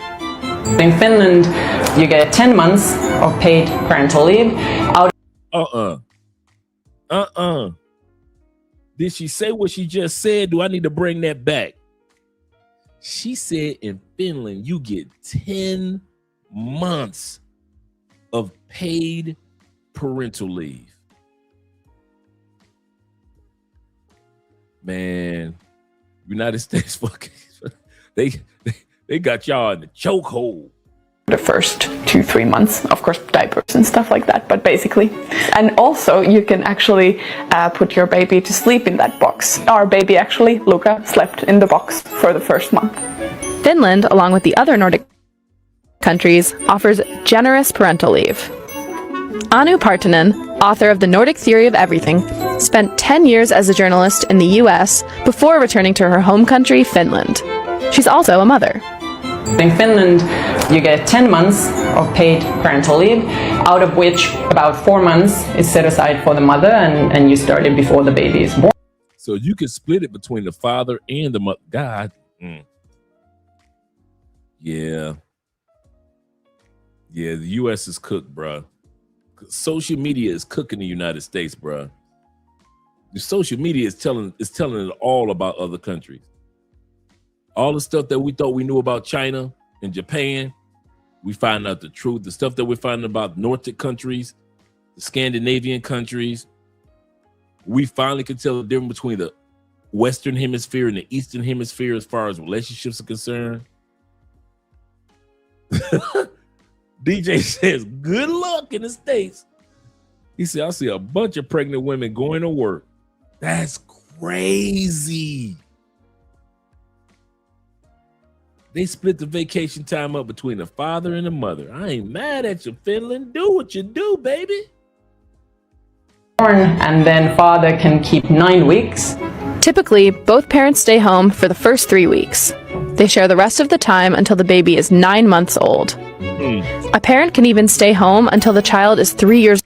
That baby damn near walking. That baby is damn near walking by the time she or he goes back to work. Shout out to Garfield. Garfield says this. He said, if y'all knew how expensive it is here for a babysitter. Okay, guys. I've heard a couple of you guys talk about the babysitters. T-Mac mentioned that too. Give me some prices. Give me some prices on babysitting in the United States. Let's say the babysitter had to watch the kids for maybe 4 hours. How much you getting paid an hour in the United States? Old and keep his or her job. However, the stipend is much smaller. Cost of living in Vietnam, part 5 of 5, raising children. Although Vietnam's economy is relatively strong compared to most in the world, many people still have a lot of concerns about their ability to be able to afford to have children. How much does it cost to have and raise a child in Vietnam? Throughout the pregnancy, mothers incur many medical expenses, such as blood tests, ultrasounds, and prenatal checkups multiple times during her 9 months pregnancy. The estimated total cost for these examinations in a public hospital is around $290 to $450 if the mother does not have health insurance. For normal delivery at public hospitals, the cost is between $200 to $330. While the cost of a C-section is between $330 to $620. Aftercare costs includes medicine, vitamins. Come on now. You say for a child care center, newborn could be, dang, $1,800 a month just to watch the kids? Oh, I'm in the wrong business. I'm in the wrong business. Goodness gracious. He said, my mom's done take care out of her house. $300 a week per shorty. Shout out to mom. Per shorty. $300 a week per shorty. He said cost goes down as they get older. Put them to work at the age of 4. You're old enough to work at the age of 4. He said, bruh, there's a daycare here for when all the women want to go out clubbing. You lying. Want to go out clubbing. They charge $150 to $200 an hour to watch these. You know what? That's a good idea, though. I ain't gonna even lie. These baby mamas want to go out and spend money at the club. They want you to buy the drinks, but the reason why they ain't got no money because they paying for daycare. Oh, I'm done. I say I'm done. Woo! I do not miss the States, man. I'm so glad we ain't have no shorties in the States. He said they do have night care for women who want to go. That is crazy. You gentlemen have introduced me to something I never thought. Wait till I tell Andrea about this.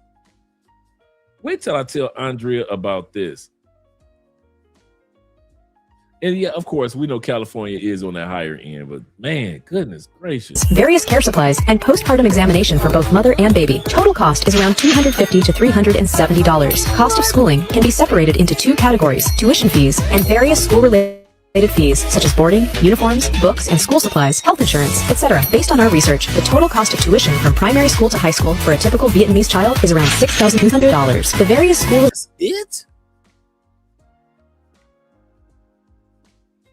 From being a shorty, just going to school, elementary school, through high school, all the expenses, if it's private,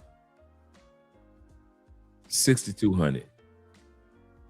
Related fees we mentioned previously cost another $8,200. Food, clothing, and daycare can add another $25,200 to the cost of raising a Vietnamese child until the age of 18. In total, if we add up all the costs mentioned above, it will cost between $37,000 to $41,000 to raise a typical child to the age of 18 years old in Vietnam. This compares in the United States, Could somebody do me a favor? ChatGPT or Google how much it costs to raise the typical American child from birth to the age of 18. Let me see what you guys come up with.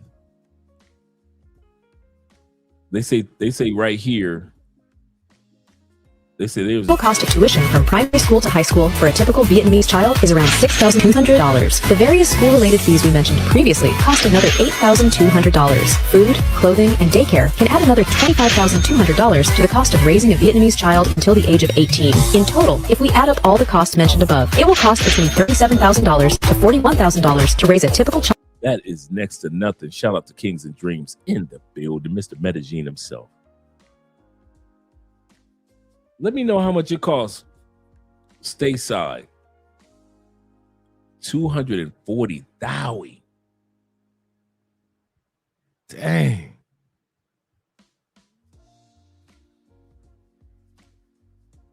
Man, I wouldn't be getting nobody pregnant in the States. Wouldn't be no babies through Dre. Hell no. Soon as I bust a nut, it could cost me $250,000. This coochie ain't that good. This coochie ain't that good. Not for $250,000. Wow. That seems more like it for real. 300,000 to 415, according to Gemini Pro. Goodness gracious. Yeah, I could see that 300,000. Because remember when I left the States, it was at least 225, 250. And this was like almost a decade ago. Woo-wee. Almost $500,000 when you bust that nut. I hope it's worth it. Woo! Shout out to Vietnam and the shorties. Child to the age of 18 years old in Vietnam. This compares to the average cost of $237,000 it costs to raise a child in the US. Obviously, this is not an exact science, and everyone's situation is different, so the cost can range dramatically based on each family's circumstances. Did you find our cost of living in Vietnam series interesting? Follow XO Tours for more great content about Vietnam. You can never live off of $1,500 a month living in China with a family of 4. The fact that people do not believe that this is possible, let me just write down all of the bills I have for the month. We live in a 4-bedroom, 2-bathroom apartment, and our rent is $625 a month. Our utilities are a little bit under $75. 4-bedroom apartment in China. $625 a month. Utilities, $75 a month. So I went ahead and rounded that up. Our groceries for the month, if we don't do a Sam's Club or a Costco's run, it's about $400 a month, and that is also including eating out. Our transportation is anywhere between $90 to $100 a month. Again, I rounded that up for you all. And our internet is with our cell phone, so they're combined together, and that's only $55 a month. So their cell phones, sounds like they're a married couple. Their cell phones and the internet, $55 a month.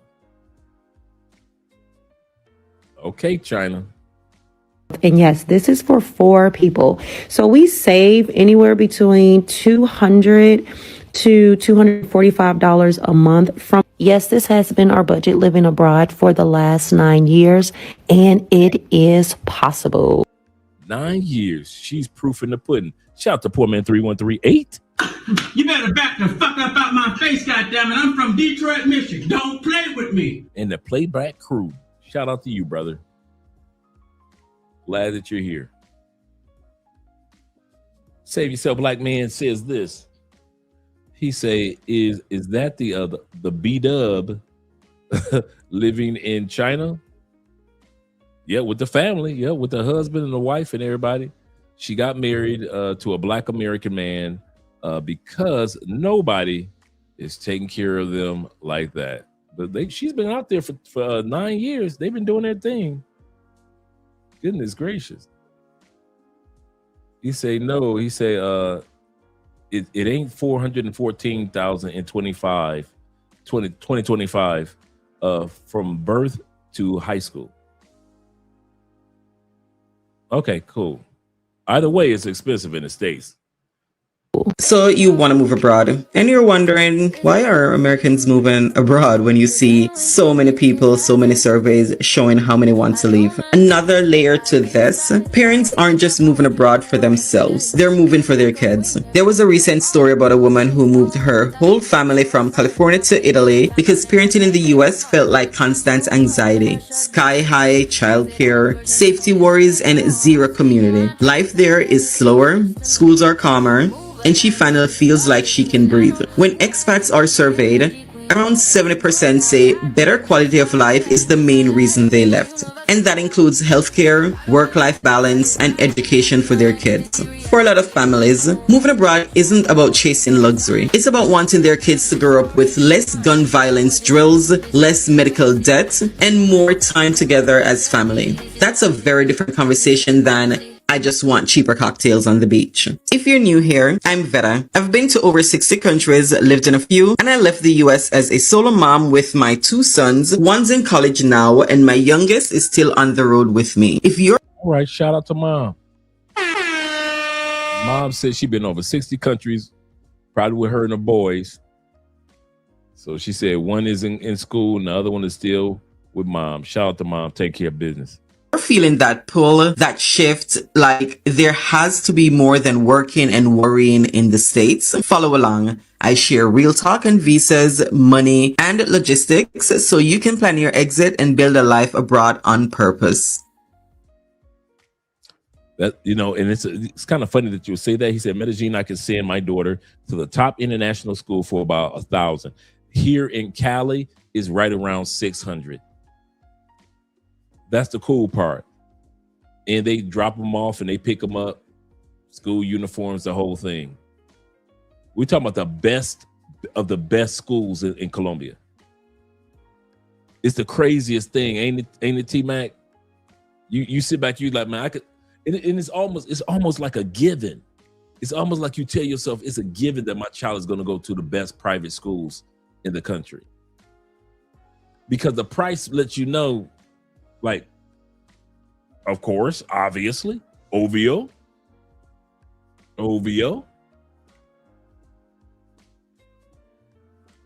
Man, boy, every time we do one of these episodes, man, I just get so surprised at how expensive it is in the United States to get the exact same product.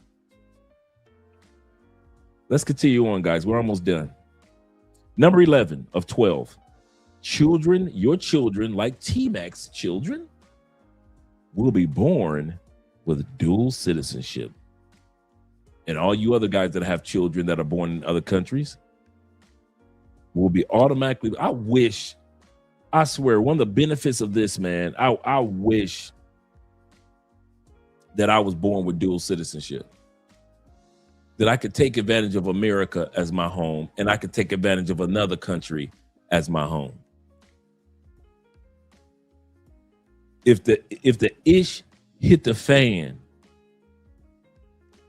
I can always have a backup country. One of the benefits that our children will get is the dual citizenship. By birth. They ain't got to wait like me and T-Mac. We got to wait. But our kids automatically get it from birth. And that's another benefit of having children with foreign women. Yeah, he said, my future kids will have dual citizenship. Absolutely correct. Let's continue on. Let me clear one of the biggest lies on the internet right now. A child is born abroad and one of the parents is a US citizen. The child is automatically a US citizen. That statement is only half true. Stay with me. So first question is, are kids born abroad to US citizens automatically US citizens? Here is the correct answer.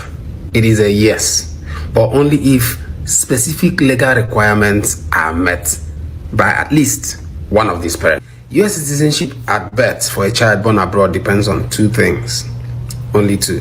Number one, whether at least one parent is a US citizen and whether that US citizen parent met the physical presence requirement in the US before the child was born. In most cases, the US citizen must have lived in the United States for at least 5 years total, and at least 2 of those years after age 14. If this requirement is not met, the child is not automatically a US citizen. Even if the parents hold a US passport, if you like, get your wife, get, you get, and you did not meet this, it is no for them. This is where many people get denied or even get delay in the process of getting their child a US passport. Can the child travel to the United States with the country of birth passport? Well, it depends. Depends on the age of the child or how the parent wants it to be done. If the parents want the child to scale the wall fence on time, they have to follow the due process and get the child a US passport so that they can travel easy. If the And I think, hey, T-Mac, let me know if you were talking about what process you went through in regards to your daughter's passport situation, if you don't mind sharing. AMSM, a man supporting men, says this. He said, I was saving this conversation. I was having this conversation with a friend in America. The price has gone up, but quality has gone down. Back in the day, the product was cheaper, absolutely correct, but the quality was better. Now it's the exact opposite, absolutely correct. That is absolutely correct, man. It's crazy, man. The quality of product. When you sit back and you look at some of the things from Gen X or the late years of baby boomers, some of the things that we had, I was just thinking the other day, and I'm babbling just a little bit. I was just thinking yesterday how fortunate we are to be born as Gen Xers. You don't realize how you sit back, you think about all the stuff that we've lived through, the Reagan administration, the Carter administration with the oil prices, and we came on the planet at the end of the actual civil rights movement, and yet we were around for the Black Panther movement of the 70s. That means that we were alive when rock and roll was also at its peak, and it was making its way into becoming hard rock, while R&B was being blossomed. We lived through the birth of hip hop in every area. We were around for the birth of hip hop in Atlanta, in Miami, in New York, where it all began. Many have had, you ask some of these young people to name any song that KRS-One made, they can't tell you who KRS-One is. MC Shan, MC Sade. We were around, we were old enough to see not only Billy Graham on TV ministering in stadiums, we were also around to see the live broadcast of Elvis Presley. We were around to see Mutual of Omaha, Wild Kingdom, and the Disney on CBS every Sunday. We could enjoy life with only 3 channels: ABC, NBC, CBS, and if you lived in close to Canada, you had the BBC. We enjoyed life outside far more than any video game that we had with Atari, Sega Genesis, so forth. Our dream was a pinball machine. That's what we were. Hey. Just about everybody we knew owned a house. Broke people owned a house. We couldn't even think of one of our, if you sit back, you think about very few of our relatives didn't own a house. Everybody owned a house.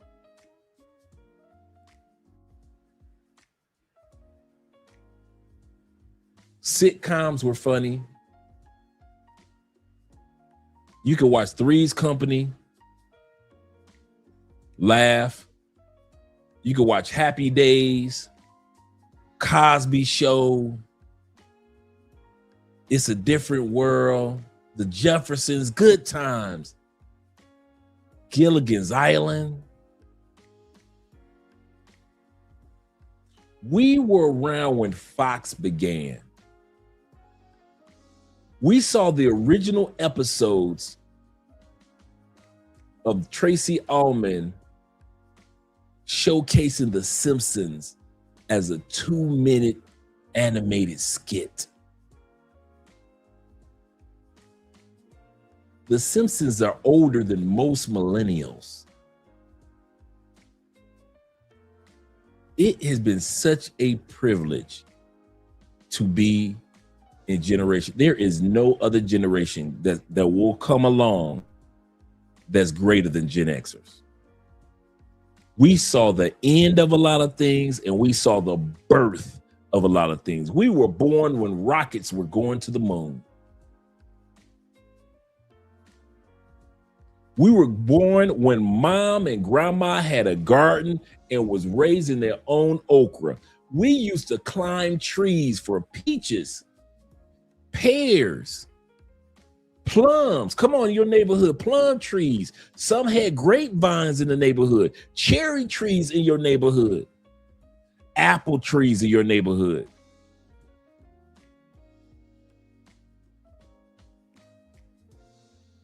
Everybody didn't have to have a bike. Why? Because we sharing bikes. Can I ride your bike? Can I ride your bike?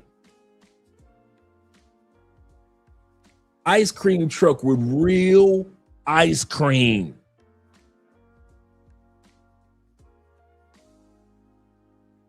Hostess, apple pies, cherry pies, the lemon Hostess pie.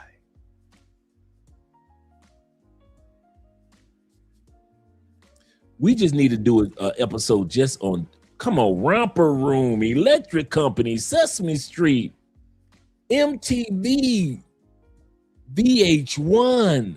We sat there Friday night when Michael Jackson changed the world with the Thriller video. And remember, Friday night videos played that video over and over again. To be there as a teenager and see the premiere of Thriller.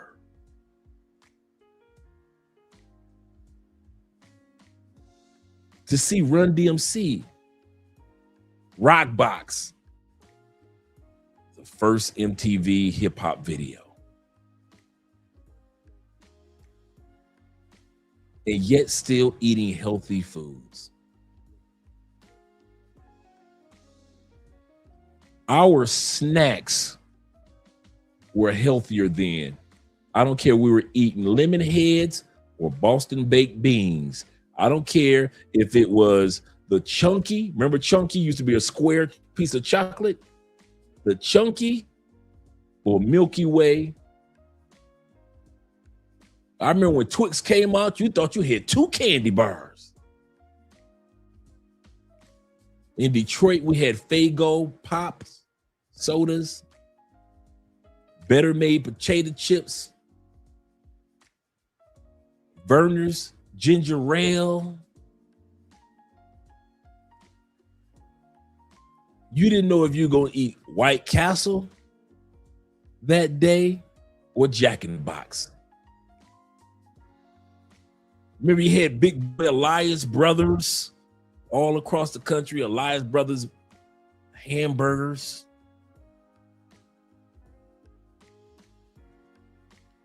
That world is gone because America can't even afford it. The world that we live in now that we grew up in is too expensive for our own country.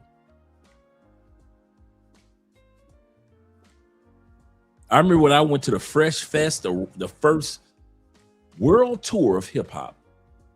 Fresh Fest 1 with Fat Boys and Houdini, Grandmaster Flash, Melly Mel, Run DMC, the New York City Breakers. Tickets were less than $20-25 to see all those dudes. The world can't even afford Gen X now. The world can't even afford Gen X. Yes, sir. Gotta have the hot balls. Yes, sir. Hanna-Barbera cartoons. Yes, sir. You had what was called a Saturday morning cartoon lineup. ABC, NBC, and CBS. You didn't know if you was watching the Smurfs or the Littles. You didn't know if you were gonna watch Chippendales or should I change the channel and watch Alvin and the Chipmunks. I'm gonna watch Fat Albert now. You go get your Fat Albert in. But you didn't know if you were gonna watch the Super Friends. Come on now.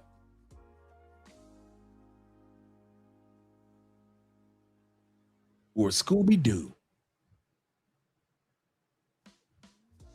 And then when Scrappy-Doo came out, that was like a resurgence of the franchise, of the Scooby-Doo franchise. Come on now, all you dude. Voltron, man, listen. Voltron was the one. Darkwing Duck. Man, I was bored true story. I was bored last night. And I'm on a Disney Channel, and I came across DuckTales. Woo! The danger right behind you. There's a stranger out to find you.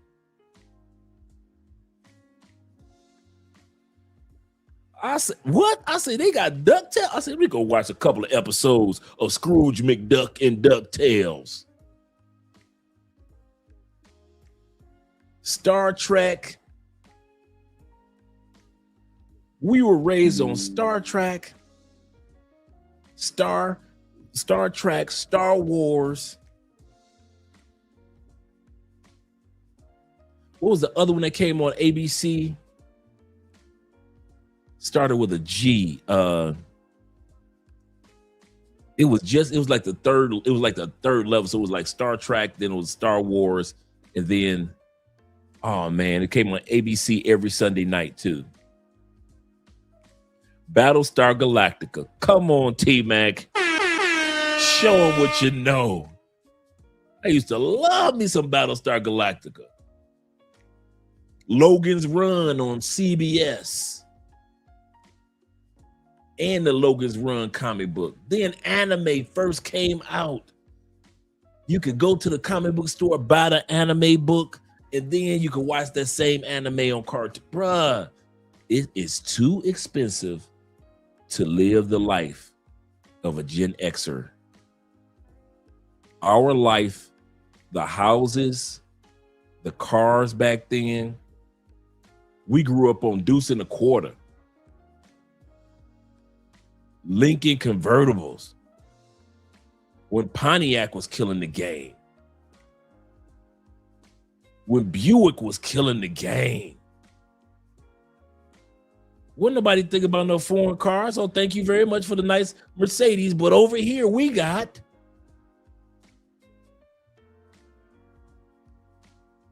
when we grew up on the Mustang GT.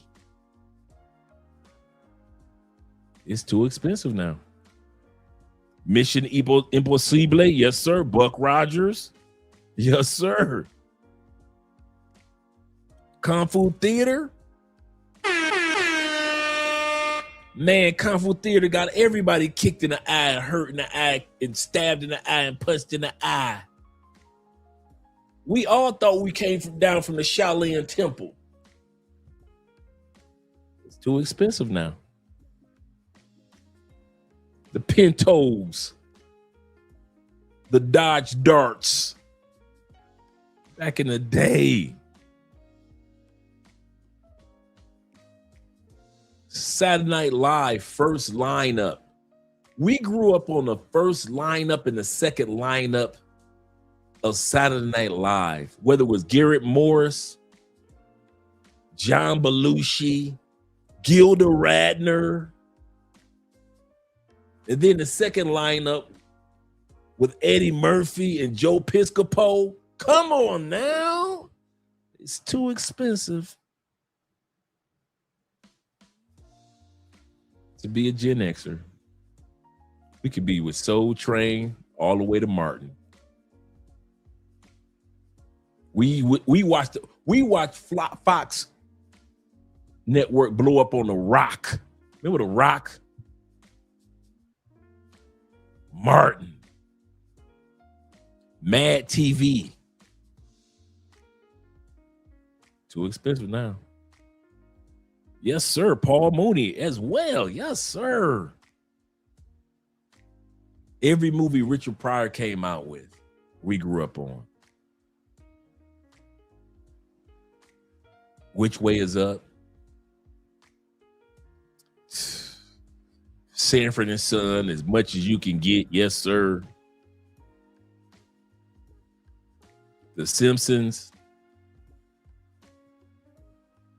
We were around for the first man to fill up a stadium as a comedian. Andrew Dice Clay.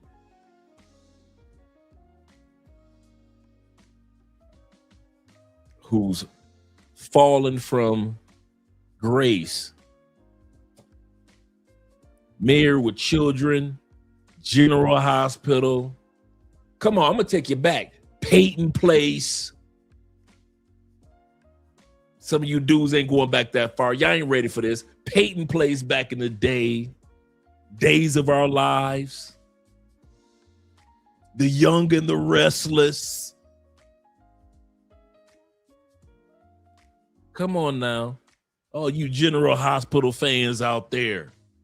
Back in the day, we were around when we came home from school and they just got done trying to assassinate Ronald Reagan. You walk in the house, your mama got the TV on, telling you to be quiet because they are showing Ronald Reagan almost got shot and the one dude got deleted. Happy Days, Laverne and Shirley. Come on now. It's too expensive to enjoy as the world turned to Johnny Quest. It's too expensive. You say, Dre, don't forget AMC Eagle. Yep. Yes, sir. Yes, sir. You got the lineup right there. All the vehicles. All the vehicles. Back in the day. Back in the day. 227 Arsenio Hall. Yes, sir. 227 put your girl Regina King on the map. Night Court. Come on now. Taxi. We were raised on Taxi. We were raised on Cheers. Come on now. Step by Step. We were raised on Step by Step. Bosom Buddies. Tom Hanks when he was a youngin'. Come on now. Peter Parker, the Great American, also the Great American Hero on ABC on Wednesday nights. We were raised on the Incredible Hulk. We were raised on Spider-Man when the dude, you can see the strings pulling them up, but we still watch Spider-Man. We still watch that lame Captain America they had for us, but we still watch it. We were raised on Wonder Woman, damn it. Come on, Patrick Duffy fans. The Man from Atlantis, anyone? Dallas? Come on, anybody raised on Dallas?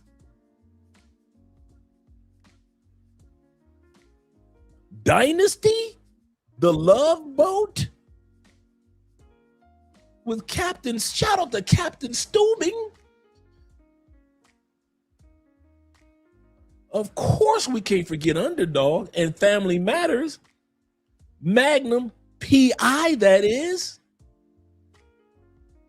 Webster Friday night on ABC, as well as ABC's version of Saturday Night Live Fridays. A lot of people blew up off of Fridays. Saturday afternoon, can't miss BET Teen Summit, as well as WKRP in Cincinnati. Come on, gotta get your Bonanza on. Bonanza made you want to become a cowboy with the Asian cook. Yes, sir. Gotta watch Kung Fu. Yes, sir. Saved by the Bell on Saturdays. Eartha Kitt as the original Catwoman. Come on now, Miami Vice. Some of you guys mentioned New York Undercover as well. Yes, sir. Can't miss Gilligan. Come on now, you know you've been watching. Knots Landing. Falcon. You's a CBS fan, I can tell. Dallas. Who the hell shot JR? Was it Patrick Duffy? Bobby? Was it Bobby? Couldn't have been the man from Atlantis. The man from Atlantis ain't shoot nobody. He ain't shoot nobody. He said, I remember the man from Atlantis. Yeah, that's a true Gen Xer. True Gen Xer. Yep, Patti LaBelle and when she was with the LaBelles, yep. Up All Night with Morris Chestnut. Absolutely correct. I remember that too. Come on now. Emergency 911. Saint Elsewhere. All them hospital shows was on back then. Chips. Come on, y'all gonna make me pull out my Saint Elsewhere. You can't miss the Monsters or Gunsmoke or the Rifleman. Come on, y'all, don't forget about the Rifleman. My man was handling it. Him and his son, boy, my man pull that rifle out. Cly out, cly out, cly out. The Rifleman. Shout out to Baywatch. Yes, sir. Shout out to Mork and Mindy. Cousin It. Yes, yes, sir. The Addams Family. Yes, sir. Kojak. Come on now. Get your lollipop out for Kojak. Beretta. Kojak. Rockford Files. We were raised on the damn Rockford Files. Can't live that life anymore. It's too expensive. It's too expensive to live on Living Color. Shout out to Lurch. Yep. Too expensive. Three's Company. Lancer. Y'all bring the throwback. Starsky and Hutch. Yes, sir. The man pulled out the Chico and the Man. He pulled out the Chico and the Man. Yes, sir. And Different Strokes. The brother pulled out Chico and the Man. I might as well pull out The Facts of Life. The Facts of Life. Shout out to the Thundercats in the building. Yes, sir. Yes, sir. Yes, sir. Show the ladies some respect. Show the ladies some respect. Whether it's Cagney and Lacey or the Carol Burnett show. Show Carol Burnett some, yes, sir, with Chuck Connors, the Rifleman. Shout out to all you Baywatch and, yes, sir, Chuck Norris's Texas Walker Ranger or Walker Texas Ranger. The Mod Squad, yes, sir. Man, you ain't gonna laugh unless you're watching I Love Lucy. or the honeymooners, you ain't trying to laugh. You ain't trying to laugh. You ain't trying to laugh. You better get your I Love Lucy on to this day. Get your laugh on. Yes, sir, Chips. Mayberry, yes, sir. Andy Griffin Show. In living color. Yes, sir. Solid. Come on. Can I get a shout out for Solid Gold? Remember the dance show called the Solid Gold? White folks out there dancing in the evening. Solid Gold. Mannix. Yeah. Oh, yeah. I remember Mannix. Shout out to all you guys that grew up on Ironside in the wheelchair. Shout out to Ironside in the wheelchair. Yes, sir. He said, I love Chip. Yes, sir. He said, happy days, Laverne and Shirley, Mork and Mindy. That was the lineup on Tuesday right there. You good. You good until 11 o'clock news. Come on. You good. Mama's house. Mama's house, and That's My Mama. Paris with James Earl Jones. Yeah, yes, sir. Yes, sir. You guys doing the throwback. So, true Gen Xers are in here, or what you saying? Joni loves boy, you bringing it back. Joni loves Chachi. We forgot to put Charlie's Angels. Oh, how dare we talk about our era and not put Charlie's Angels in there? I didn't know what I didn't remember. Fonz had the animated series. I did not know that. I mean, the Fonz, had it like that. Benson, shout out to Benson and Soap. What's happening? Come on now. In the heat of the night, yes, sir. Yes, sir. Beretta, don't do the crime if you can't do the time. Yeah. Yes, sir. Christy Love, yes, sir. He said, you are under arrest, sugar. Yes, sir. Banana split. Now, I don't, you got me on that one. Banana splits.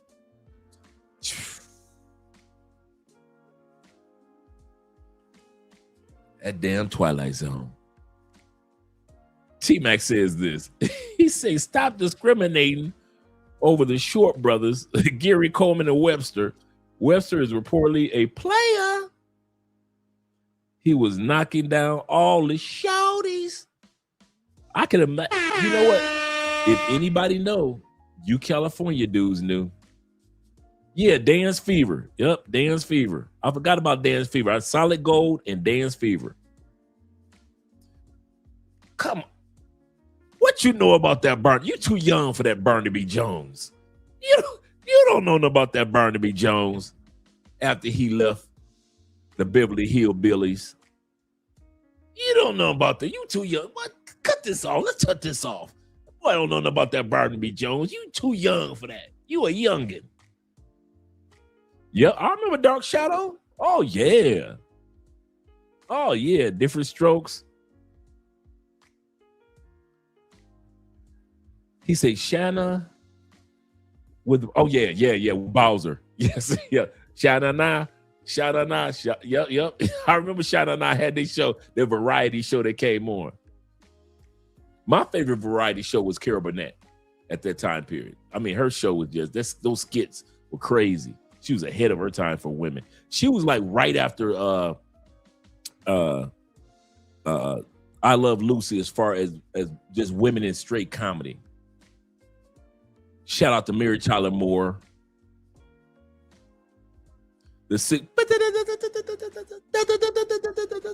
You and your friends just like trying to Ben Combs. Pick up, everything had a sound effect. You picking up a pen. You fighting in slow motion.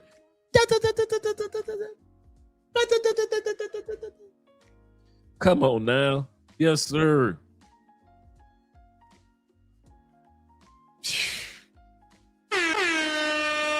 Yes, sir. Now Moesha was more like, would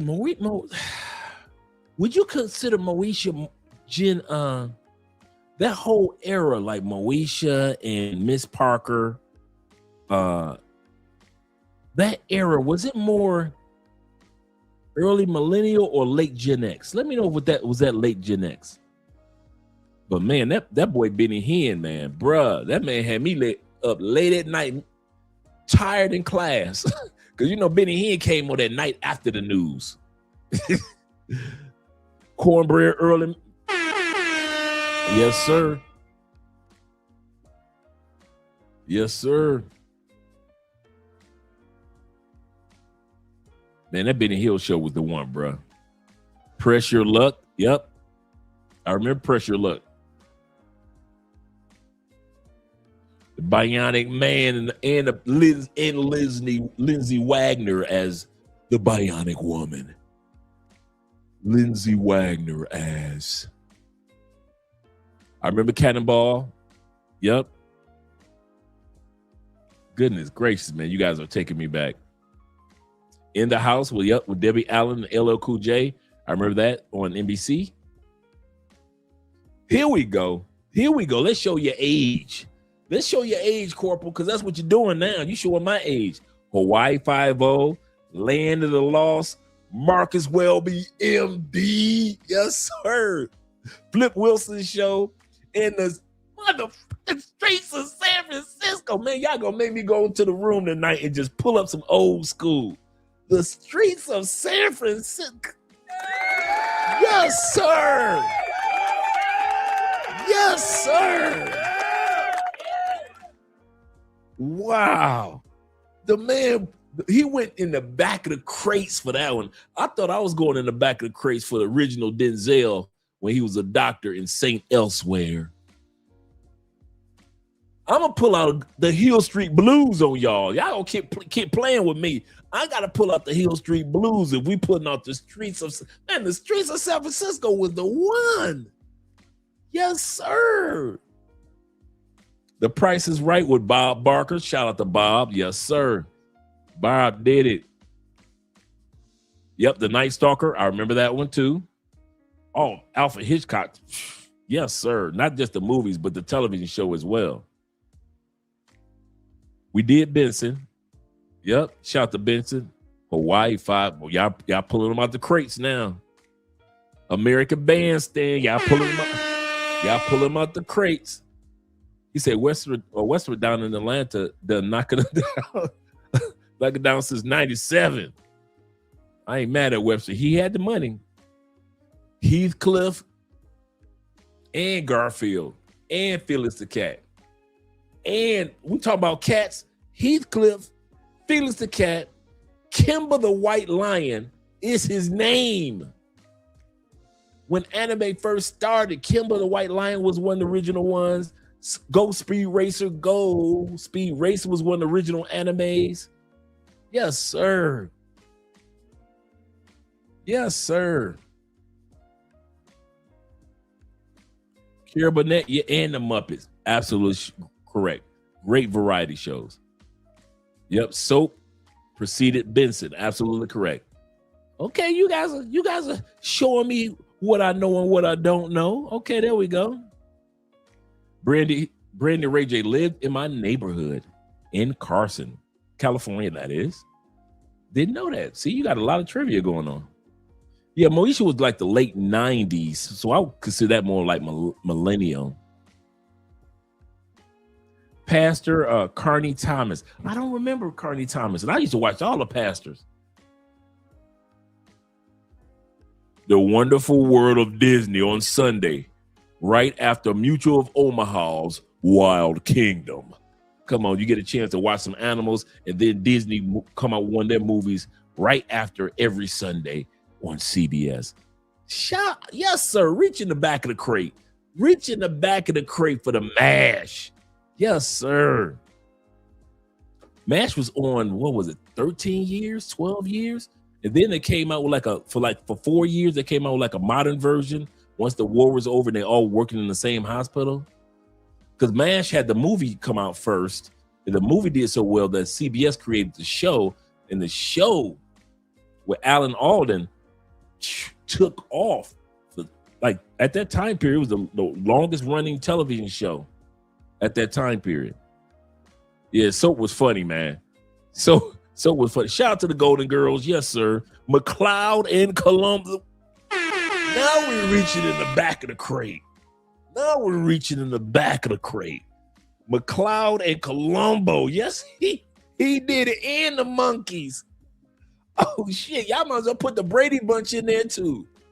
You might as well stop playing to put the Brady Bunch in there too. Here's a story about a man named Brady. Of course, just the good old boys. Never meaning no harm. Beats all you ever saw. Been in trouble with the law since the day they were born. Shout out to them and the Daisy Dukes. And Lucille Ball had like, in her time period, like 6 shows that were named after her at one point in time. Give Me Up, yes sir. With Nell Carter, Give Me a Break, yes sir. That's the only one that I remember. The Banana Splits. Trapper, MD. Yes, I do. I do remember Trapper. Yes, sir. Charles in charge of our days and our nights. Yes, sir. Yes, sir. He say, salute, Dre. Salute to you as well, the official one. He say, never heard none of this. Old man energy. We don't care. We do not care, Zay. Zay, we don't care, bro. Because everything that we're naming off is too expensive now to even bring into fruition. That's what we originally started talking about. We're almost done with the video anyway. But what we were originally talking about is the fact that the life that we were raised in as Generation X, everybody could afford a house. Everybody could afford a car.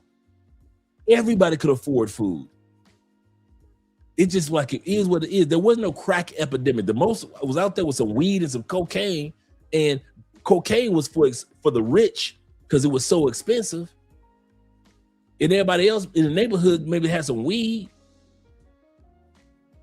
You know, you had a few heroin junkies out there, but it was really no drug game. Like, it's crazy how the world has changed. Shout out to Bob Barker.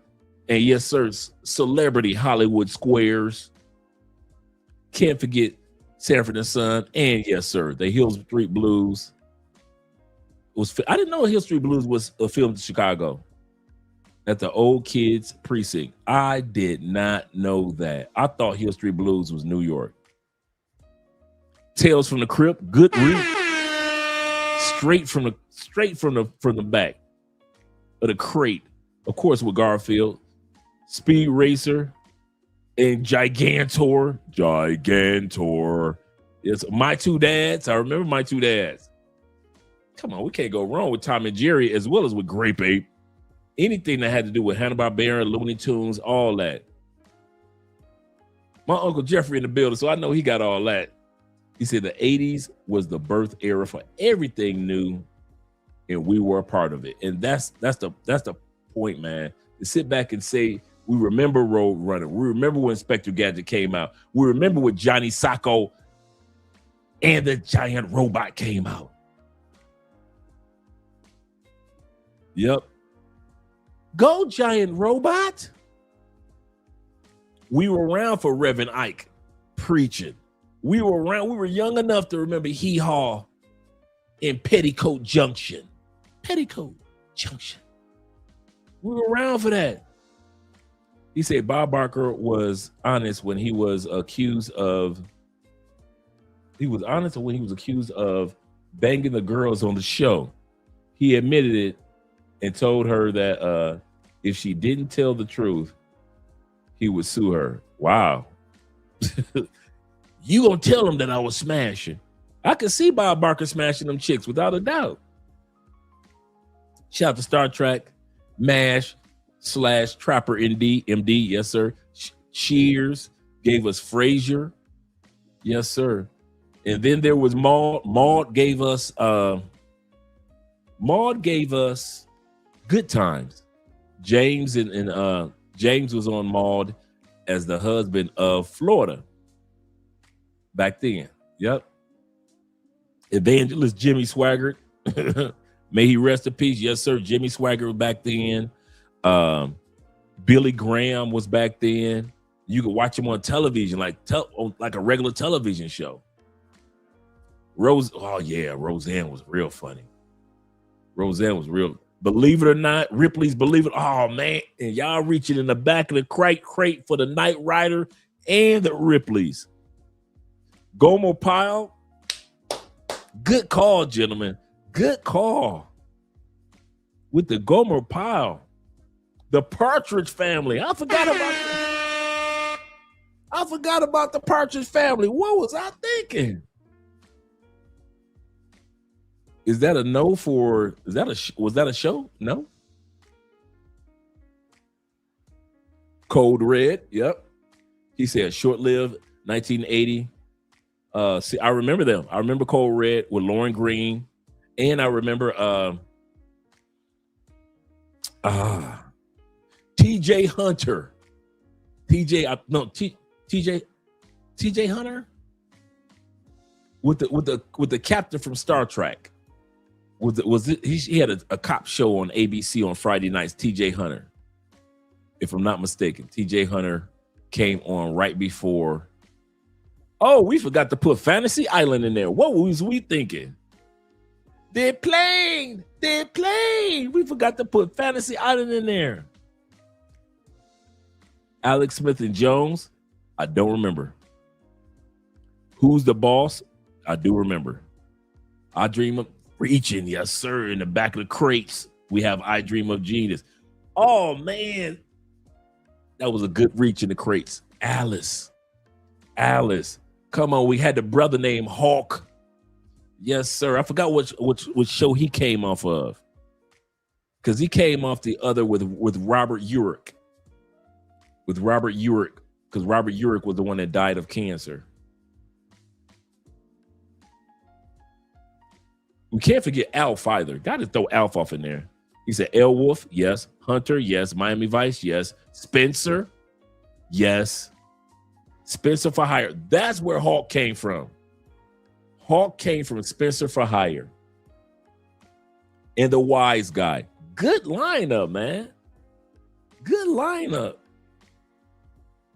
Tic-tac-toe. I remember that one. Wow, man. He said for $20, you had a tank full of gas, a pack of cigarettes, and a couple of packs of nabs. Yes, sir. You were living good. The Highlander. Blossom. Yes, sir. The 18. Wacky. I was thinking about the Wacky Racers earlier, too. Yep, Wacky Racers. He say serious talk. As millennial born in the 90s, he sound very jealous. He said, I wasn't around for any, man. Yo, you millennials, bruh.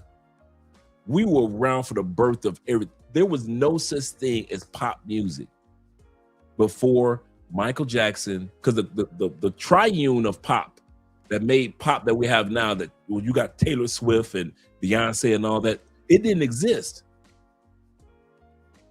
until Prince, Madonna, Michael Jackson.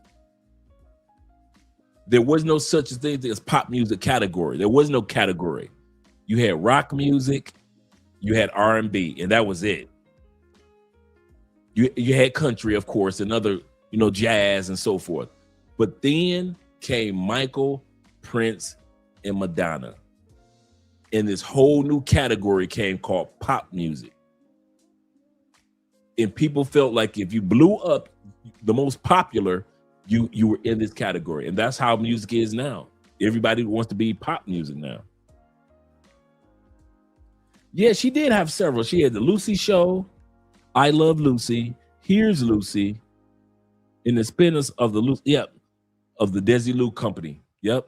And they said they said that she looked out for a lot of people when it came to because she also had My Three Sons. Desilu produced My Three Sons back in the day. Yes, I'm reaching in the back of the crate. Yep, the U.S. Laugh Olympics. What was the other one? The other show that would come on Saturday afternoons where they had retired sports figures. Retired sports figures would challenge each other in different races and different. What was the name of that one? Let's see if y'all can pull that one out the crate. You have retired NFL players and retired basketball players, and the quarterbacks would kind of like see what they could throw the furthest or who can hit the hoops and stuff. I forgot the name of it. Battle of the All-Star. No, I forget what it was, man. Hill Street Blues was partially filmed in Los Angeles. He said, I remember because Danny Glover was on the show and his mother was my Sunday school. Wow. I did not know that. Yep. Gotta have Alf MacGyver. Yeah. Oh, yeah. Wow. Okay. In the San Francisco Yay area. Hogan's Heroes. Yep. All the Waltons. Yes, sir. Little House on the Prairie. Anyone? Little House on the Prairie. Can we get some love for Little House? Oh, yeah. Cops. Bad boys. What you gonna do? What you gonna do when they come for you? And always Highway to Heaven. Yes, sir. Highway to Heaven. He said, Dre, I got the oldest Alice Smith and Jones 1991 Western, all three. Wow, man. That's what, oh man, brother went in the crates for real. SWAT. I remember Airwolf too. I remember Airwolf and Jag. A lot of guys don't remember Jag. Sir Graves. We're talking Detroit right now. Sir Graves, Soul Train, American Bandstand, Creature Feature. Shout out to Saturdays in Detroit, man. Yes, sir. TJ Hooker. Okay, I was right. Thank you. Thank you very much, gentlemen. I was right. TJ Hooker came on Friday nights before Love Boat and then Fantasy Island. And then the news would come on and then the show Fridays would come on. With William Shatner. Absolutely correct. Absolutely correct. Man, we supposed to have been done, man. I can't go through all these. SNLs with Eddie Murphy. With the James Brown skits and the Gumby. Oh, man, that era. The first two waves of SNL were the best ones. The first two waves. And then this funny part, man, SNL was going down.